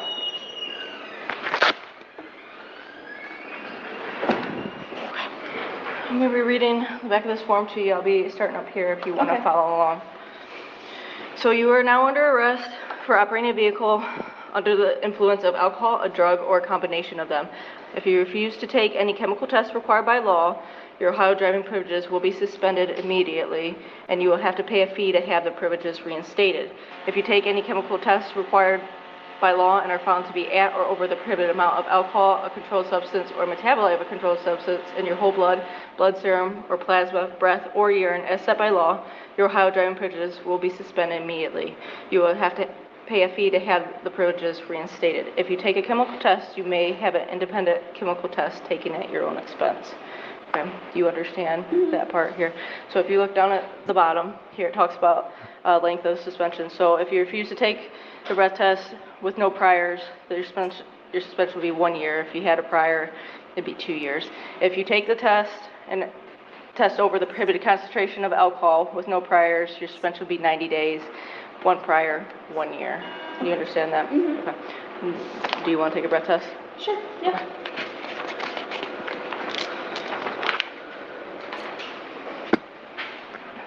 So this takes a couple minutes to get stuff loaded, and I have to log in your information and stuff like that. It has to do some checks to make sure everything's working, and then you'll provide 2 samples. Okay. And it takes the lowest of the 2 samples. Okay. Have you ever taken one before? No. No? Okay. How low can she go? Okay, like I said, it's got to do some checks. And then when it's ready, this would go on the end of this hose here. This would be the part that you blow on. That's right, Serial. You said when I give it to you, right before I give it to you, I'll let you know. Take a real good deep breath in. You only exhale onto this piece. Don't suck on it, inhale, or anything like that. And it's a nice, steady exhale. The best way to explain it is like blowing up a balloon. Okay. You're going to hear it like that beep that it made. It's going to make a steady beep. If it's making that, that means you're providing a good breath sample. If it stops making that tone, you don't We hear got that some noise, that means you're not BACs providing coming enough in. air. Virgo says And I'll kind of coach you 0.09. as you go. But like I Gothic said, the says best way is 0.113. like blowing up a balloon. Serial That nice, says steady exhale. 0.120. If you need to take it in, Timo says 0.112. don't pull it away from your mouth. And then And once you're ready Abby for Pullen exhale, says just exhale on the mouthpiece. 0.203. And like I said, it takes 2 samples. So it'll take the first one, and then it's about 2 minutes in between, does some tests, and then you provide the second. And then it takes, like I said, the lowest of the 2. Okay. Okay, ready? Yep. So it's going to take a nice, good breath in.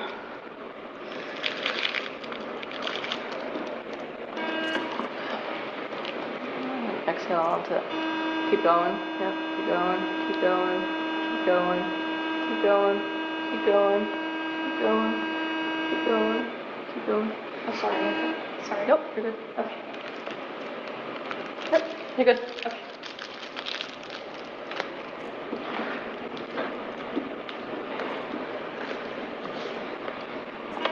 Okay. So like I said, same thing. It takes about 2 minutes, and then you do the exact same thing. Did you hear that noise that it was making? Mm-hmm. That's good. If that means you were providing a good sample. So you just wanted to make that annoying noise.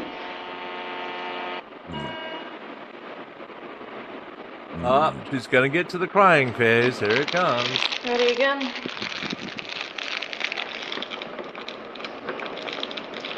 Okay, so nice deep breath in.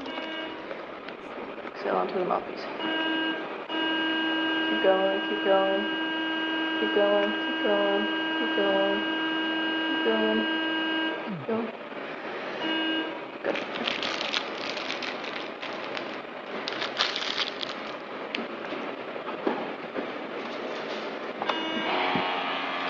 And then it just takes a couple seconds to print out.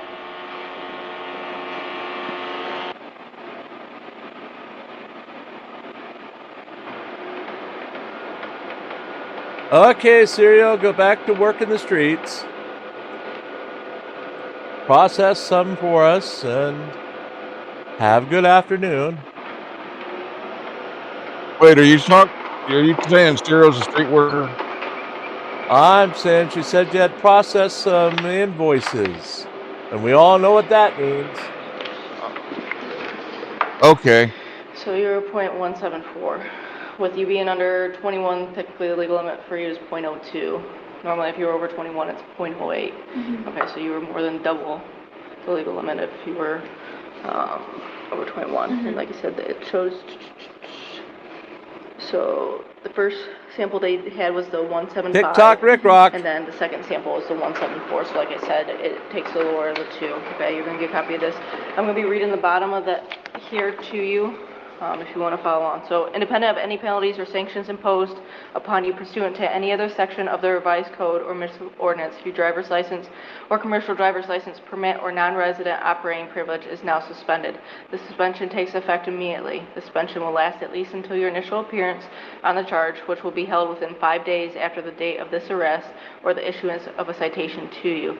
You may appeal the suspension at the initial appearance before the court that hears the charges against you that resulted from the arrest, or during a period of time ending 30 days after that initial appearance. Okay, so then like I was saying, if you took the test and over the printouts with the no priors, 90-day suspension, okay, at least until your initial appearance. So if you will sign. Gotta sign right where here, the X folks. is, that's Sign just it all stating away. that I read that back of that form to you. Sign, everywhere, sign. Stand on the dotted line. Lobby, do you think you have someone that you can call a valid sober driver to come pick you and your friend up? Although Okay. this is So what not I'll the do is I'll let you sit in that Volkswagen lobby area. drive-in I'll sign give you even. your phone. You work on calling that person, have that person come up. They'll have to come up to the dispatch area where you're at. You'll have to check their license and make sure they're not intoxicated as well. I'll work on your paperwork and then I'll go over the paperwork with you once I'm done before releasing you, okay?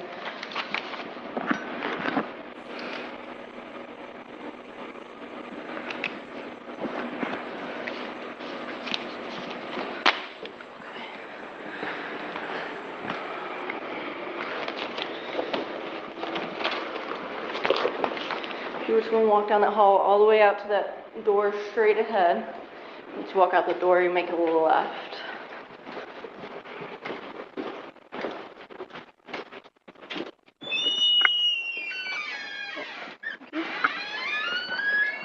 TikTok Rick Rock. Is there any way that he could, I'm gonna call my boyfriend and he's right in the streets. I mean, he could walk here and grab my car? As long as he's good to drive. Yeah. Yeah, he could come here and pick you up or go get your car. He'll have to get the keys from you there, so brought your keys up, so he'd have to come here to get your keys, but we just have to confirm that he's valid and sober before releasing you to him. So I'll give you the phone there. Drinking fountain, if you need it, and then the women's restroom is that brown door right there. I'm in the If you need me, I'm just gonna be right in that window there, okay? Just give you back. Thank you. Yep. So I'll go over the paperwork here. Here's just a copy of the back of that form that I read to you back there, okay, and just with your information and stuff filled out there. You get a copy of that.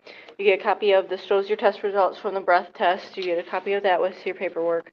And then this is a copy of your citation. So you do have a mandatory court date I set for this Monday, the 1st. Okay. Okay. It's going to be at Bowling Green Municipal Court, be at 1 o'clock. I said it is a mandatory appearance. If something comes up and you can't make it, you need to try to call them first thing Monday morning. If you don't show up, they'll just issue a warrant. So like I said, if that's an issue, give them a call. Up here just is your information, vehicle information here. This is what you're being charged with. So the OBI, the A1A, so just operating a vehicle while impaired, and then testing over limits is that second section there. Those aren't fine amounts. Those are just the state codes for that violation. And then you're also being charged with the red light violation. Okay. Here just talks about road conditions. My name, my unit number, again, personal appearance required. So she was charged with operating a vehicle under the influence, having a prohibited alcohol concentration over 0.17 BAC, and for a red light violation. Court's address, and then their phone number if you have questions for them. Okay, any questions about And that? you can tell we're like I no said, longer in your, Wisconsin, Dorothy, license is because suspended those are actual 90 days at least, serious or until your charges. initial court appearance if Consequences. they grant you any type On of driving August privileges 16, or whatever. 2023, but she you pled can't guilty drive to the between now and OBI then, for charge. sure. The other two charges were dismissed. I am keeping your license. Okay. So you can get that back. Work on getting that back at your court appearance. Okay. Okay. Any questions? No. Okay. You are all set then. Thank you so much. Yep. She was fined $600 plus court costs in order to attend a 6-day driver's intervention program. In addition, her license was suspended for 1 year, Yep, and she was placed originally on I thought he was probation gonna for go 2 years. Go get it, but then it's good. You guys can go out either through those stairs there, or if you go out that way and out on the side of the PD. Just be careful with those stairs. I'd hold on to a railing. It gets kind of slick when it's dewy like this. Thank you. Yep.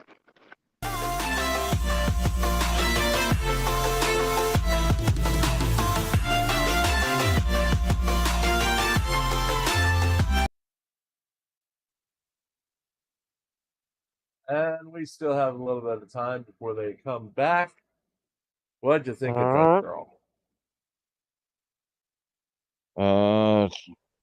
She was drunk. She's a girl.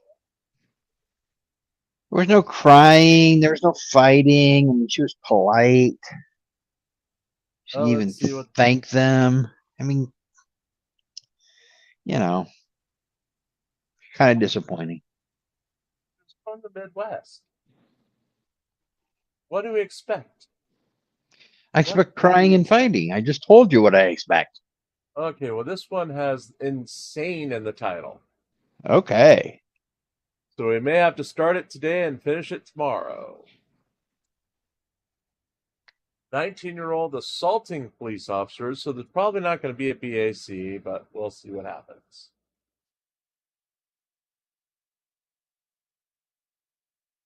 And if we don't finish it today, we will finish it tomorrow for sure.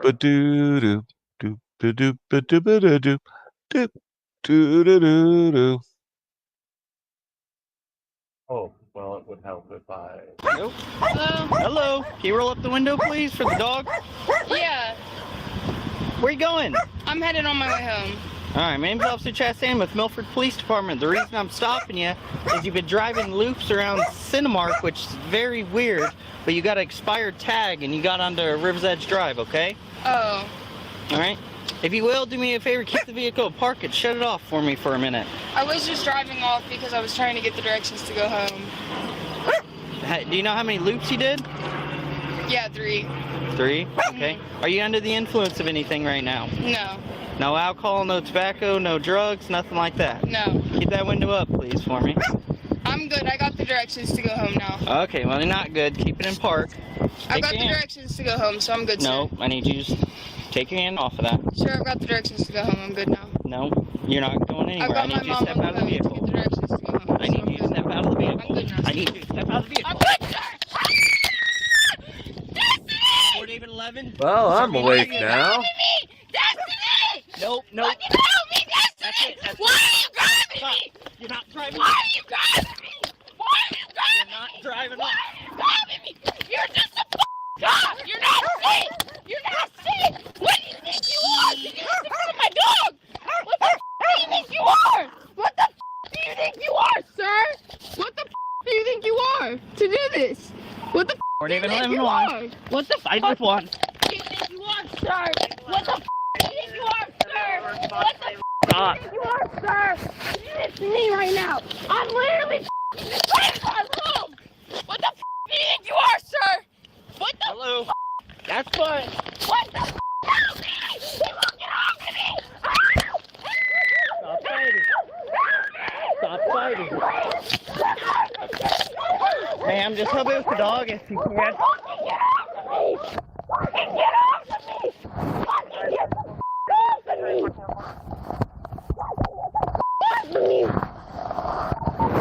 Fort David 11.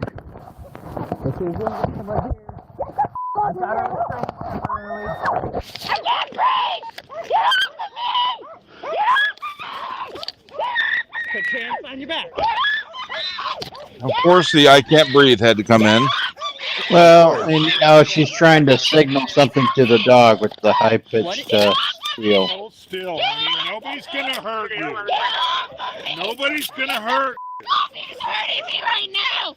He's hurting me right now! Nobody's hurting you. He's hurting me right now! Nobody. I appreciate that. Off of me! Get the I hope Sirio has her. I You know what hope helps Sirio has every- her speakers up. I do too. You know what helps every situation? High-pitched scream? Screaming? Yes. And if those don't work, even higher pitched screams.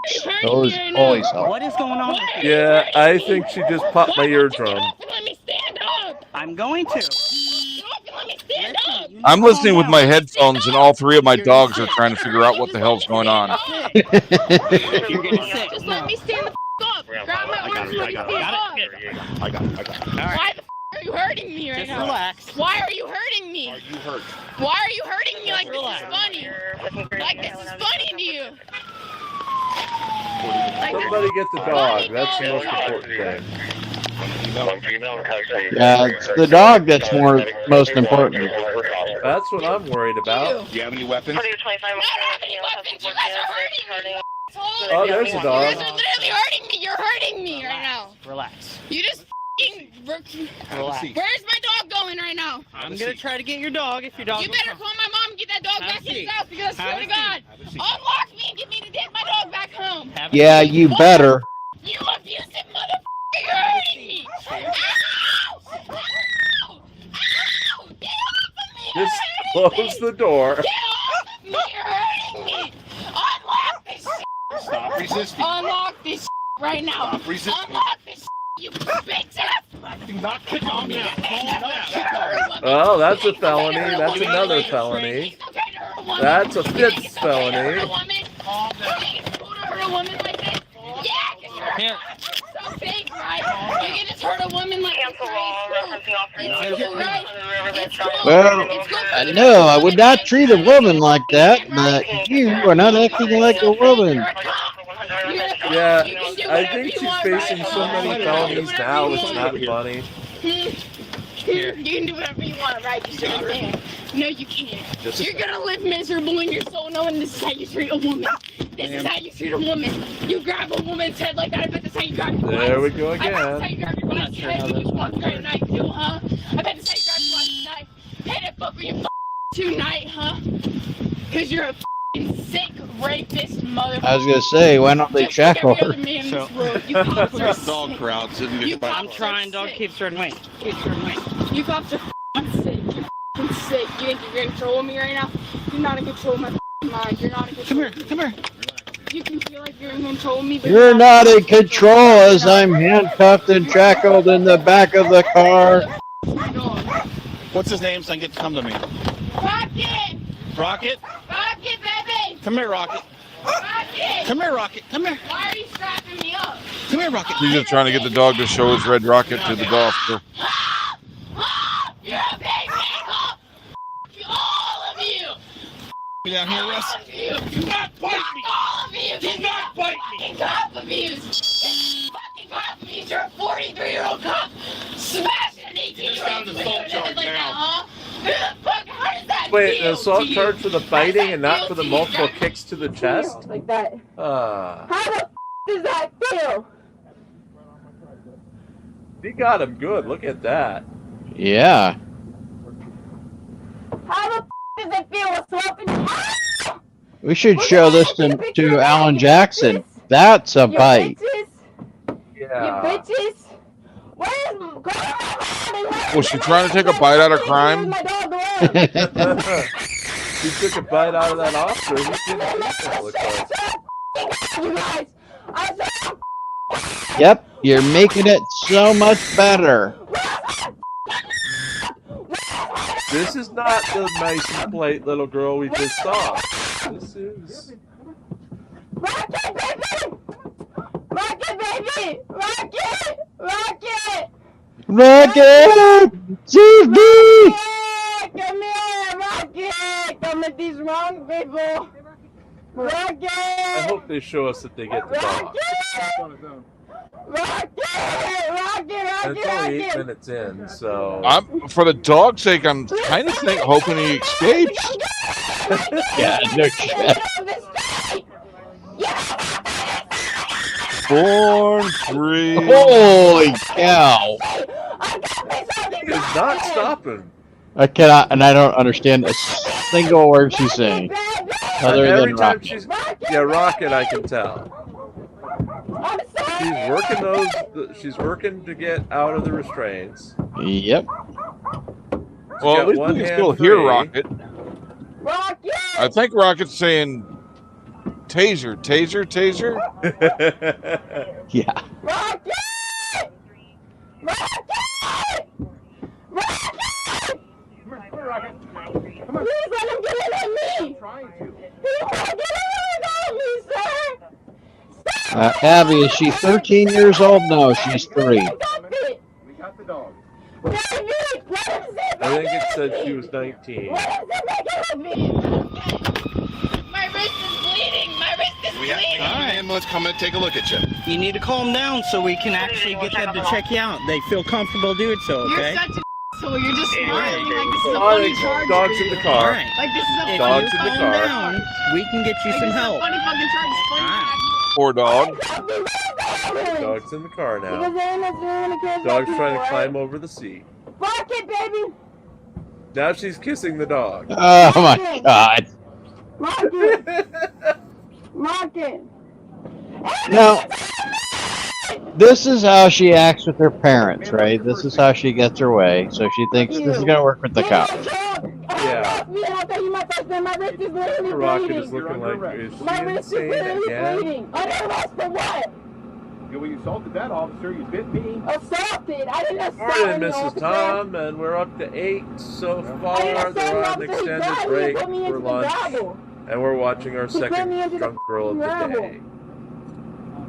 Drunk Yeah, girl we're has a gonna take a cute look little at- sweetie dog named Rocket, Relax, relax. You gonna uncuff me then? No. and now they're trying to get drunk girl Look at me medical if I'm sitting here in this bed. after she's assaulted You at wanna least help my one mental health? police officer. No, you don't. If you need help with No, mental you health, fucking don't. No, you fucking don't. You just grabbed me and put me on the Where ground are and you leave my injured? dog away from me. My wrist! Uncuff me!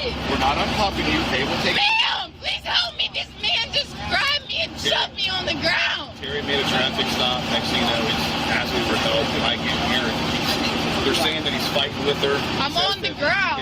I'm on the ground when he gets here. When I get there, she's in handcuffs. And I'm on the ground. And then you grab me and throw me in the car. And then you throw me in the car. Shut up, you bitch! You're just an abusive asshole like all the other men in this world. Get your ass and look at Yeah, it. Virgo, that's why we chose Damn, this will you one. look at it? 'Cause I don't trust him. Because somebody complained that the last one was too tame. He grabbed me and put me on the ground. How am I supposed to calm down? Hey, quit doing that. Just grabbed me and sit my dog And if we my don't dog. finish with the video today, we will pick it up tomorrow. It's hurting me right here on my wrist because he ducked me in it. Can you tell me your name? Uncuff it. Ma'am? Uncuff it. Any bets that she tries to run off? I'm done with mother. Are we done with patients? I'm done with you guys. I'm Not done. grab me! Ouch. Do not grab me. You're not going to be seen by medical staff now. I'm alone. Get away from me. Will you get up? I want to see my mother. Get up. You asshole! Look how he's treating me! Look how he's Stand grabbing up. me! Stand up. This shit hurts! Put me in the Stand up. ambulance! Get me away from him, man! Ow! Did you stand up? Belt or seat? Please, man, please! Please, man, please! Please, man, please! Don't let him back here to this car! Please, man! Ah! Ah! Get me the f*** away from you guys! Get the f*** away from you men! I don't want to be next to you! I don't want to be next to you! Please, ma'am! Or something. Yeah, we're a bigger hospital. I need an old priest and a young priest. Get me the f*** away from you! Hey, we're gonna go in the squad. Nobody thinks that it's okay. He's grabbing me like this. We're gonna go in the squad. Yeah, I'm going to pass Why are this you touching me exorcism like on this? to the As a next grown man. clergy because I want nothing to do with it. Let me go with you then. What, Stop you're afraid of the keeping bad my arms off of me. juju? Get your arms off of me. Get your arms off of me. Walk over here. Get your arms You're off just of like, me. nope, not Get it. your arms off The me. insanity in this You are one is not high. involved. So Roddy is not talking to me about What? this one, saying, nope, it ain't me. I ain't that crazy. Hurting. Uncuff me.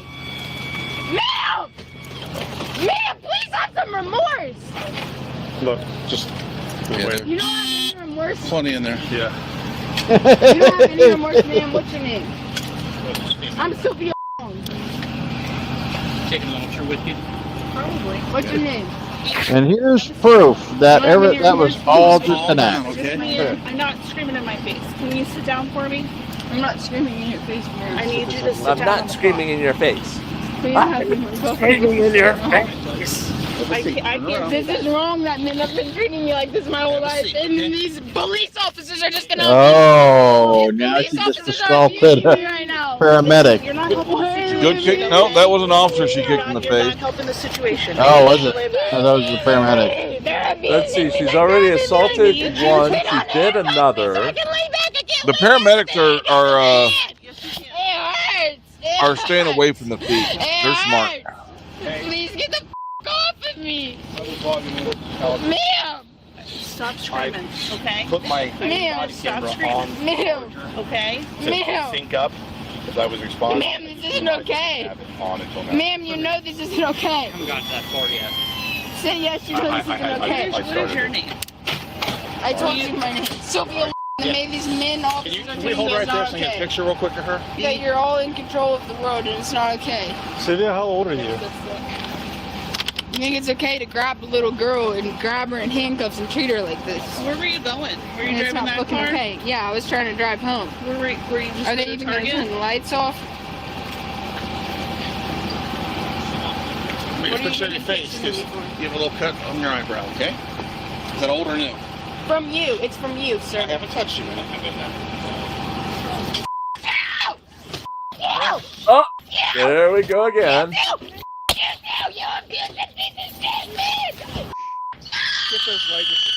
Get those leg restraints. They got their own. That'll go on their pot. Get the burrito. Get the burrito. You. You're just going to treat me like this, like you're going to hold me down. Well, they need a little hot sauce before the burrito. All of you. The government. I think she's had plenty of hot all sauce. think that we're all just pieces of Are we sure she's not Chili's kid? She just yelled at the government. What are you guys helping me with right now? What are you guys helping me with? What are you guys helping a girl with? What are you guys helping a girl with, huh? Are you a girl? What are they helping me with strapping me down like this, huh? There's a fire there. They're helping you to stop picking up Get felonies. me the f***ing jail if that's what you guys are doing right now, because I'm so done of sitting in this hot ass Here, seat. this is going to interfere with the operation. You're a piece of shit. Do you know that? Do you think that you look at your wife and say, "Oh, I'm a cop, I'm a big man. This is what you did today, huh? This is what you did today. You arrested a girl and you put her down and you just hold her down, huh? That's how you're gonna hold your wife down when you f her tonight, huh? Right, sir? Yes, say That's yeah. what she likes it. Say yeah. Say yeah. That's what makes you feel like Her a big lips man. are going white just like Chili's. That's what makes you feel like a big man, huh, Yep. sir? Look Huh, at that. sir? Really? You're gonna look away from me and ignore Yeah, the truth, she's because that's like not what makes you foaming all at the feel like mouth. a big man. Huh? It makes you all feel like a big man holding me down right now. Makes you feel like a big man holding me down, huh? With your fat little pig ass. With your fat little pig. I'm sorry, folks. We have to interrupt the best drunk girl we ever had because present. That's right. They're back in a sidebar at Number 9. Number 9. Sidebar number 9. That's right, Number folks. 9. Number 9. Number 9. Now remember, folks, if they 9. go to another break, we will go back to girl. But What would it be like if we were naked, Jim? if we were to become naked, and then you have to scream afterwards because it's Yoko Ono. Number 9. Number 9. Number 9. Number 9. Number 9. Number 9. Jim's And dead. they're back Jim from the is dead. sidebar. Dak says, I think I dated her mom.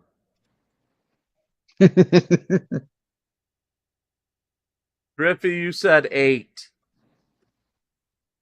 I can remember.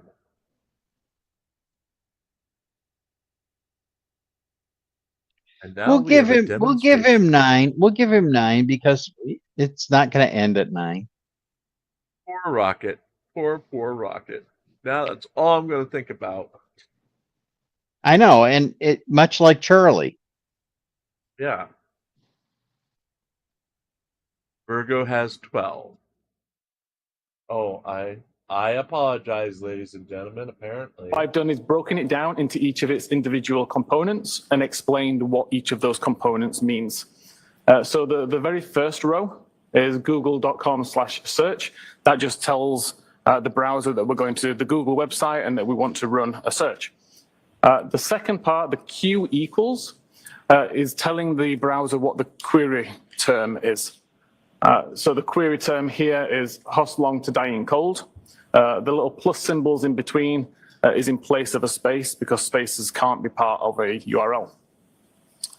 Next, we have the input encoding, and the output encoding just explains what kind of characters to use and what language to use when you're accepting the search query and giving it back to the user.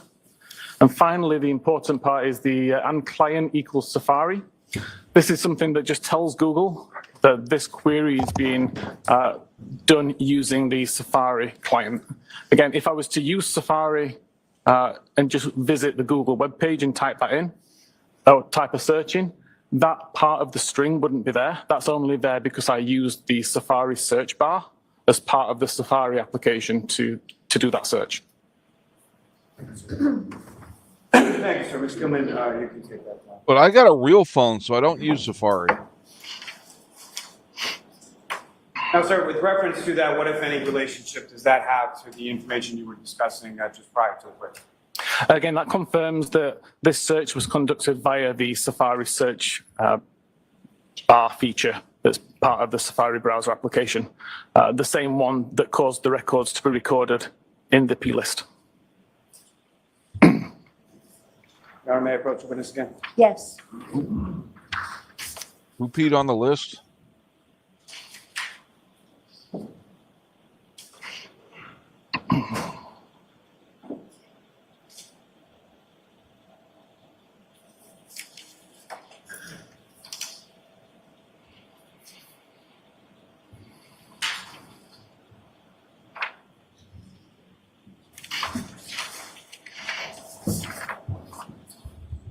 To another document, do you recognize that, sir?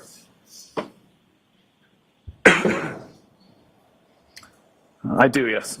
And what do you recognize that? This is the live records from the browser state.db database. May I approach, Your Honor? Yes. I'm Walter Seek to introduce the witness. Smoke judge. Right, thank you. Was it 6 miles? May I return to the witness? Thank you. Minutes published after the jury as well, Your Honor. Yes. And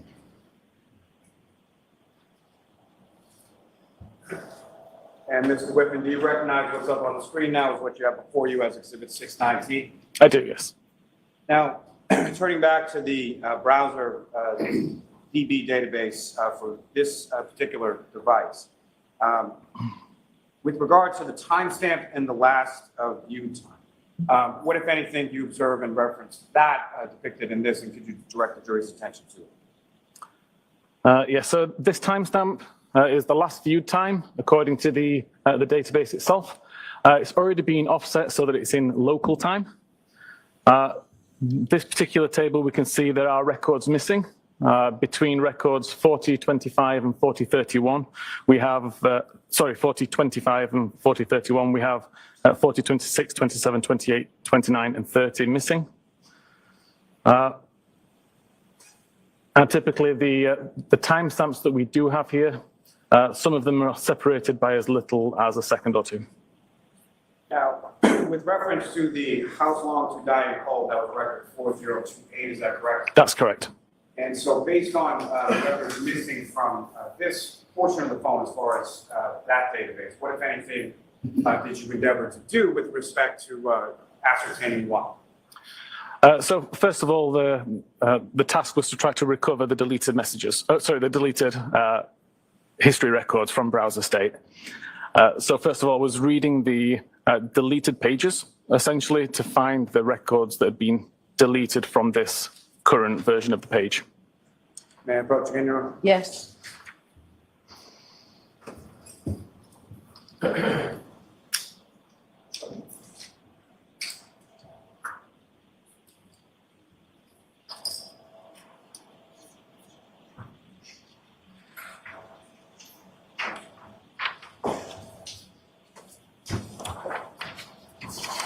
Sir, I'm showing you another document. I'll ask you to do that. Up in the finish.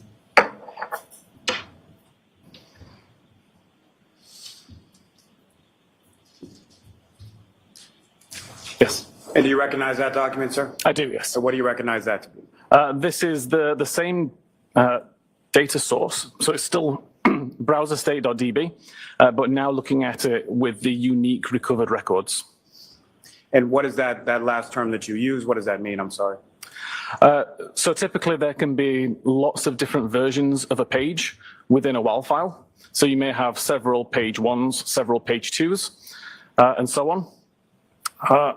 What I looked at is doing is recovering the data where the records that I recover are different from each other. So if I recover the same record multiple times, I can ignore it. But if I recover the same record with a slight change, then I would show it in this view.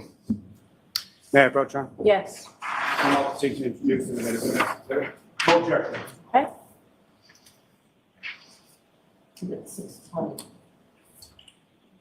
Thank you. With court permission, may I publish that for the jury? Yes.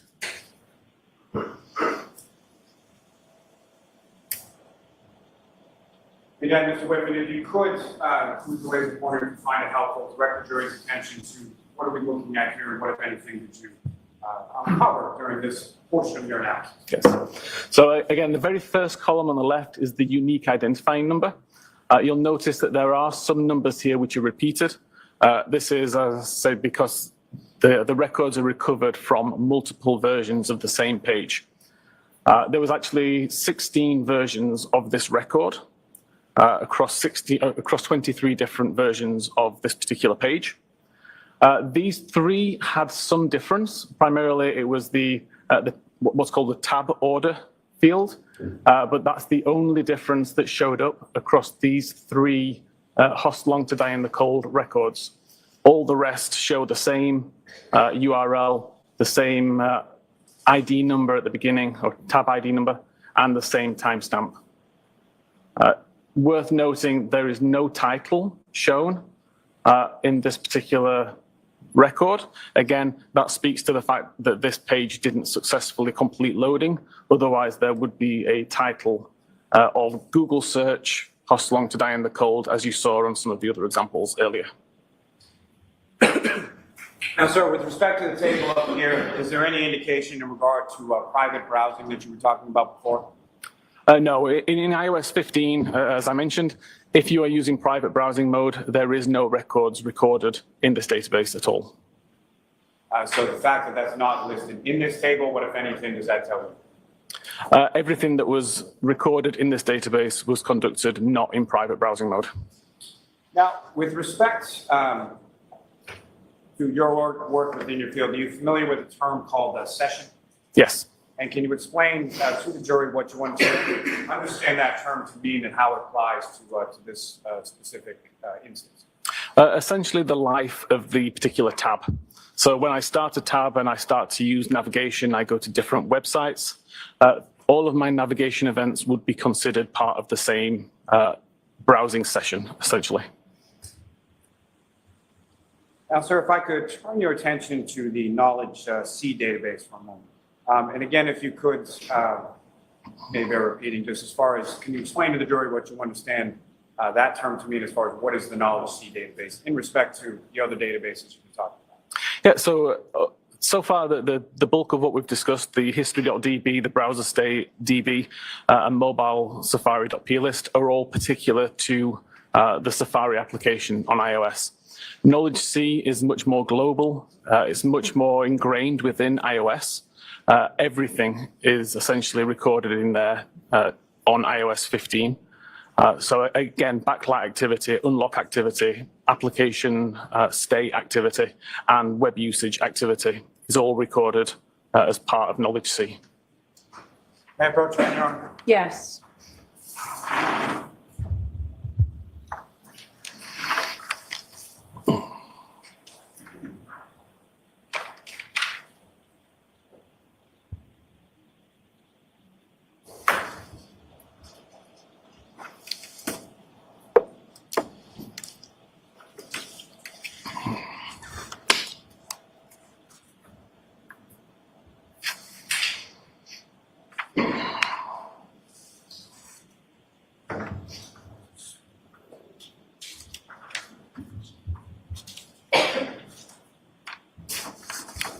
We'll do another document. We can just do that for a couple of minutes.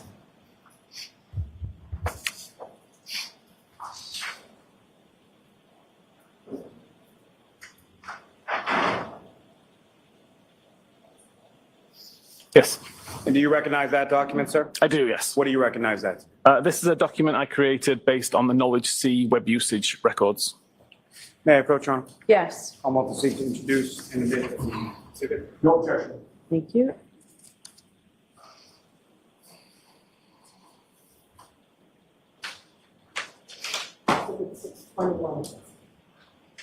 Thank you. Thank you. And Your Honor, with the court's permission, may we publish that to the jury? Yes.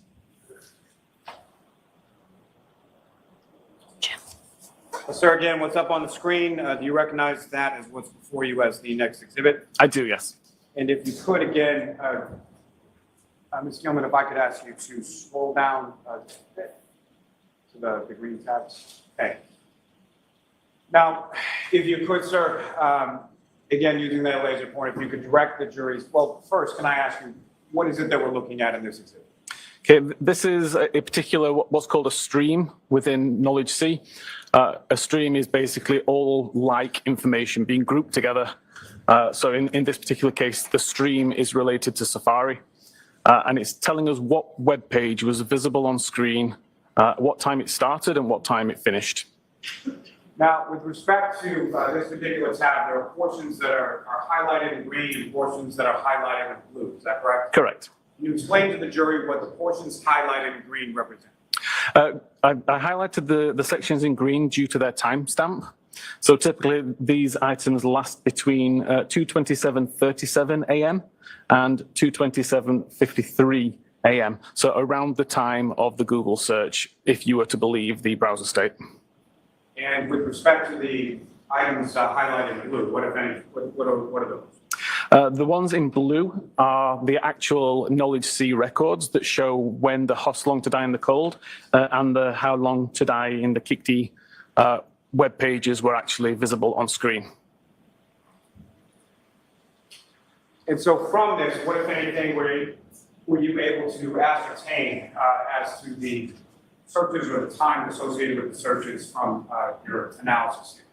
At 2:27:40, the only websites that were visible on screen were related to Ozone Basketball and Hockomock Sports, and that the How Long to Die in the Kikti first appeared on screen at 6:23:56, and Host Long to Die in Cold first appeared on the screen at 10:33 a.m.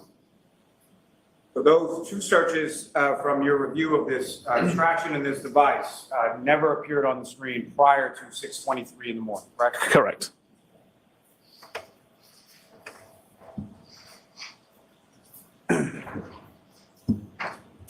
Now, from all this, sir, what, if anything, were you able to conclude with regard to these searches? So essentially, ignoring the browser state timestamp is important because that is not a reliable timestamp to show when that URL was visited. We have mobile Safari.plist record searches that show 6:23 and 6:24, and we show the same searches with very similar timestamps within half a second as showing up on screen in Knowledge C for the How Long to Die in the Kikti. And the Host Long to Die in the Cold was actually several hours later, which took a little bit more explaining, looking at Knowledge C and when the applications were opened up. Now, with respect to your view of the extraction of the device around these times, were you able to ascertain as to what time this particular device connected to a Wi-Fi sometime after 2 a.m.? I actually didn't look at any Wi-Fi connection information.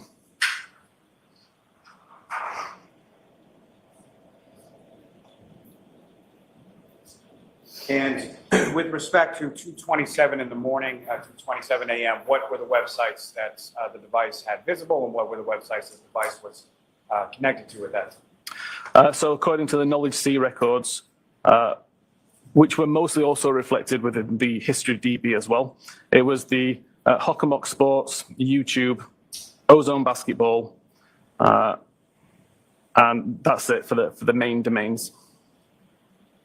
Now, with regard to the Wi-Fi connection, is your memory exhausted as it pertains to that? Yeah, I don't remember looking at Wi-Fi history. Count, may I approach? Yes. I'm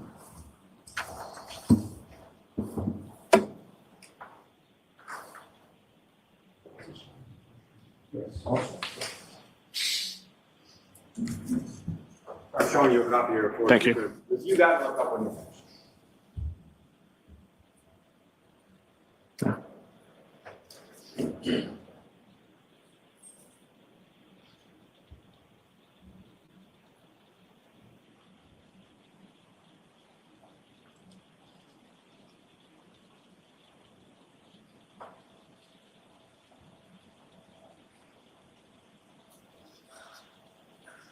Okay.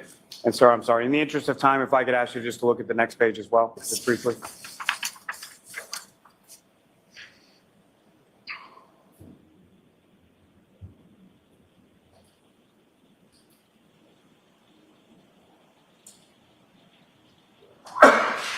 Question.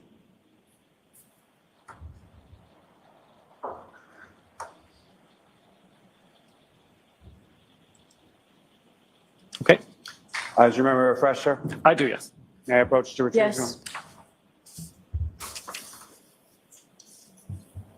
So, Mr. Whiffen, from your review of the extraction report in regard to this device of Ms. McCabe's, about what time was the connected to a Wi-Fi network called McCabe? I believe it was 0207. I didn't actually remember the timestamp just then. And with respects to the disconnection from that, do you know when that was? I can't recall. Your Honor, if I may approach? Yes. I mean, if there's the time, Your Honor, may the witness. Yes. Thank you.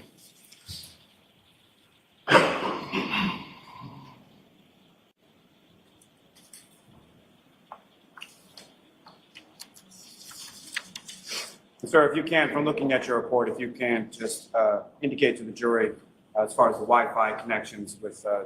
The Wi-Fi was connected at 0212 and disconnected at 0539. There was no further Wi-Fi activity until 11 a.m. Thank you, sir. May I approach this to retrieve, Your Honor? Yes.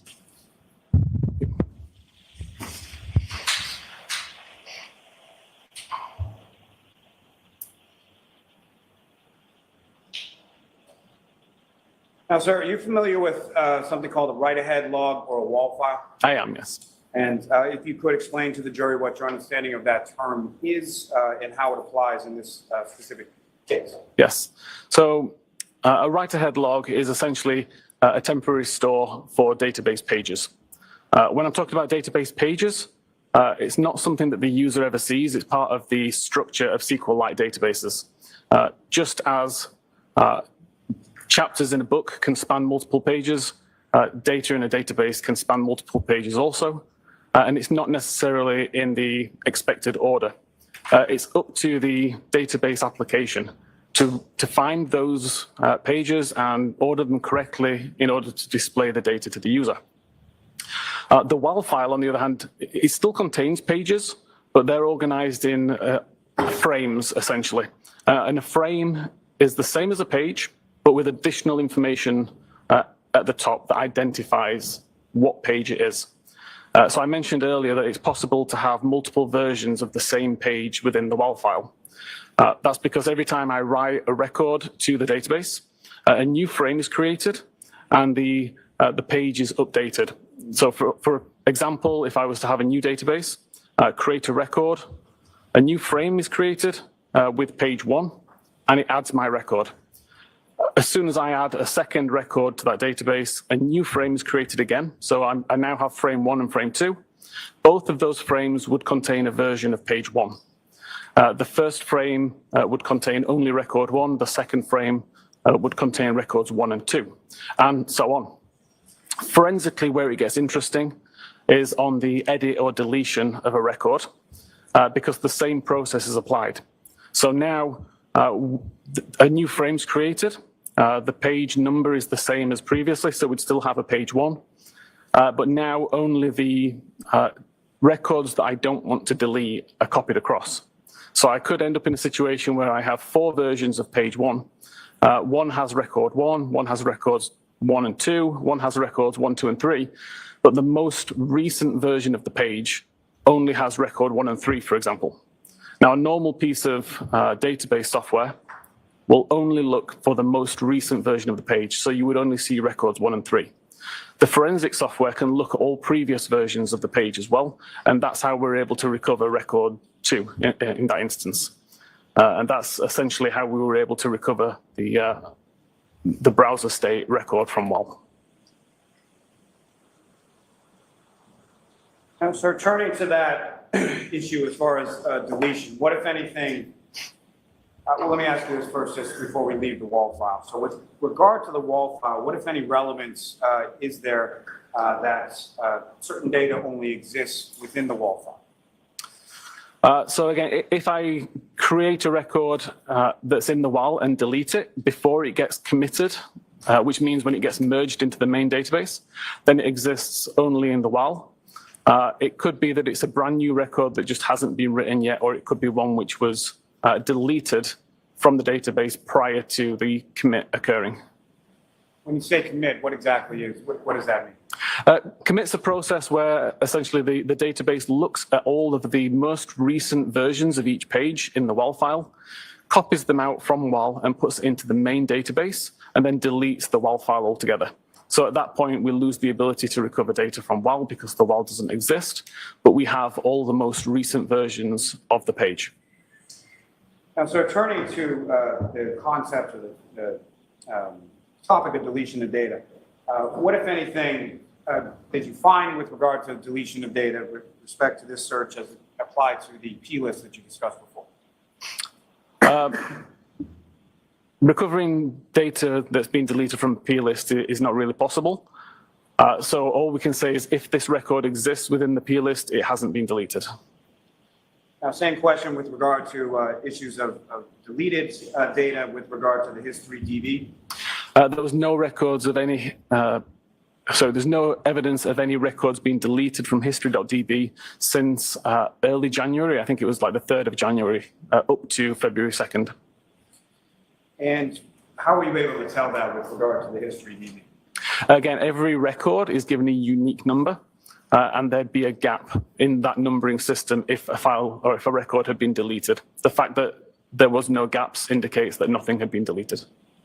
And with regard to deletion, what, if anything, were you able to ascertain with regard to deletion versus web usage in the Knowledge C database? Knowledge C contains such a large amount of different type of data that's always being added and deleted for various reasons, none at the discretion of the user. It's a completely system-driven event to delete information from Knowledge C.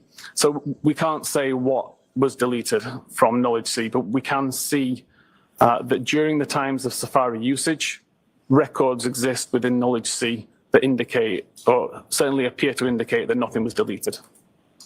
What, if anything, were you able to find with regard to deletion in respect to the browser state DB data? Browser state did have numerous records that had been deleted. Some we were able to recover. 3 records from browser state all had a timestamp very similar to 22740. These were 3 records that had been deleted at some point. What are some of the options for deleting data from that particular, from the browser state DB? So the first most prominent option is to delete absolutely everything from the device, or delete all history from the device, which, as I mentioned earlier, we know that didn't happen because we still have other records. So the only other real option is to delete selectively. That could mean delete one at a time, and it could mean delete either the full day, the last 2 days, or the last hour. But in all of those cases, the record must exist in history.db in order to be deleted from browser state. The fact that this record, the host long and the how long today and the key don't exist within the history database would mean that the user would never have the option to selectively delete that record. There goes Sean. Yes.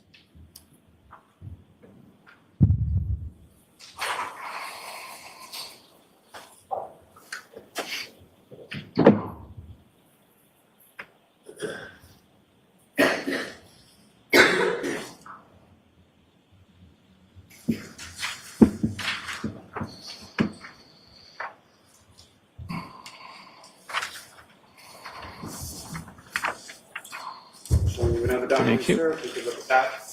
Finished.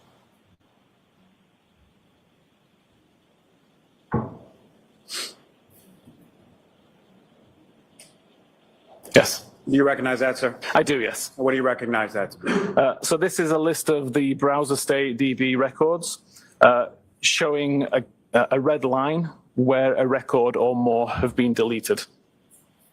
And again, the term deleted, as far as it applies to this particular area of the database, what exactly does that mean again? It means the record has been marked as deleted. If you were to read this database in a regular database application, you would not see it, but it doesn't necessarily mean that we can't recover it. May I approach again, Your Honor? Yes. I'm going to seek to introduce and admit as the next exhibit. The exhibit? I have no objection to the exhibit, if that was the question. That is the question. Okay, we're good. Okay. Your Honor, with court's permission, may we publish exhibit 622 to the jury? Yes. Again, sir, what's up on the screen, is that what you have before you as exhibit 622? It says yes. And if you could, please, using the laser pointer, direct the jury's attention to what, if anything, that's significant you observe in this. So again, we can use the number down the left side, which will identify the unique identifier given to each of these records. And we can see that the red line between the first two records indicates that records between 3986 and 3993 have been deleted.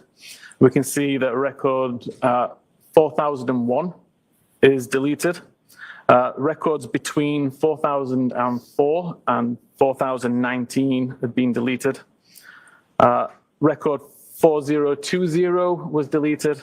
And then finally, records between 4025 and 4031 had been deleted also. Now, sir, as far as records 4024 and 4025, what, if anything, were you able to ascertain as far as the dates and times associated with those? Yeah, so these particular records show up at 227.31 and 227.33 respectively. And this matched records within Knowledge C that showed that at this particular time when the tab took focus, that particular website was also shown visible to the user in Safari. Now, as far as the date and time for 4024 and 4025, what, if anything, did you observe with respect to the date and time for 4026? And what can you tell about that?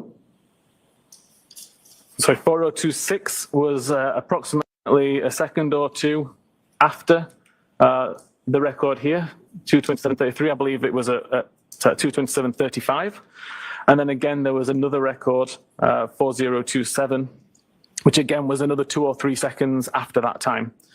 So within a 9-second period between 227.31 and 227.40, there were 5 records within browser state DB that had a timestamp within that 9 seconds, all with completely different types of website, ranging from PayPal, banking, YouTube, and the Hoslongstein code.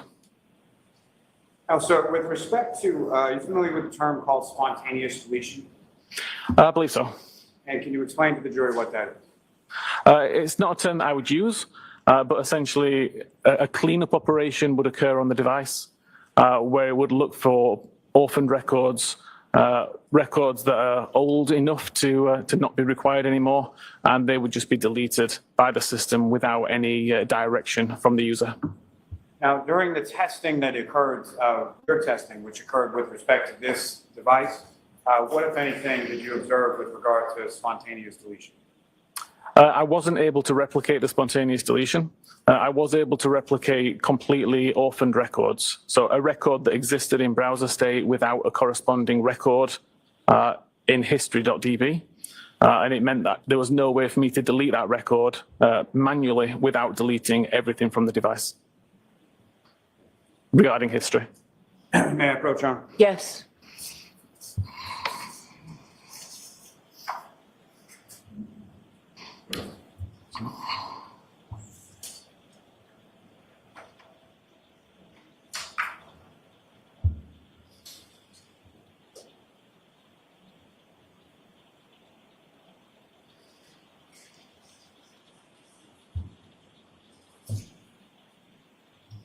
May we approach, please?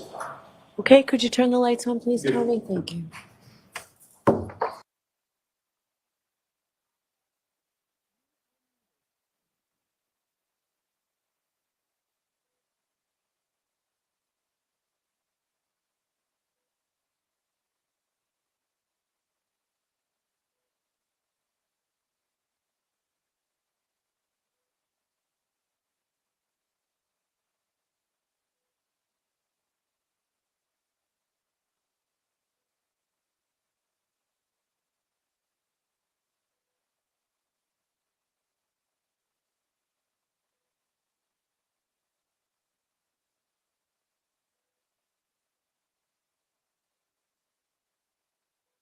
Sidebar number 10.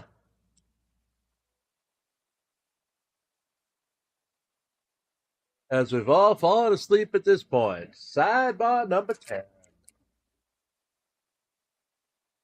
I was on the phone, so I was watching that. I was watching that. That what? Huh? You are unmuted. Where? Who you watching?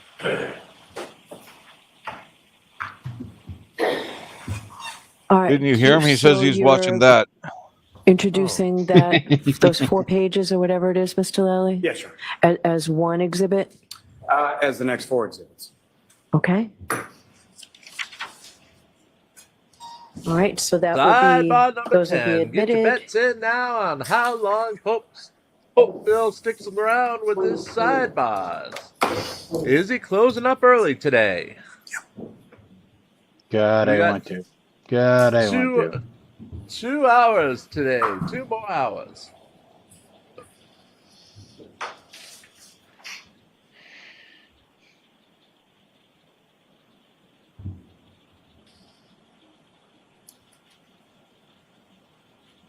Right. Were you going to publish those? Because you can go ahead and publish them while this is. I don't think that's. I don't believe that's necessary.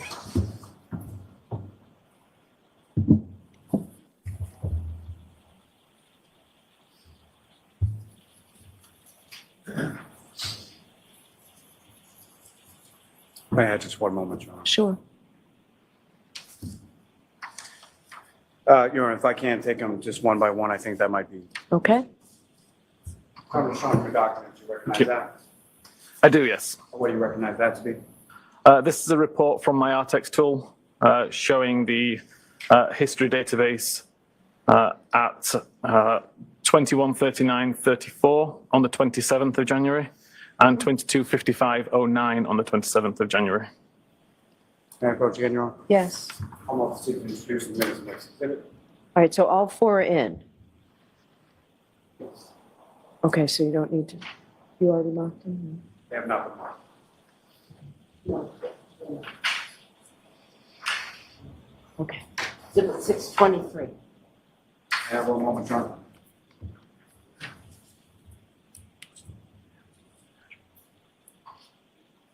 And Your Honor, the court's permission if we could publish that to the jury. Yes.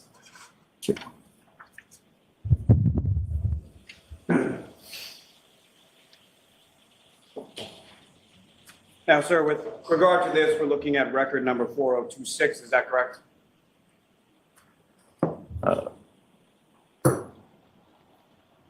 Yes, I believe we are.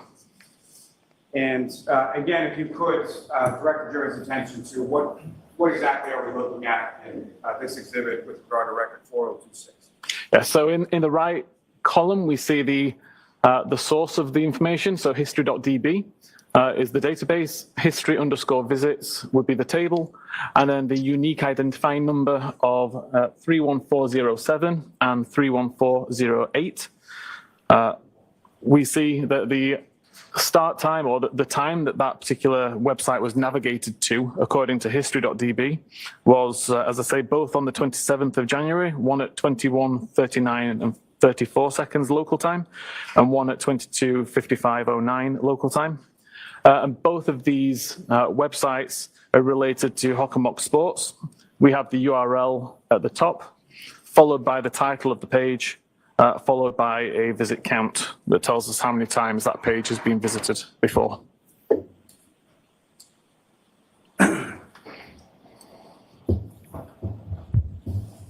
How many times by apparitions? Sorry, one moment, Your Honor. Yes. Oh, good Lord. Oh Lord, oh Lord, oh Lord. That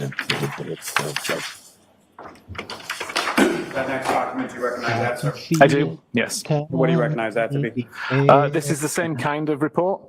This is related to the YouTube record that was part of the browser state database related to It's Raining Men on YouTube. Is that the record number It's 4027? Is that raining It is, yes. No, may I approach again? Yes. That's the marker.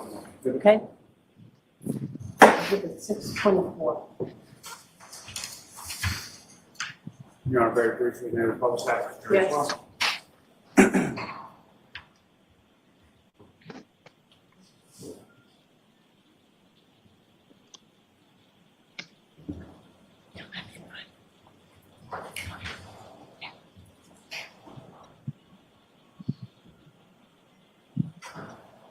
And sir, what's up on the screen now, is that what you have before you as the next exhibit? It is, yes. And again, if you could, using the laser pointer, just direct the jury's attention to what, if anything, of significance you observe in this record of 4027. Yeah, so again, we have 5 records related to the YouTube video, It's Raining Men, starting at record 31398, 31399, 31400, 31401, and 31402. These were all accessed on the afternoon of the 27th of January 2022. May I approach again, Your Honor? Yes.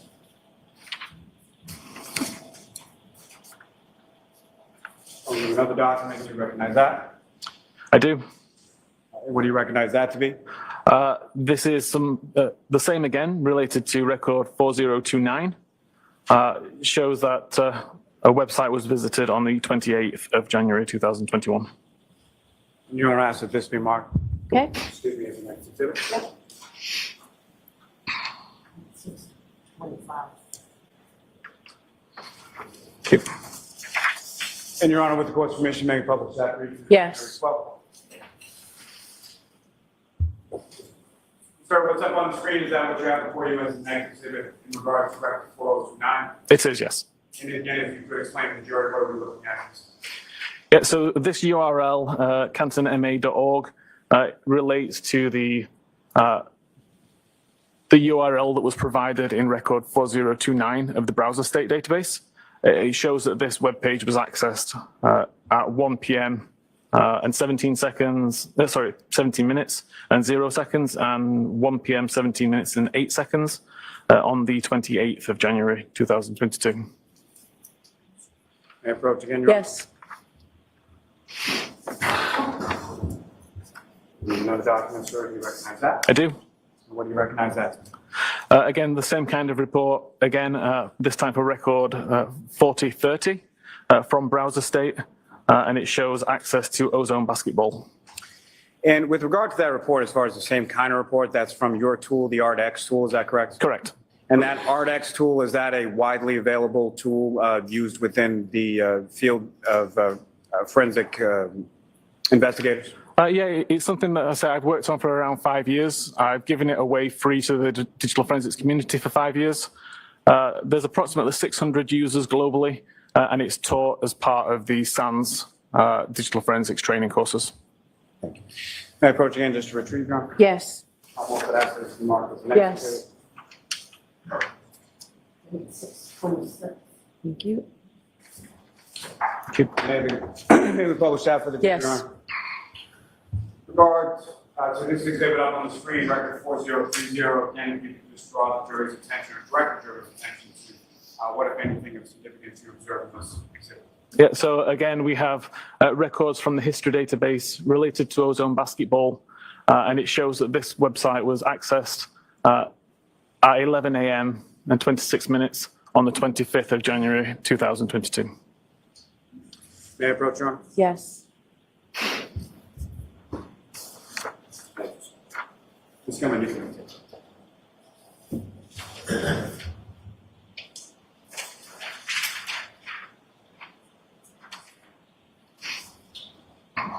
Now, with respect to sort of the totality of your analysis, Mr. Whitman, what, if any, conclusions did you come to as to the timing of the two searches in question with relation to what you observed in your analysis and testing of this device? Yes. So in conclusion, I determined that the tab that was used was focused at 227.40. So the tab was opened at that time, at which point it was being used to show Ozone basketball and Hockomock Sports websites.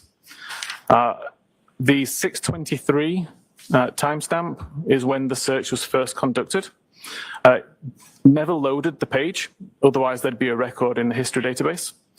And while that page was still loading, a secondary search was conducted for Hoslong to Die in the Cold.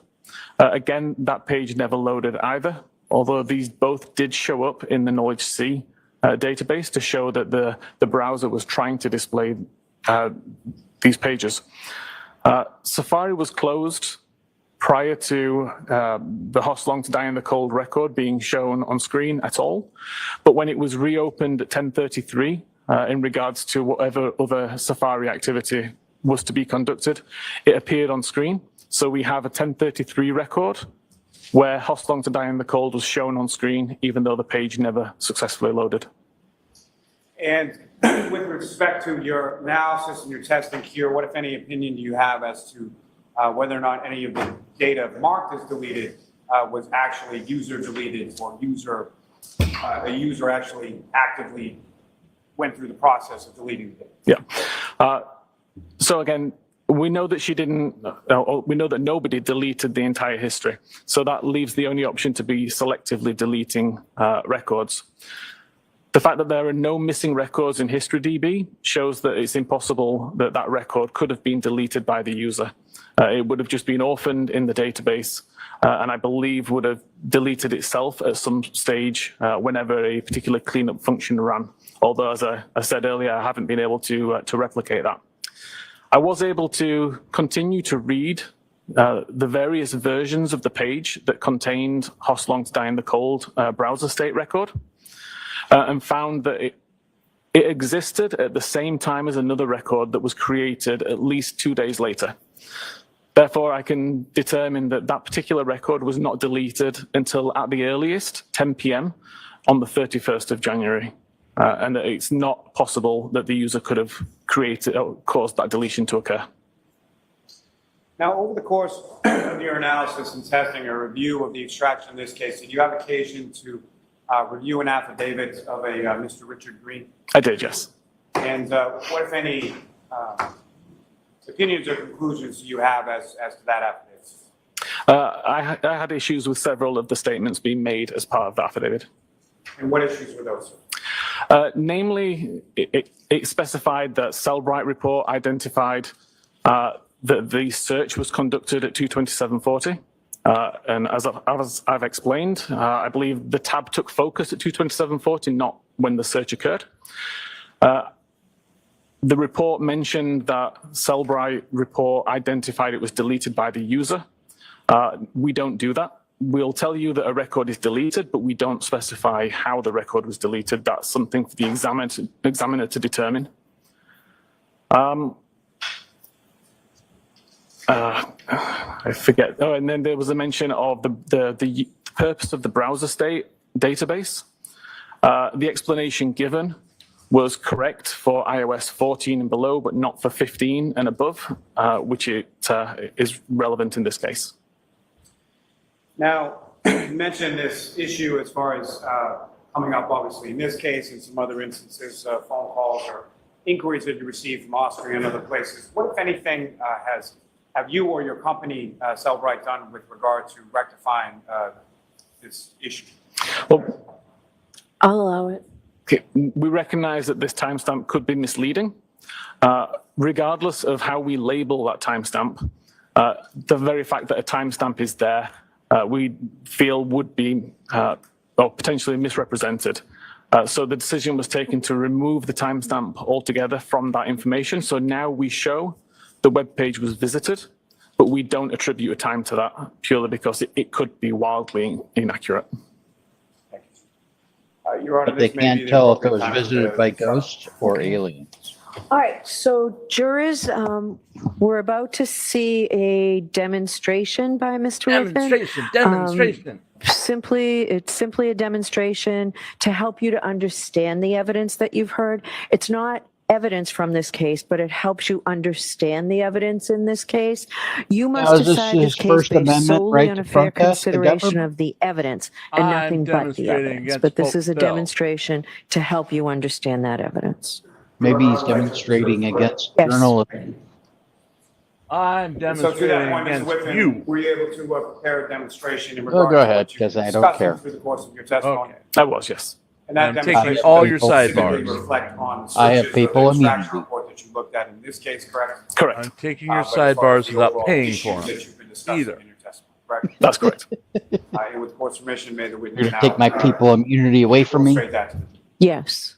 Gone. Okay.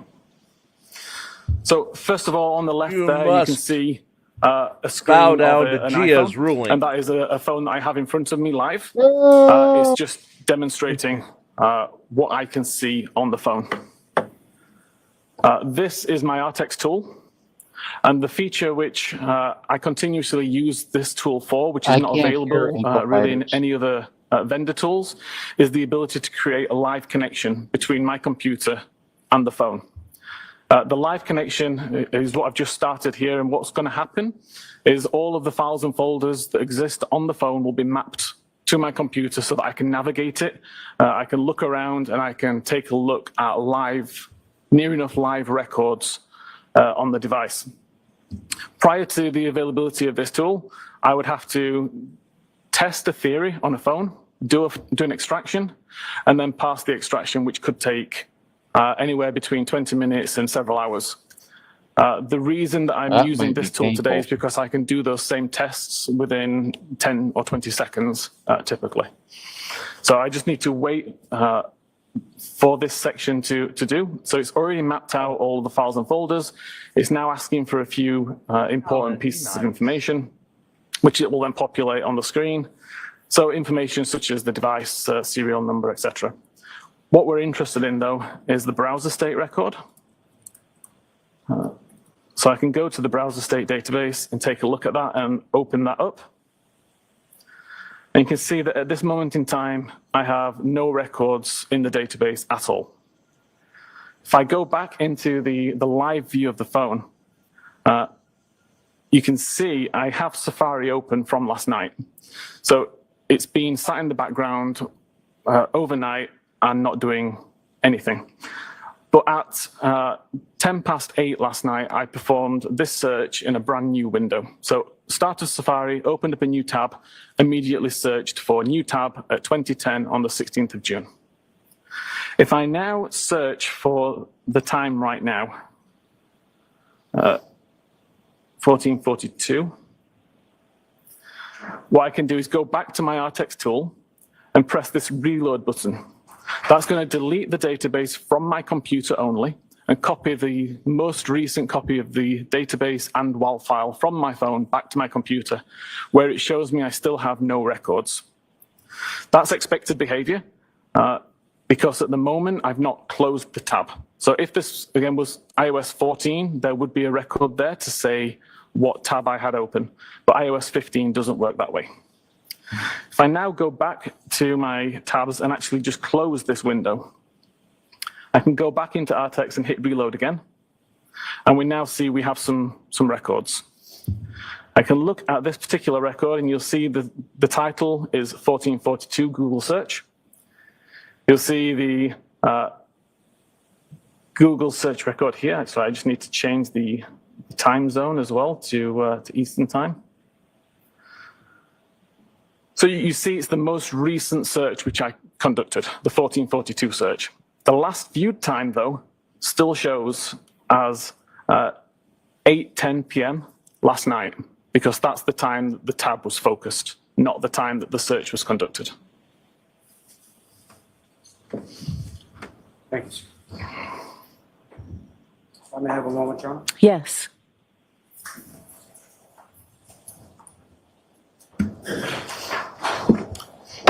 Thank you, sir. I have no further questions. Okay, Ms. Giannetti? Uh-oh, here we go. Let's see how Fumbles does it. Good afternoon, Mr. Wilson. Good afternoon. Sir, you had spoken a little bit about what was your assignment here in terms of the data that was sent to you. And I believe that you testified regarding that 2:27 a.m. or 2:27 and 42nd a.m. timestamp that it didn't make sense to the investigators, correct? Correct. Were you told that one of the investigators was Trooper Michael Proctor? I don't recall any names being mentioned.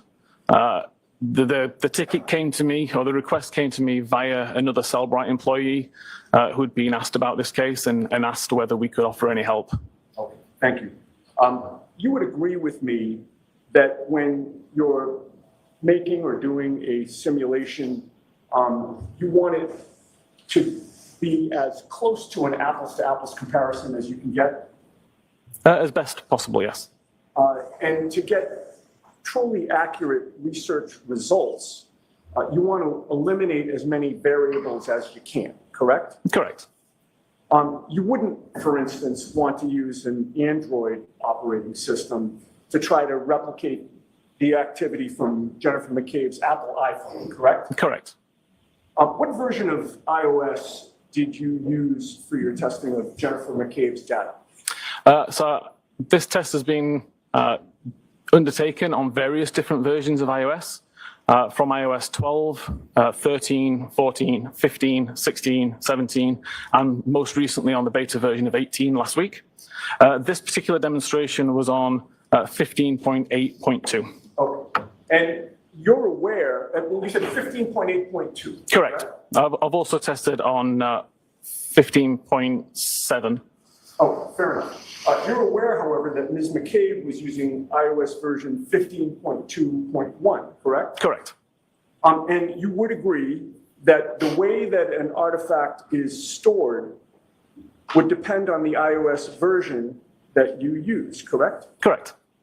And your simulation did not use the iOS version that Ms. McCabe was running on her iPhone, correct? Correct. I used the closest version I could find. So I'd like to ask you some questions about the characteristics of browserstate.db-wall and record number 4028, if I can. Okay. That record number, I believe you testified, was found to be deleted, correct? Correct. But you were able to recover the date and time associated with it, correct? The date and time of the last viewed. Associated with it, correct? The date and time of the last viewed. Of that record number. Yes. And what was that date and time? 2:27 and 40 seconds a.m. You were also able to recover the content of that particular Google search itself? I was able to recover the URL for it, yes. Okay, and what was that Google search? Hostelong to die in the cold. And it's true, however, that the session history could not be recovered, correct? That's correct. Now, given those characteristics that you've just discussed, did your testing result in a WAL file record, a WAL file record, that matched the characteristics of 4028? In other words, deleted with session history not recoverable? The issue with the session history, I was able to recover only the first page of session history. What happens is when there's a large amount of data that's split over multiple pages, if it's a live record, all those pages point to each other so that you can chain it together and get one large amount of information. Once they've been deleted, some of those pages can be overwritten and therefore the pointers don't make sense anymore. So the amount of information in this session was way larger than one page, and I wasn't able to recover anything further. Okay, and you'd agree that the simulation was done using a different operating system, correct? Correct. Were you able to recreate the other deletions that appeared before and after that record 4028? Which deletion, sorry? Well, you had testified, and I believe there was an exhibit that was introduced that showed that there were multiple deletions both before and after, correct? Correct. Were you able to recreate those deletions? When I manually deleted records from the history, then the records also were deleted from the browser state. Now, I believe that you testified, and if you didn't, I believe it's in your report, that there are essentially 5 mechanisms for record deletions in the browser state database, correct? Correct. You ruled out 4 of them pretty quickly, correct? Correct. And I believe you've testified to that today, correct? Correct. The only remaining option was selective deletion by a user, or there's some internal mechanism for record deletion that is not fully understood, correct? Correct. All right. And you know of, as you testified today, you know of no internal mechanism for record deletion that's not fully understood, correct? I've not been able to replicate that function, no. All right. If there is no unknown internal mechanism for record deletion that's not fully understood, that would leave selective deletion by a user, correct? Not in this case, no. All right. Well, selective deletion, you would agree, means that a user selects what to delete, correct? Correct. And regarding the user, the term user, what is that? Who is that? Whoever's using the phone at the time. Okay, so it's actually somebody who is using the actual iPhone itself, correct? Correct. Not necessarily a computer expert, correct? Correct. Would you agree with me that somebody who had access to the data before it was extracted and sent to you could have made selective deletions of the data? Objection. I'll allow No, I don't. Are you aware of an app called MySQL? Yes. What is MySQL? MySQL is just a method for viewing SQLite databases. All right. If someone had access to the raw data, again, before it was sent to you, and used that app, they could make selective deletions of the data, couldn't they? I assume you're talking about opening up the extraction, taking out the particular file and editing it? I'm sorry, I interrupted you. You're right, you're on. I apologize. And I apologize to you. If you could restate your question or answer or give me your full answer. Okay, so it would be possible with the extraction to take out particular databases, alter them, and put them back into the extraction.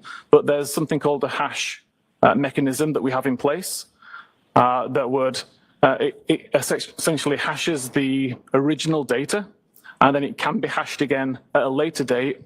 It results in a long string of characters, and if there's any changes to the original data, then we'd see that it's been modified.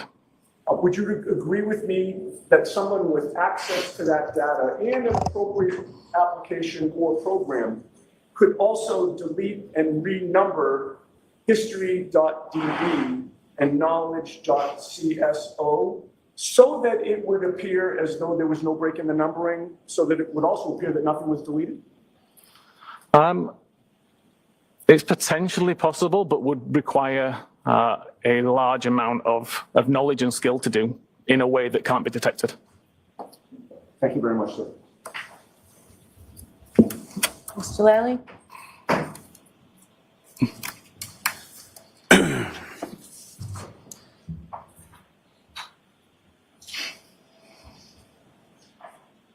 Any discrepancy between the iOS version and Ms. McCabe's phone and the iOS version in the demonstration that you did, what, if any, impact does that have on what you showed this jury?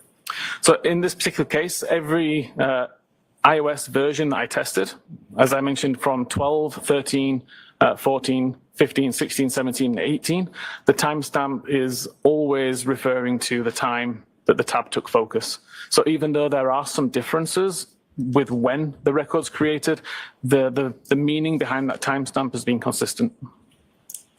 Now, what you were asking about what you were asked about in regard to selective deletion, you indicated that there's no evidence of that in this case. Is that correct?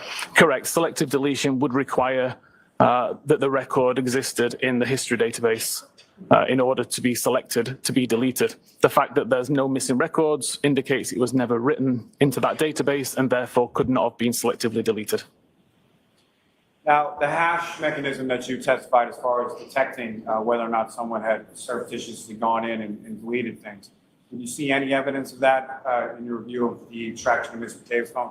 I didn't have access to the hash information to see whether any changes had been made. That's something that the original examiner would have had access to. From my point of view, there was nothing in there that would indicate that tampering had occurred. The timestamps all made sense for the files. The historical pages all made sense. So it's probably possible, but it would take a large amount of skill to do. Now, with regard to your analysis and your testing in this case, again, what is your opinion or conclusion as to when these two Google searches were conducted? I'm of no doubt that the only time those two searches were conducted was at 6:23 and 6:24 on the morning of the 29th. Thank you, sir. Nothing further on. Prior to today, have you ever heard of spontaneous deletion? It's not a term that I'm familiar with. Thank you. All right, sir, you are all set. Thank you very Thank much. you. Do you need a couple minutes to take your stuff down? I can probably be quite fast. Thank you.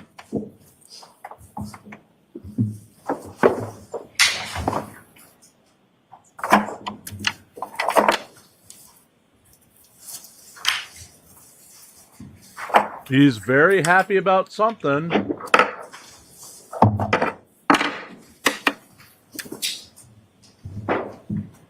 He's underlining and making faces, and maybe she's chosen the baby to have for dinner. I don't know.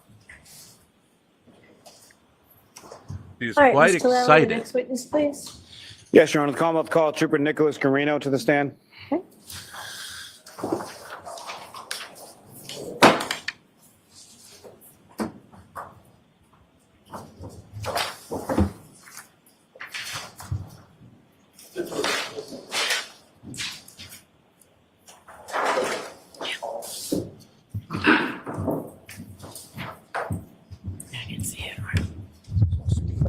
Oh. I should give the court and jury the case down here and show the truth, the whole truth, and nothing but the truth. So What was that? Yes, sir. Thank you. Yes, Your Honor. Jim. Oh, good. You're now. What was what? You Yeah, said, sir. huh? I didn't. Okay. No, it was on the video. Good afternoon, sir. Good afternoon, sir. Could you please state your name and spell your last name for the jury? Yep, Nicholas Guarino, Guarino. And how are you employed, sir? I work for the Massachusetts State Police. And how long have you been a member of the Massachusetts State Police? This is my 9th year now. Now, prior to working with the state police, what, if any, prior experience did you have in the field of law enforcement? I was a local police officer in Norwood for almost 11 years. Now, with respect to your role within the state police, where is it that you work now? I currently work at the Norfolk District Attorney's Office. And within the detective unit, is that correct? Yes, that's correct. And with respect to that, what, if any, specialized role do you have within the detective unit attached to the Norfolk DA's office? Yeah, I conduct cell phone forensics, computer forensics, and I also do sexual assault investigations. Now, with regard to the electronic forensics, what, if any, specialized training have you received in that particular area? I have about 300 or so hours Celebrate, CCO, CCPA, cell phone repair forensics, Berlin motor vehicle forensics, Axiom magnet cell phone and computer forensics, X-Ways. These are all different programs used for cell phone and computer forensics. Now, sir, at some point, did you become involved in the investigation involving the defendant, Karen Reed? Yes. And with respect to that, let me just ask you, at some point, did you become aware of an affidavit from a defense expert named Richard Green? Yes, I have. And sometime following that, did you have occasion to reach out to Cellbrite with regard to what had been posited by Mr. Green as in regard to two Google searches contained within Jennifer McCabe's phone? Yes, I did. And eventually, at some point, did you have occasion to speak with the gentleman who came in here right before you, Mr. Ian Whiffen? Yes, I did. And so that wasn't Trooper Proctor that had reached out to Mr. Whiffen or had any communication that you're aware of with Mr. Whiffen, correct? No, I reached out after the defense expert's findings were released, and I read his report. And did you also have occasion to review a report from a Miss Jessica Hyde? Yes, I did. And with respect to those two reports, what, if any, conclusions or opinions did you come to independently in relation to those opinions of Ms. Hyde? Objection. Sustained. Now, Trooper Garino, you had mentioned that you've had specialized training in regard to something called BURLA, correct? Yes. Could you please explain to the jury what BURLA is and how is it used in criminal investigations in your line? So BURLA is a specialized hardware and software used to download the infotainment and telematics modules in a vehicle. So telematics module is basically like the SIM card for the car. And the infotainment system is your radio head unit that enables you to have CarPlay or Android or Google Play for the vehicle. And at some point, were you made aware of a search warrant that was authored in regard to seizing the infotainment system from Ms. Reed's vehicle? Yes, sir. And just so the record is clear, can you describe Ms. Reed's vehicle as far as what type of vehicle we're talking about? Yes, it's a Lexus LX 570 SUV. And specifically on February 2nd, 2022, did you have occasion to remove that infotainment system from the vehicle pursuant to that search? Yes, I did. And once that item was removed from the defendant's vehicle, what, if anything, did you do with it? After we removed it from the vehicle, it was brought back to the Norfolk DA's office for data extraction or attempt to. And that data extraction, if you know, based on your training experience, sort of how is that conducted or what is the process of extracting data using BURLA? So depending on the system, it's dismantled. They have the specialized hardware that actually goes on to the motherboards of these systems, and we're able to pull the data. Or the other option, if that's not viable, is to do a chip off where we have to basically destroy the motherboard and take the memory chips off the devices to try to get the data that way. Now, with reference to this specific device, what, if any, efforts did you undergo in order to extract the information without using the chip off? So at the time that we pulled the system, it was not supported. I emailed BURLA and called them, see if they had a timeline of when this might be supported so we could get the data. We deemed chip off as a last resort because it is a destructive process. So once those memory chips are taken off, the likelihood of trying to reattach them and get it to work again is very slim. Let me stop you there for a second. When you talk about an item being supported, what does that mean? Whether or not BURLA has the ability to pull the data from that vehicle. And how is that sort of determined, or how are you able to ascertain whether or not a particular vehicle, make, model, manufacturer is supported by the BURLA device?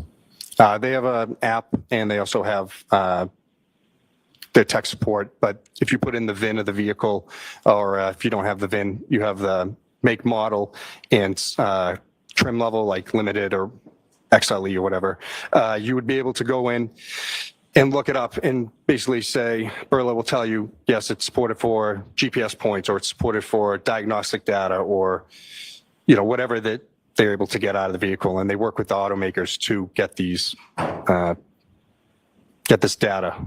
So.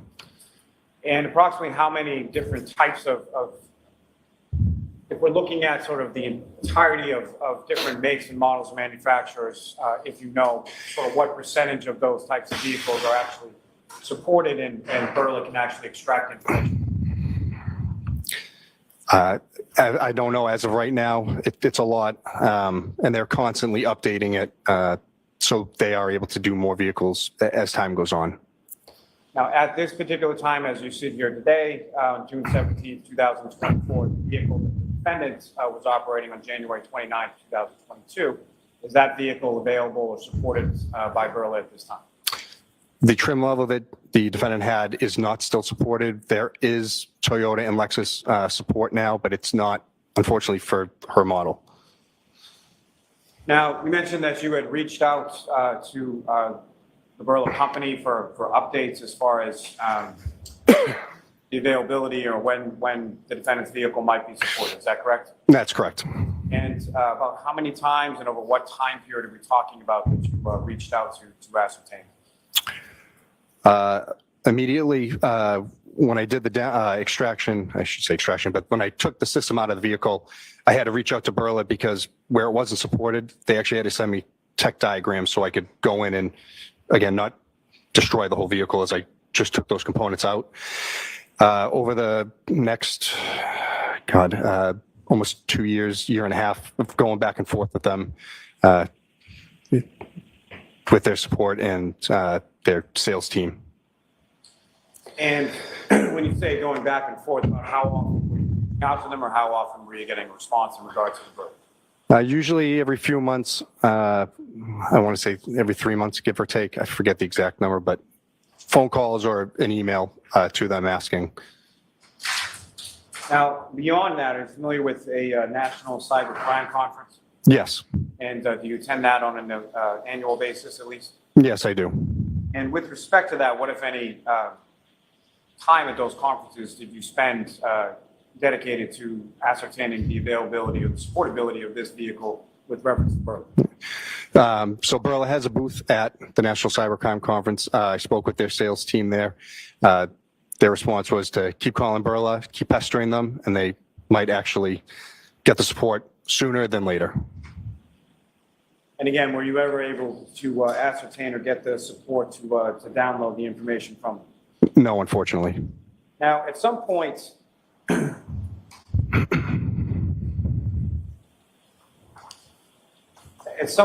you able to download any information from that particular infotainment system from the defendant's vehicle?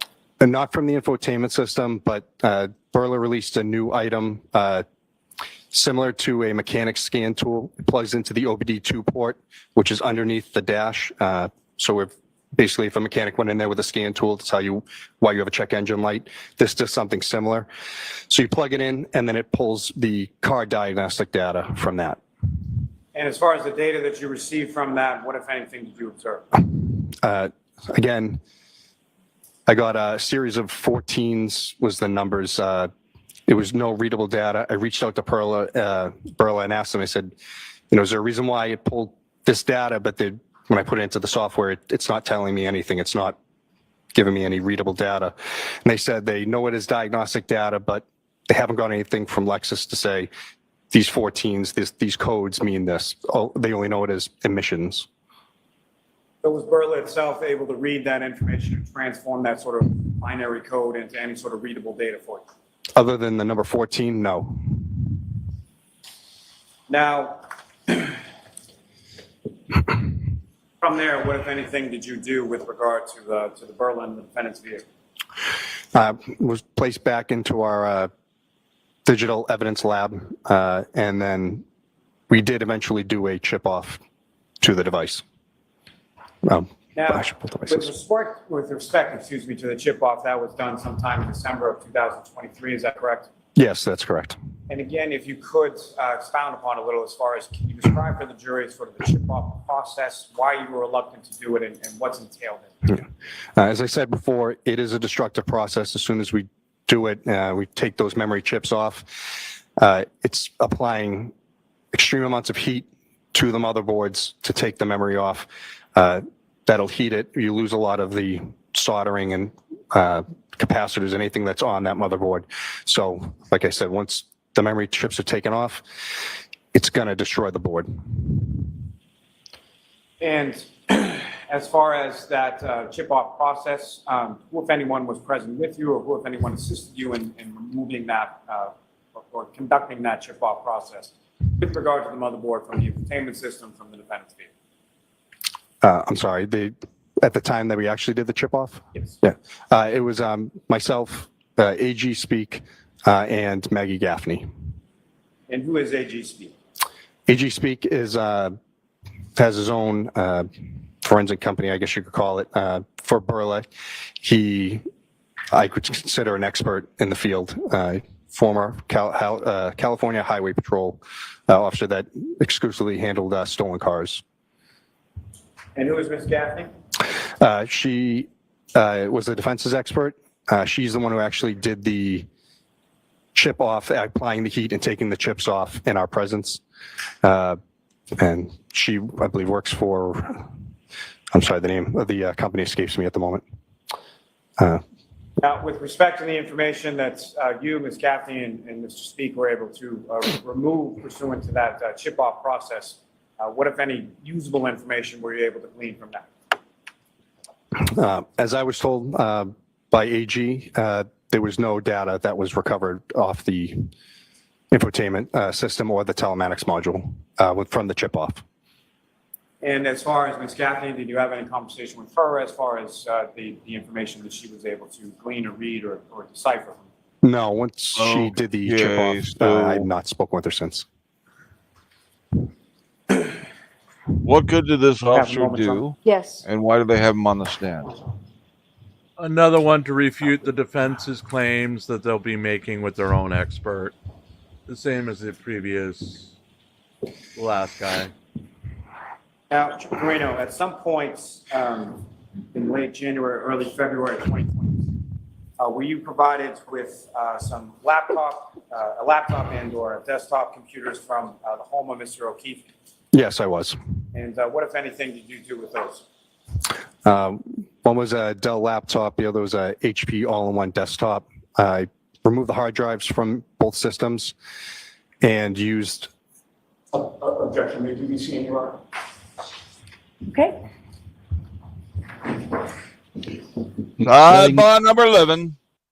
Sidebar 11? He's setting the stage for the follow-up to Face Off, which is Chip Off. Chip off. Chip off the old block. And look at her. She looks just like her old man. Who's sitting behind her looks just like Mr. Burns. Mr. Burns was born before this particular accent was popular. If it was ever popular. Yeah, right. Only to you, Jim. Popular? Only to you. That was a popular accent? Yes, it was. It was a popular accent somewhere in the 1960s. Somewhere in the aughts. And we had back then, we had to get those cranberries out of the cranberry farm, and we had to step on them with our own feet. No machines were made in the cranberry farm. And the was cranberry bog. In the cranberry bog.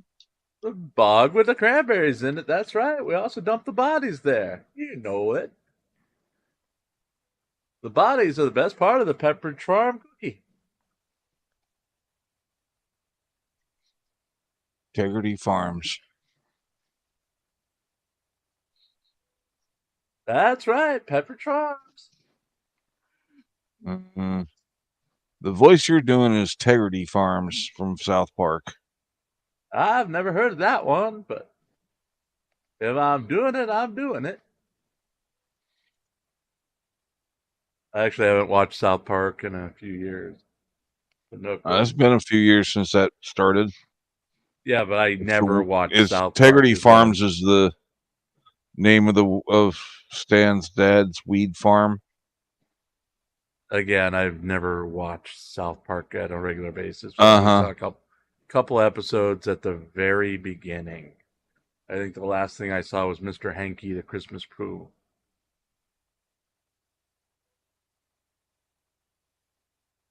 How about Tom Cruise stuck in the closet? Wasn't that episode banned or something? but I've never seen it. Scientology did not like them for it. Yeah, just like Isaac Hayes supposedly quit because of that episode, actually. I don't know. Because Isaac Hayes was a huge Scientologist.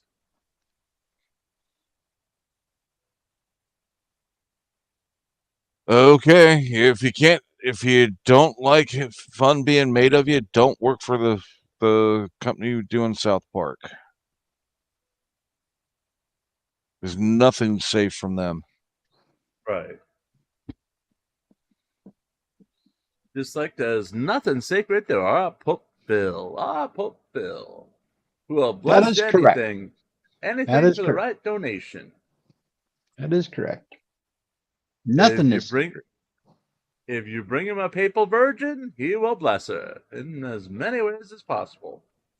He will deflower her. And then bring it right back, because they're perpetual. It's not deflowering. It is anointing her with my holy oil. Oh, the holy oils. But you use your rod and thy staff. Yes. The holy oils and not the oily holes. That's right. Well, they could be oily. It helps if they are. All right, Mr. Lally, you can continue. So, Trooper Guarino, there was a Dell laptop and an HP Pavilion all-in-one desktop, correct? Yes. These were taken from Mr. O'Keefe's home, is that correct? Yes, they were. What, if anything, did you do with respect to those computers? As I said, I took the hard drives out of both machines. They were imaged, and the images were loaded into Axiom to view the data that was on them. Now, when you say something was imaged, can you explain to the jury what you mean by that? It's a bit-for-bit copy of the hard drive. Instead of us turning it on and going through it, which would change data, by taking the hard drives out and imaging them, it creates a one-for-one copy, so that way we can view it without changing anything in the system. And you mentioned a tool called Axiom, is that correct? Yes. And can you explain to the jury sort of what is that Axiom tool and how does it work? Yeah, it's another forensic tool that we use. Can do cell phones, computers. You'll use it to load the images so we can view the data. And with respect to the imaging that was done with regard to the Dell laptop and the desktop, what, if anything, was it that you were looking for specifically on those devices? We were looking for Ring video to see if either computer was used by Officer O'Keefe as a login machine to handle the account. And from your review of what was extracted or imaged from each of those two respective computers, what, if any, information were you able to glean in reference to Ring.com or anything else? Neither computer was used. One appeared to be used mostly by the kids, and the other, I believe it was the laptop, was used mostly by O'Keefe, but there were no Ring logins. As far as the Ring connection, what, if any, devices were you, throughout the course of the investigation, were you able to ascertain were actually connected to the Ring cameras at Mr. O'Keefe's house? Officer O'Keefe's cell phone. Now, if there were any other devices, whether they were Mr. O'Keefe's or someone else, ascertained from either the Ring footage or the information provided by Ring, whether or not there were any other devices beyond Mr. O'Keefe's cell phone that were linked to that account? Not that I know of. And I'm sorry, just not that there weren't any devices or not that you could tell? Not that I could tell or that I ever heard of. Now, Trooper Guarino, let me ask you some questions just in general about a cell phone extraction. You familiar with that term? Yes. And can you explain to the jury sort of what is involved in that and how a cell phone extraction is performed as far as your experience with regard to investigations that you've been involved in? Yeah. So most investigations, we get the cell phones from the scene, from a suspect, from a victim. They're put into airplane mode to preserve the data. So that way remote wipe can't be sent to the phone from iTunes. If we can't put it into airplane mode, we'll put it into a Faraday bag, which blocks the cell phone signal.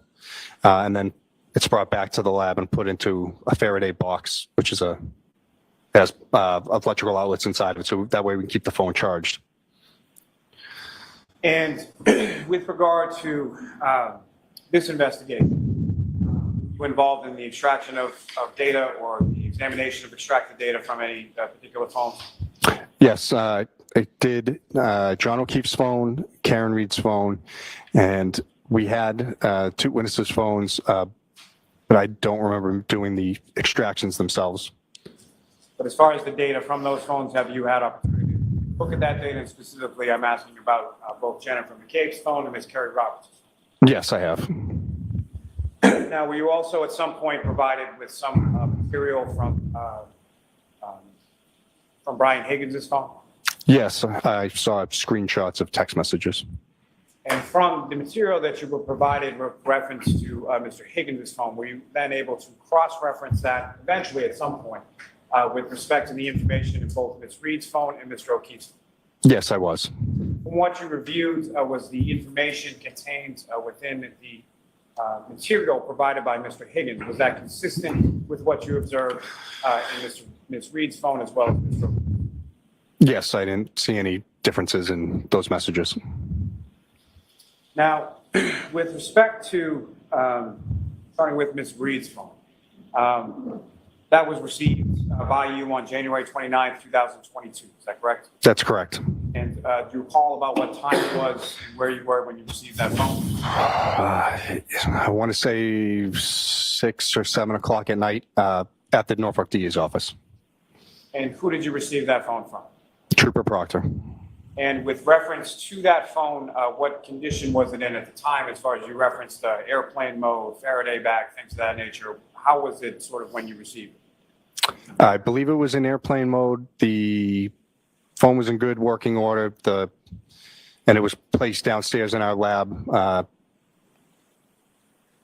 plugged in to keep the phone battery charged. Now, the same with respect to Mr. O'Keefe's phone. When and from whom did you receive that, and what kind of condition was that in when you received it? I also got that from Trooper Proctor the same time as Miss Reed's phone. Same condition. Now, with respect to the defendant's phone, at the time that you received it, did you have any passcode or any way to get into the phone? I'm sorry, whose phone? Ms. Reed's phone. Oh, no.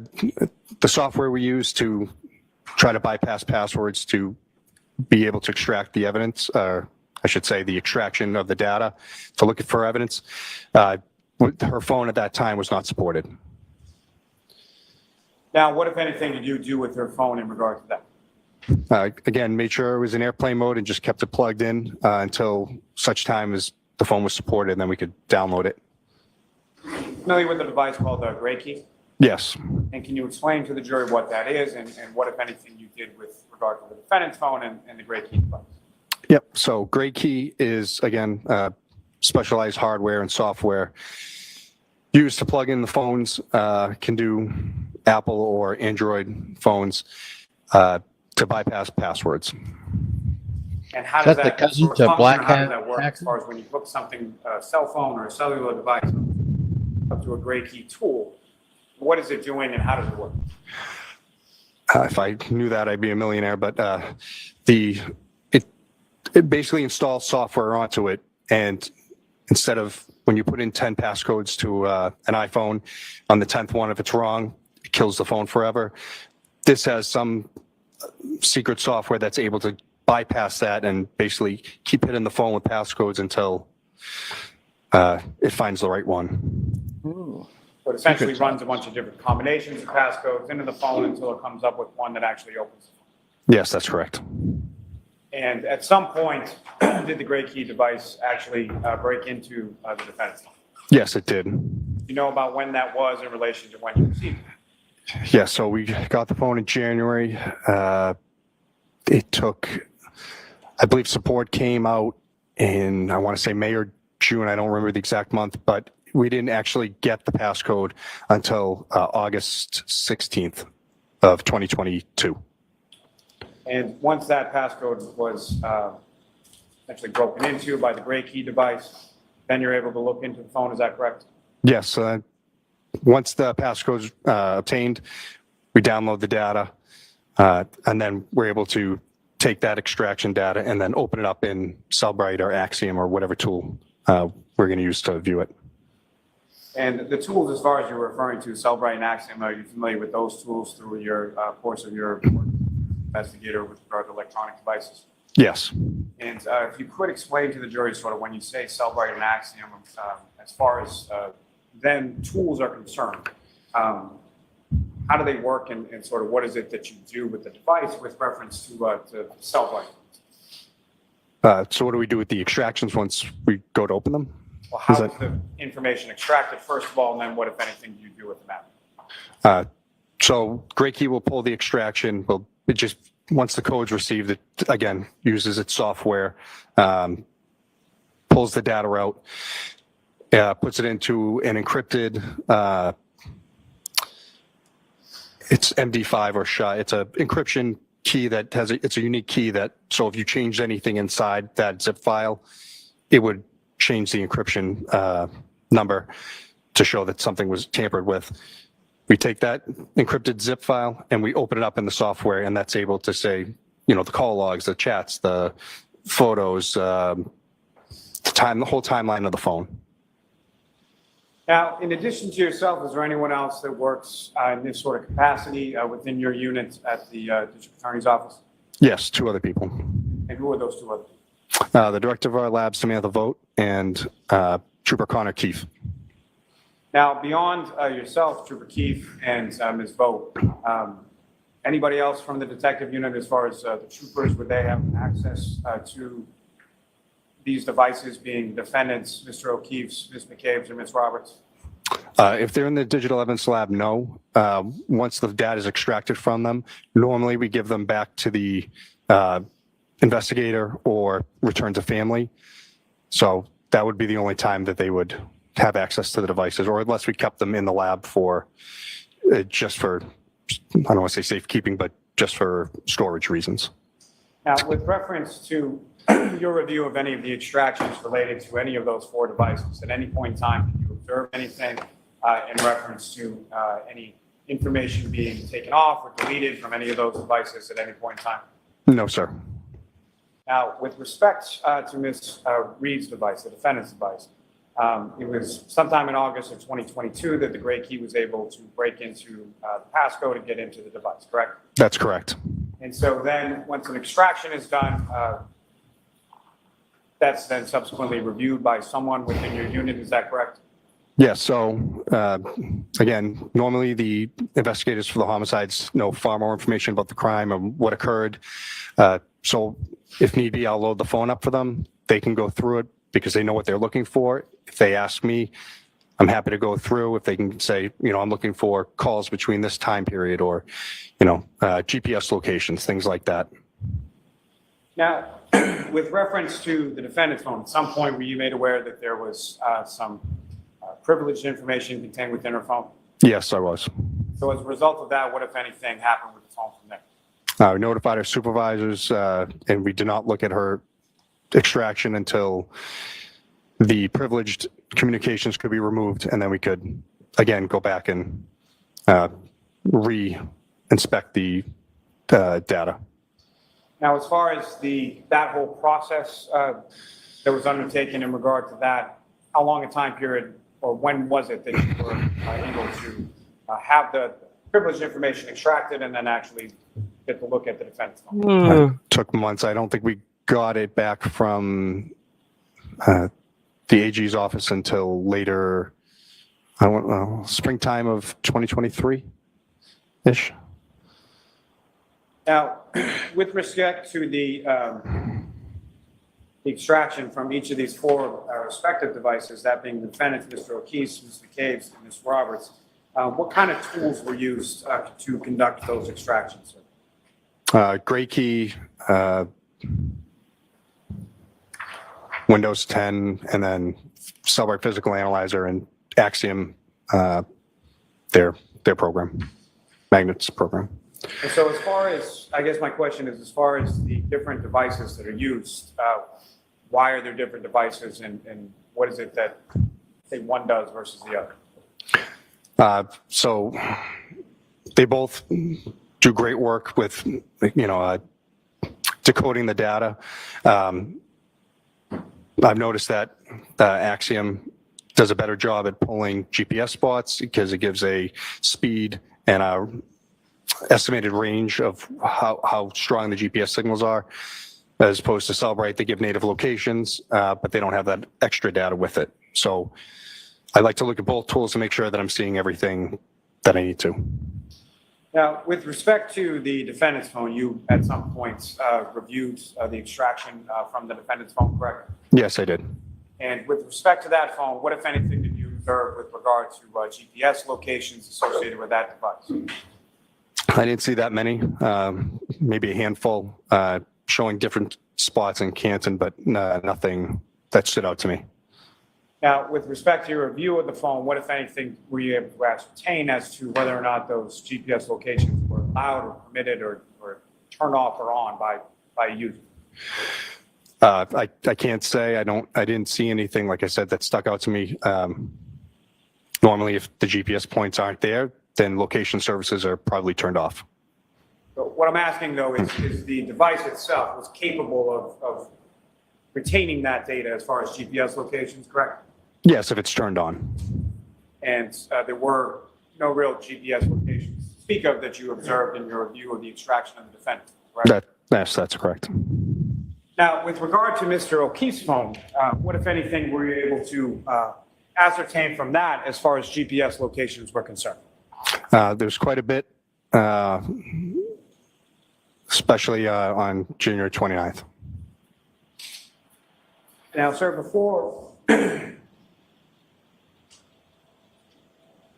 we get into that, if I could ask you some questions in regard to Ms. McCabe's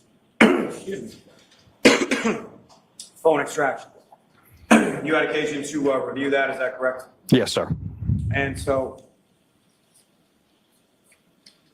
in regard to that also, you had mentioned that you had reviewed an affidavit from a defense expert or defense witness named Mr. Richard Green, correct? That's correct. And based on your review of that, what, if anything, based on your review of what Mr. Green said or did, what, if anything, did you then do with regard to Ms. McCabe's phone? So I basically went point by point through his report to confirm or deny if what he was placing in there was true. And what, if anything, were you able to ascertain or learn from going through Ms. McCabe's phone with reference to what Mr. Green stated? Objection. I'll allow that. It was mostly incorrect. And when you say mostly incorrect, what was mostly incorrect? So he states that there's a Google search that's done at 2:27 in the morning that immediately stuck out to me because when I went back and looked, that file that was parsed was not from the database that should have showed searches. This came from the session state tabs for Safari, which is a big red flag. It also came from a wall file, which is a dropping ground for where data is put before it's actually put into the main database itself. And then once it reaches a certain point, that data is automatically deleted by the device, not by a user, which Mr. Green had stated that a search was done and then it was purposely deleted. There was also items regarding phone calls being deleted. Again, they came from a wall file. Looking at it, again, it's stored in the knowledge seed, the main database. It's also stored in the biome, showing in the extraction, which is another storage area that Apple is using. Again, nothing, most of the stuff that I was reading in his report was either incorrectly, I don't know, written down or he's interpreted it incorrectly. Now, with regard to the phone calls or the contacts that Mr. Green indicated were user deleted or deleted by the user, what, if any, information did you look in regard to that? What, if any, did you ascertain in regard to Yeah, so he stated that Ms. McCabe had deleted 18 phone calls from the morning after John O'Keefe's body was found. Looking at the data from her call log, those calls, while they do show marked as deleted, again, they come from the wall file and they're also located in 2 other parts of the database. Again, as a user of an iPhone, you can't go in and just delete these files. They're handled by the operating system. It's impossible. So as far as, what if any opinion do you, well, let me ask you this first. As far as a wall of a writing log file, can you explain that, what you understand that term to mean to the jury as it pertains to these particular items? Yeah, so as I said, these files are dropping ground. So when you're using your apps, using the phone, it takes that data, puts it into this wall file until you either close the app or you shut down the phone, or it reaches a certain number of data in the phone. That wall file will automatically delete from the phone. So this can be on a first in, first out basis. Again, like I said, it could be when data reaches a certain level, but those calls that are being marked as deleted, Cellbright's seeing, it doesn't mean the user deleted them. It just means they're being removed from the wall file. And you indicated that from your review of the phone extraction, there were other areas or other databases, within the phone that contain that same information? Yes. So the main database of the iPhones is the Knowledge C database. They're also using Biome, and then if you're using the newer software now, it's another area I won't bore you with, but depending on the iOS you're using for the phone, it's going to depend on where that data is being stored. Now, specifically with respect to Ms. McCabe's phone, one of the contentions Mr. Green had was in regard to a contact for Brian Albert. Is that correct? Yes, that was another one. With respect to that, what, if anything, were you able to find within Ms. McCabe's phone in regard to contact information for Brian Albert? Yeah, so Mr. Green's report said that he located a deleted screenshot of Brian Albert's contact. That was in her phone. The contact for Brian Albert was still in her phone, not deleted. So I don't know, maybe she just deleted the screenshot. Now, with respect to Ms. McCabe's phone, what, if anything, did you do with regard to the call log history in Ms. McCabe's phone? I exported it all out to a PDF so I could view it. And again, like I said, there's, I think, 1,104 phone calls from going all the way back to October of 2020, I want to say. And phone calls, FaceTime, they're all, the calls are there, all the records, and they're all stored in different areas of the phone. The only ones that show the wall file deleted were the ones from the 29th going up to the end, towards the end of the day on the 29th. And now with respect to the call history, where or how is that typically stored within an iOS device? I believe that's stored in the call stored dash SQLite database. And with reference to what, if any, difference storage-wise is that SQLite database versus the wall file? So again, yeah, that database where the call logs are sent, it's going to have a corresponding wall file where the data is going to be put temporarily. And then, as I said, it gets automatically deleted by the iOS, by the operating software. It's not user enabled. And so from your review of those 1,104 phone call history records extraction of Ms. McCabe's phone, what, if any, opinion do you have in regard to whether or not those items were deleted by any user? I don't believe they were. And I will say one of the phone calls was from the actual main call stored database. That could have been user deleted but again, it's in 2 other spots in the operating system. So I don't know how or why the iOS stores it the way it does. And then marks what.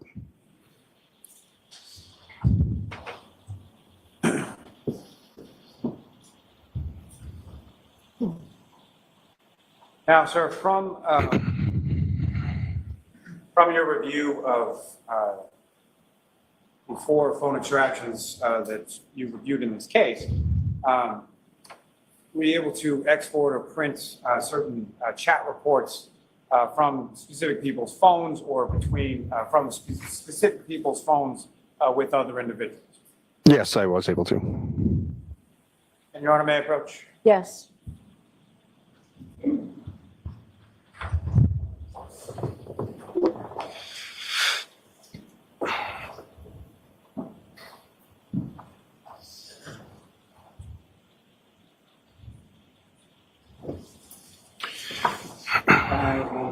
Yes.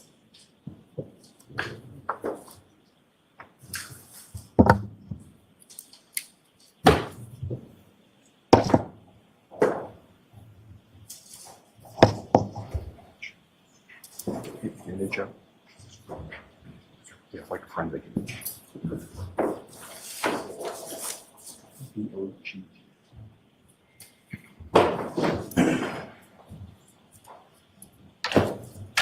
Sir, I'm showing you what's been marked as Exhibit 48. Okay.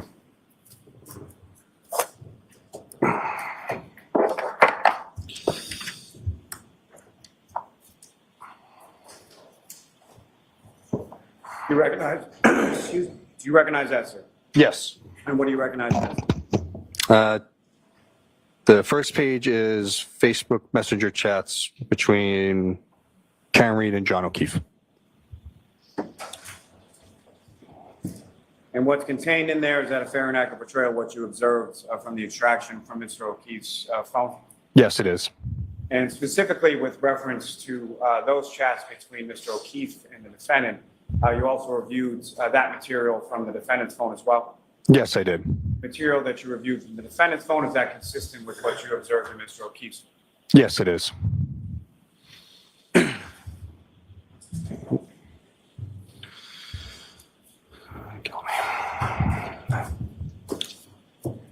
Your Honor, with the court's permission, if I could request certain portions of what's been marked as Exhibit 48 being published to the jury as we go through them. Okay.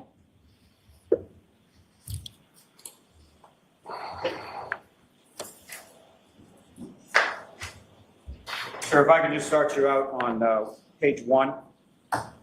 Okay. Ms. Gilman, if I could have that up on the screen. Now, with respect to what's up on the screen, the portion that you can see, do you recognize this, sir? Yes, I do. Now, we have before you as Exhibit 48. Yes. Now, within this particular, from the perspective of this is from Mr. O'Keefe's phone, is that correct? Yes, it is. So there will be blue bubbles and green bubbles, is that correct as well? Yes. And so who, as far as the blue bubbles are concerned, who is speaking in that? The blue bubbles will be from Ms. Reed, and the green bubbles are from Officer O'Keefe. Now, Ms. Gilman, if you could please scroll down.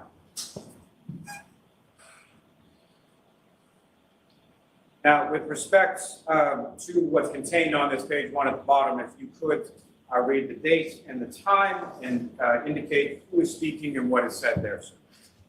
Yeah. So the blue bubble is Karen Reed and 1/28/2022 at 3:30 p.m. Hello. John says hi at 3:35 p.m.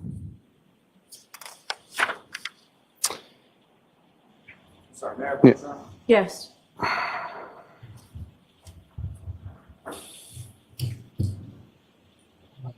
Yep. Those are the Facebook ones.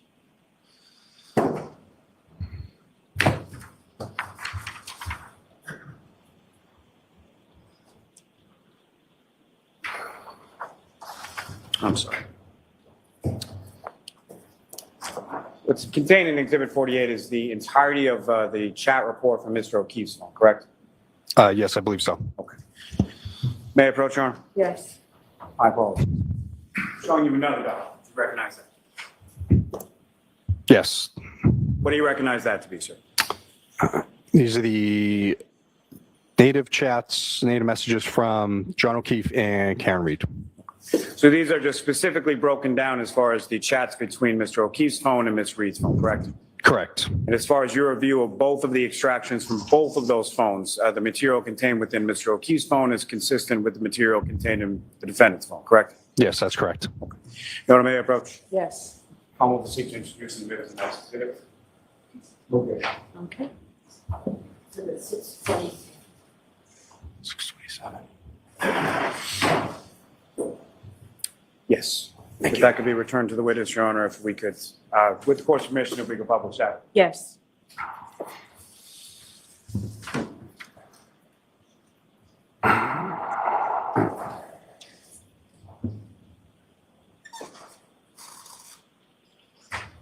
Go right ahead.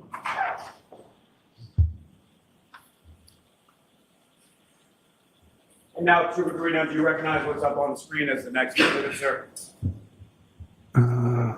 Ms. Gilman, I'm sorry, if you could scroll down just a little bit. Yes. And again, from this first page, if you could, blue bubble is from Ms. Reed, is that correct? Yes, that's correct. Being from Mr. O'Keefe, is that correct? Yes. And if you could, again, read from this first page as far as date, time, who was speaking, and what is said. At 9:49 a.m., Karen says, "You've really hurt me this time." 10:02 a.m., "I'm sorry. This is, sorry, it's kind of hard to read. I'm sorry, this has been an issue with me for 8 years. It physically hurts me to see everyone else in their life do things for them, and I'm forced to always be the bad guy."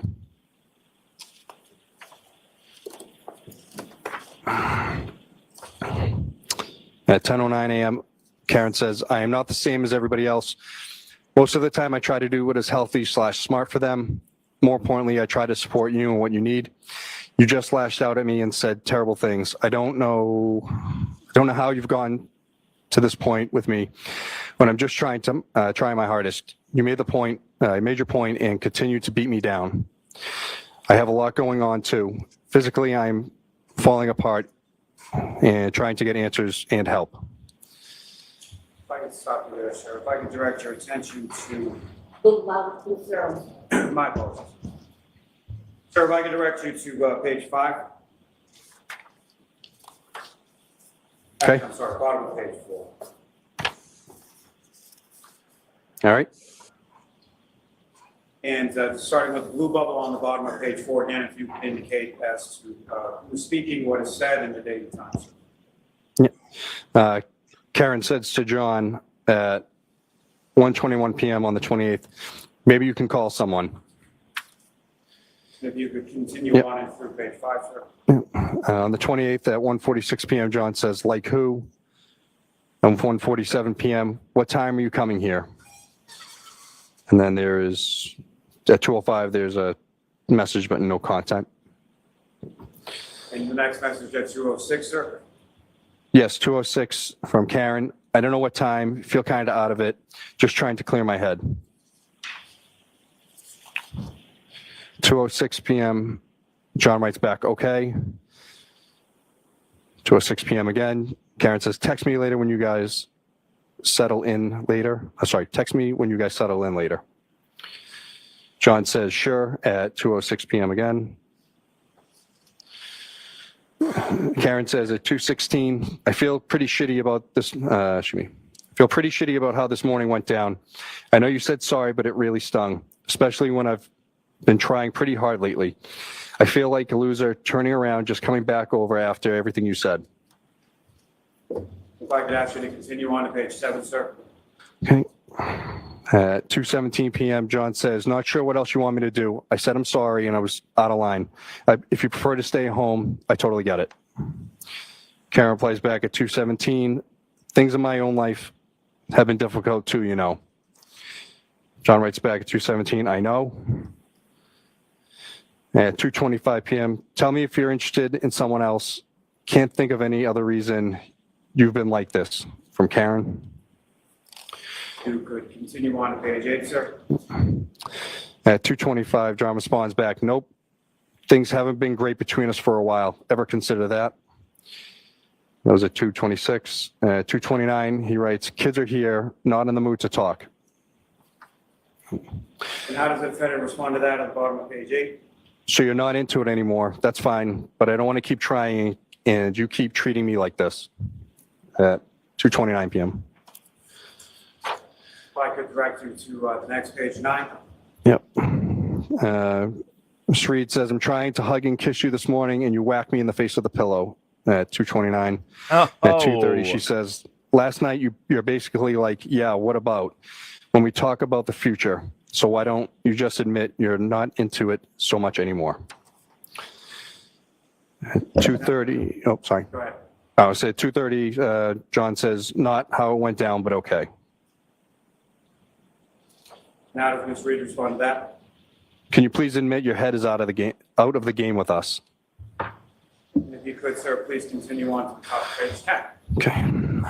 At 2:32 p.m., sick of always arguing and fighting. It's been weekly for several months now. So yeah, I'm not as quick to jump back into being lovey-dovey as you apparently, from John. And then John again at 2:32. Oh my God, stop calling. Just stop you there for just a moment, sir. With regard to January 28th,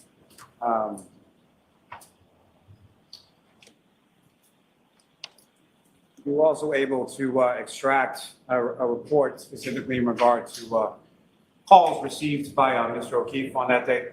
Yes, I was. I mean, on that date into the next date of January 29th? Yes. I approach, Your Honor. Yes.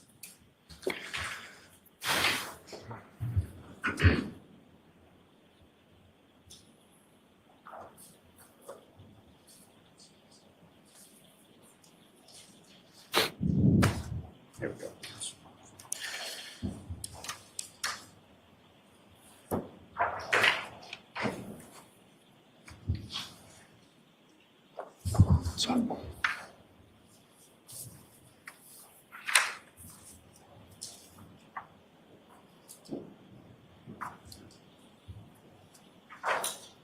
Sabrino showing the document.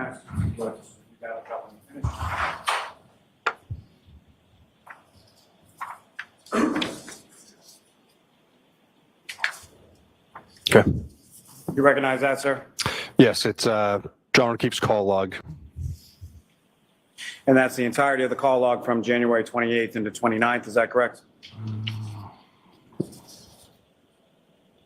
Yes, from 20th at 9:19 a.m. to the 29th at 6:03 a.m.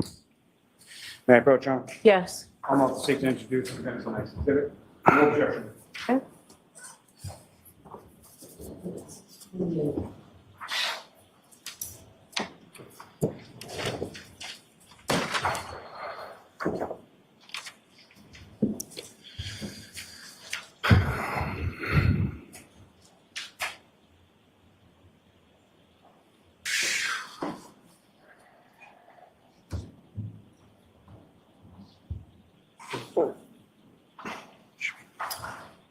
May I approach again, Your Honor? Yes.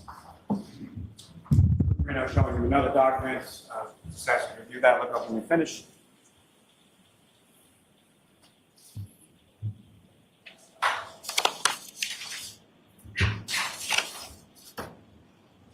Do you recognize that, sir?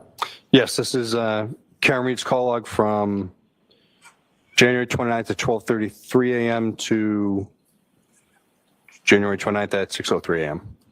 And those are specifically calls between the defendant and Mr. O'Keefe, correct? Yes, that is correct. May I approach again, Your Honor? Yes. I'm about to seek to introduce the minutes of the next exhibit. No objection. Thank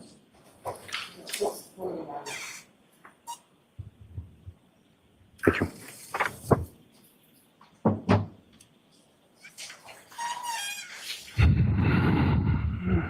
Now, Trooper Guarino, from the text messages that you were just testifying from, Mr. O'Keefe indicates OMG stopped calling at 2:32 p.m. Is that correct? Yes, that is correct. Now, from your review of those call logs, how many times did the defendant call Mr. O'Keefe on January 28th from approximately 9:19 a.m. to about 2:58 p.m.? There's 18 calls from Yeah, 9:19 to about 2:59 p.m. Those calls are listed within those records as various as far as rejected, or missed, or answered, or things of that nature. Is that correct? Yes, that is correct. How many of them are rejected? 11. How many of them are missed? 4. And how many are answered? 3.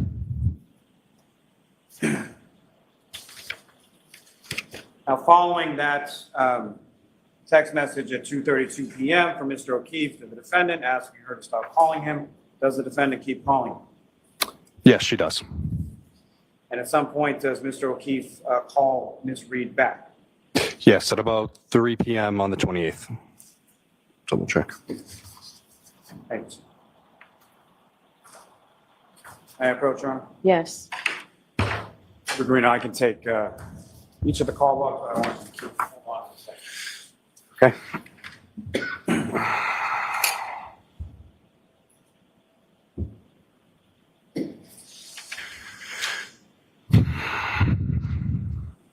Now, sir, if I could turn your attention back to page 10 on those text messages with respect. Okay, so Mr. Lally, when you put your head down and when you walk away, we can't hear you. And so there won't be a record of this. So you have to keep your voice up. I will do, Your Honor. My apologies. Well, you just said, you just put your head down and your voice went down. So keep your voice up. It's really important you do so. Trooper Greeno, turning your attention back to page 10 of these text messages, would read from Ms. Reed's response to Mr. O'Keefe at 2:32. Yes, so 2:32 p.m., she says, why would you start with me this morning? And then followed up by 2:33, you're setting me up to fail. If I could turn your attention to page 11 and ask you to continue from there. Ms. Reed says, you start a number of fights from your end.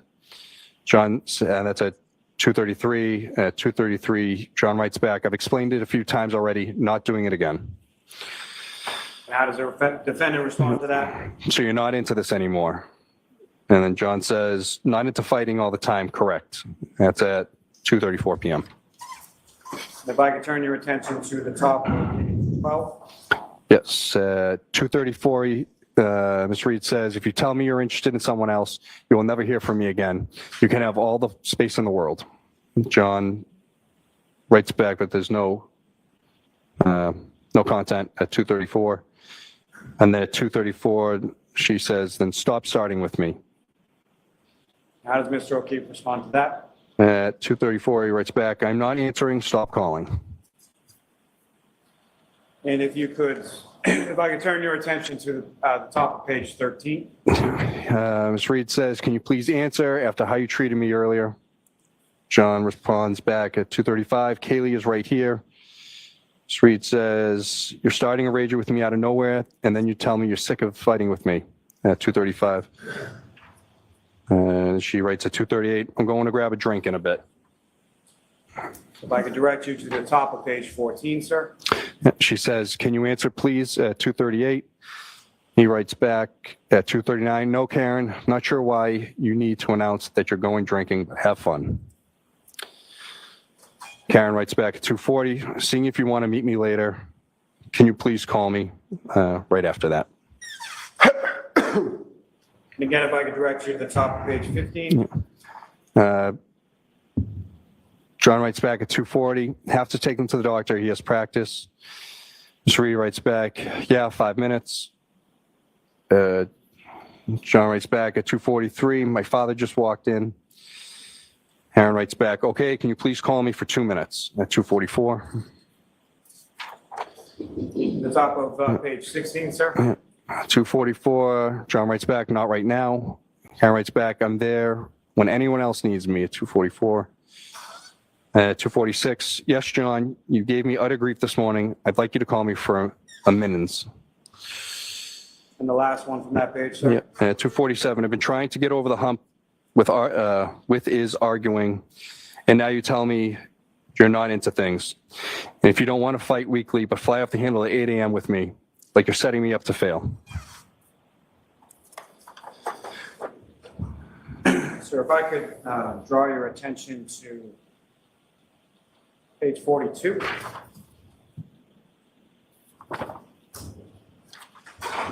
Okay. And sir, if I could ask you to start reading from the top of page 42. Yep. At 7:41 p.m., Karen writes, okay, let me know if you end up leaving. John writes back at 7:42, why? Now you're not coming? Karen writes back, I'm waiting for the plumber. Actually think he's in the driveway. 7:42.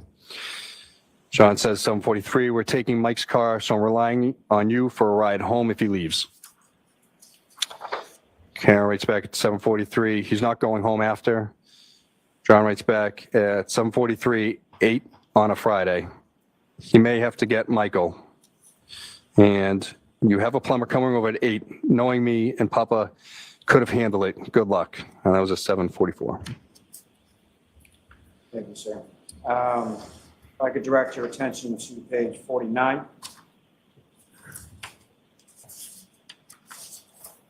Okay. If I could ask you to start from the page of 49, page 49, sir. 8:29 p.m. Yeah, but he lives right down the road. John writes back at 8:30. Karen, this storm is going to be intense. Can't drive. 8:30. She writes back, okay, well, if he can't, he can't. John writes back, I'll do it Monday.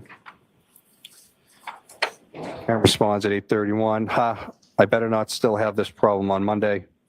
John writes back, plan on being there. Karen writes back at 8:32. I'd like to know I could take a hot shower here if I need to. John writes back, figured you'd be in Canton until Monday. If I could direct you to the top of the next page, 51.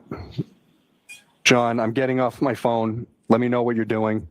Karen writes back at 8:33. I think the four of us together is toxic to this relationship. Would like to limit it. And says, you've said so yourself for probably a year now.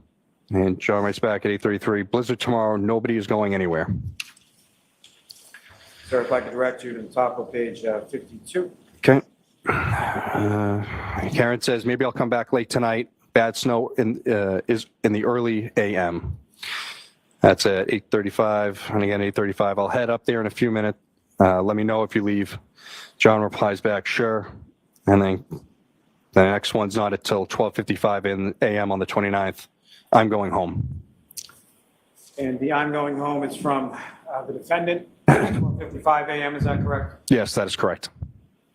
And if I could direct your attention to the top of page 53. Yes, 12:55 again. See you later. At 1:02, your kids are cucking alone. 1:29, 1:04 a.m. I'm back in Mansfield. The kids are home alone. Thank you, sir. Sir, may I approach to retrieve? Yes. Can I see counsel at sidebar about scheduling? Sidebar. You are Glorious sidebar. It's 4:01 on the East Coast. That means we're almost out of here. Tomorrow is a day without the jury, so we may or may not have live coverage. If there is, we'll be here. If there isn't, we'll play the rest of Drunk Girl and then get out of here. Remember tonight, 6:30 p.m. Eastern, 5:30 p.m. where it counts, 4:30 p.m. Mountain, and 3:30 p.m. on the West Coast. We'll have our nightly newscast. We'll be live tonight, featuring news from yesterday and today. Then we'll be back here tomorrow morning, 8:55 a.m. Eastern, where if it's televised, we'll be here. If not, like I said, we'll be playing Drunk Girl. And then we'll probably go from there. This week, our Thursday night live Put this stream. witness, but can we go until 4:15? I know it's been a long day, but does that work for you all? All right, thank you very much. So why don't we do that, and then I'll talk to folks. Our Thursday night live stream will now be on Wednesday night this week. You are unmuted. Thursday on a Wednesday. What madness.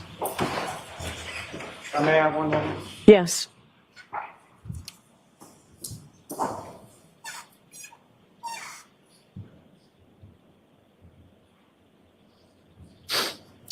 May I approach this, Richard? Yes.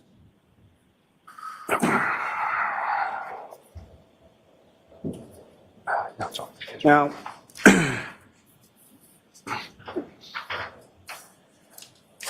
Trooper Garino, you were also able to get some chats as well as some phone calls between the defendant and certain individuals. Is that correct? Yes. And may I approach, Your Honor? Yes.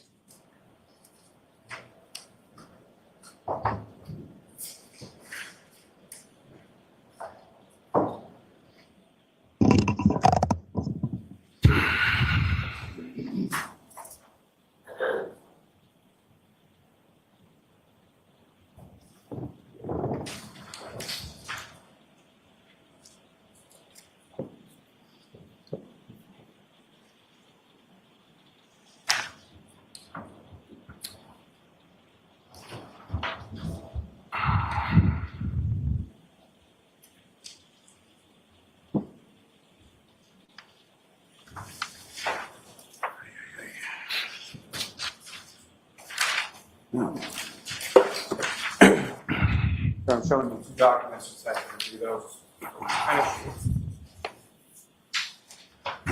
Okay.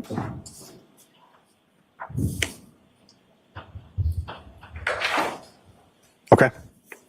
And do you recognize those, sir? Yes, I do. And what do you recognize those to be? The single page is Karen Reed to Laura Sullivan phone calls, or I should say, yep, calls from Laura Sullivan to Karen Reed. And the other one is Karen Reed and Laura Sullivan's chat messages. What's contained in those documents, is that a fair and accurate portrayal of what you were able to extract from the defendant's phone? Yes, sir. May I approach again, Your Honor? Yes. I'm about to seek to introduce the minutes and next exhibits. No objection. Okay.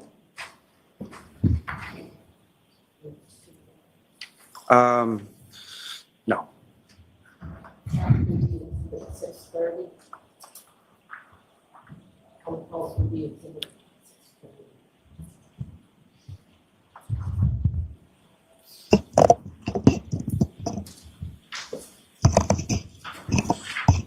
Thank you.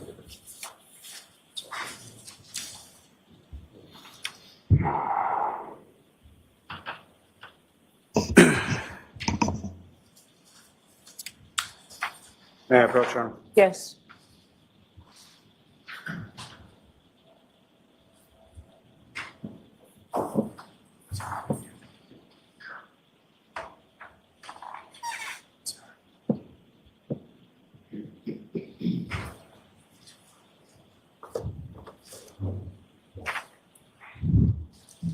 From your documents, sir, you recognize that? Yes, these are Karen Reed and Erin O'Keefe phone call. And what is contained in that, is that fair and accurate portrayal of what you observed conducting the extraction of the defendant's phone with regard to the communications with Erin O'Keefe? Yes. May I approach again, Your Honor? Yes. I want to seek to introduce the minutes of the next exhibit. Okay. There's no objection, Ms. Giannetti, right? No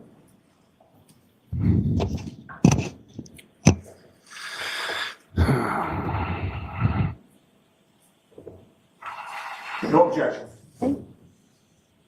May I- 6:32. I'm very Thank sorry, you. Madam Court Reporter. Your Honor, may I approach the witness? Yes. I'm showing you what's previously been marked as exhibits 51 and 52. Ask if you recognize those. Yes, these are phone calls between Karen Reed and Katie Camerano. And 52 is chats between Karen Reed and Katie Camerano. May I approach this to retrieve, Your Honor? Yes. What's contained in those exhibits 51 and 52, is that a fair and accurate portrayal of what you observed during the extraction of the material from the defendant's phone? Yes.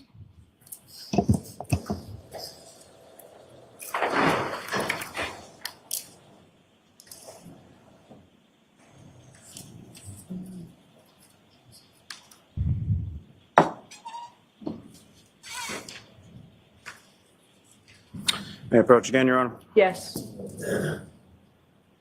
Sir, showing you what's marked as exhibits 94 and then 95. Yes. Sorry. They are chats between Karen Reed and Jen McCabe, text messages. And 95 is Karen Reed and Jen McCabe phone calls. And again, what's contained in those records before you is that a fair and accurate portrayal of what you observed in the defendant's phone during the course of your extraction of materials from her phone? Yes. I approach the retrieve, Your Honor. Yes. So these are already in evidence, Mr. Lally, so that you don't need the fair and accurate depiction.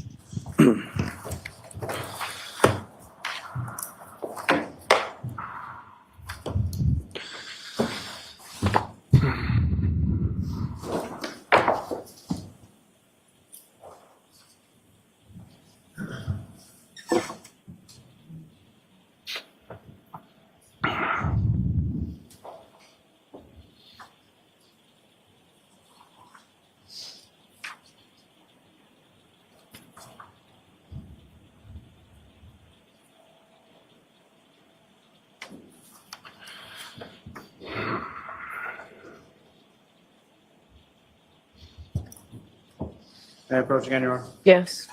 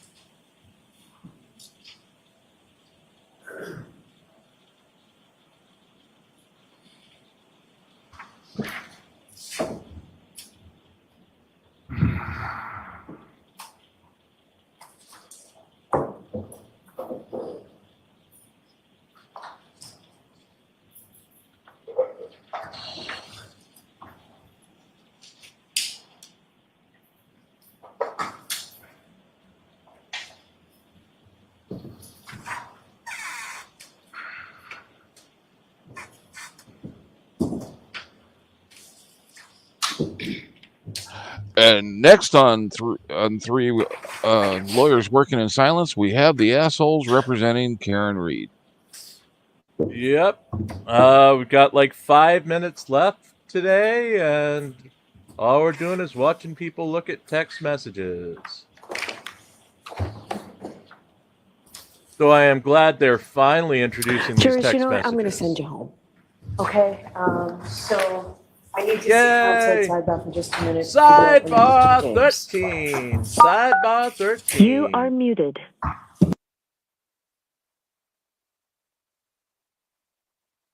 Folks, the jurors are going home. We'll be out of here in a couple minutes. Floyd Wallace just proved my article wrong, as he's live right now and alive and apparently well.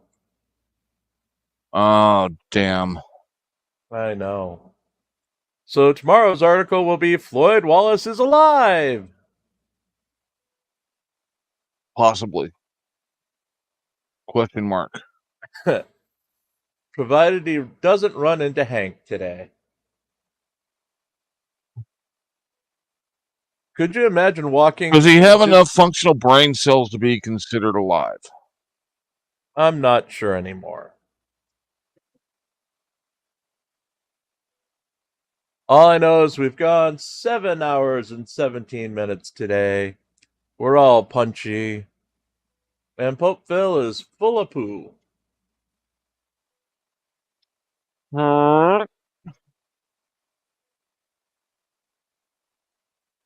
So we're on 13 sidebars. Yay. Now, how many tomorrow if it's just them doing voir dire? They won't need to do sidebars, I don't think.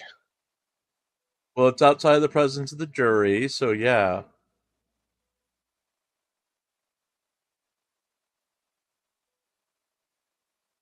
But yay, I get to record 2 news articles and listen to Floyd.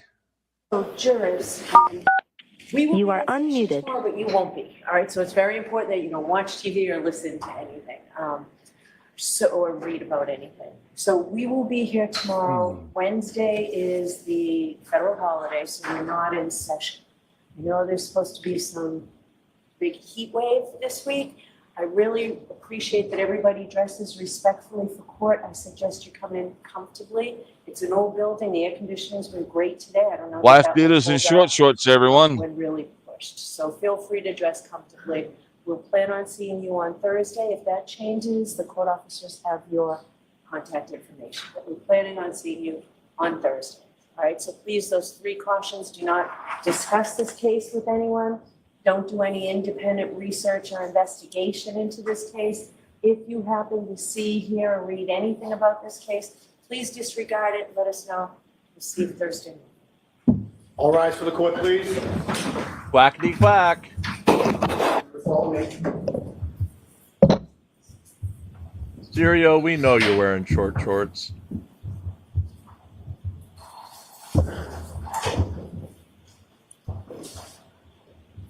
Will she roll her eyes on camera? All right, and Trooper, you can just follow out behind them, okay? Thank you.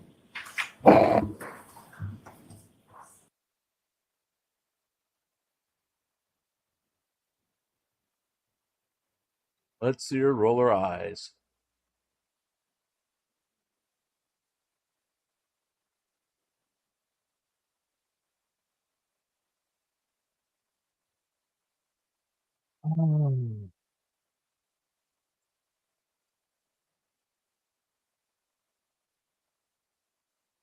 It's almost over, folks. Another week or 2. Jury will have this case, and she'll either be Queen of Massachusetts or on her way to jail.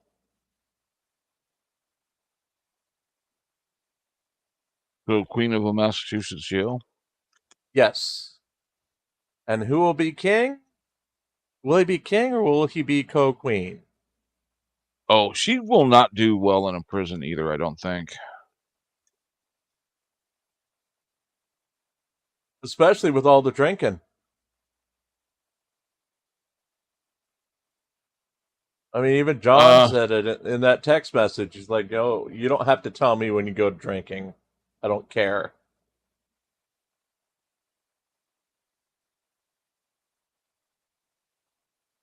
Just imagine the detox she's going to go through if she gets sentenced to prison.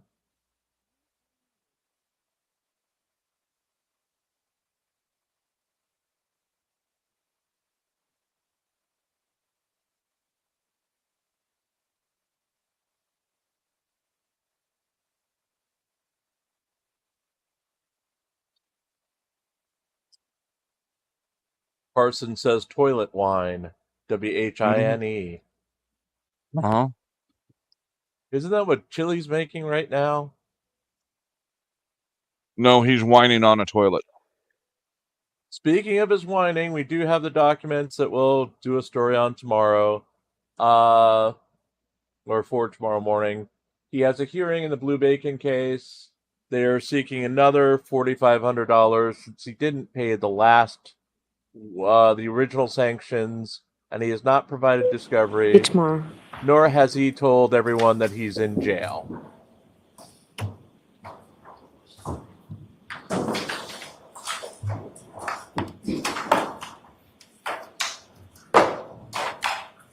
All right. Depending on how it goes tomorrow.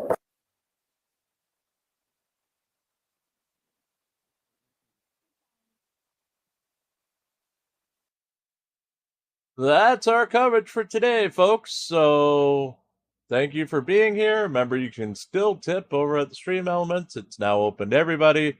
You can use credit card if you want to. And of course, I forgot to turn it off over here. So, any last words, Hank? Nope. Phil, anything? Are you out there? Phil.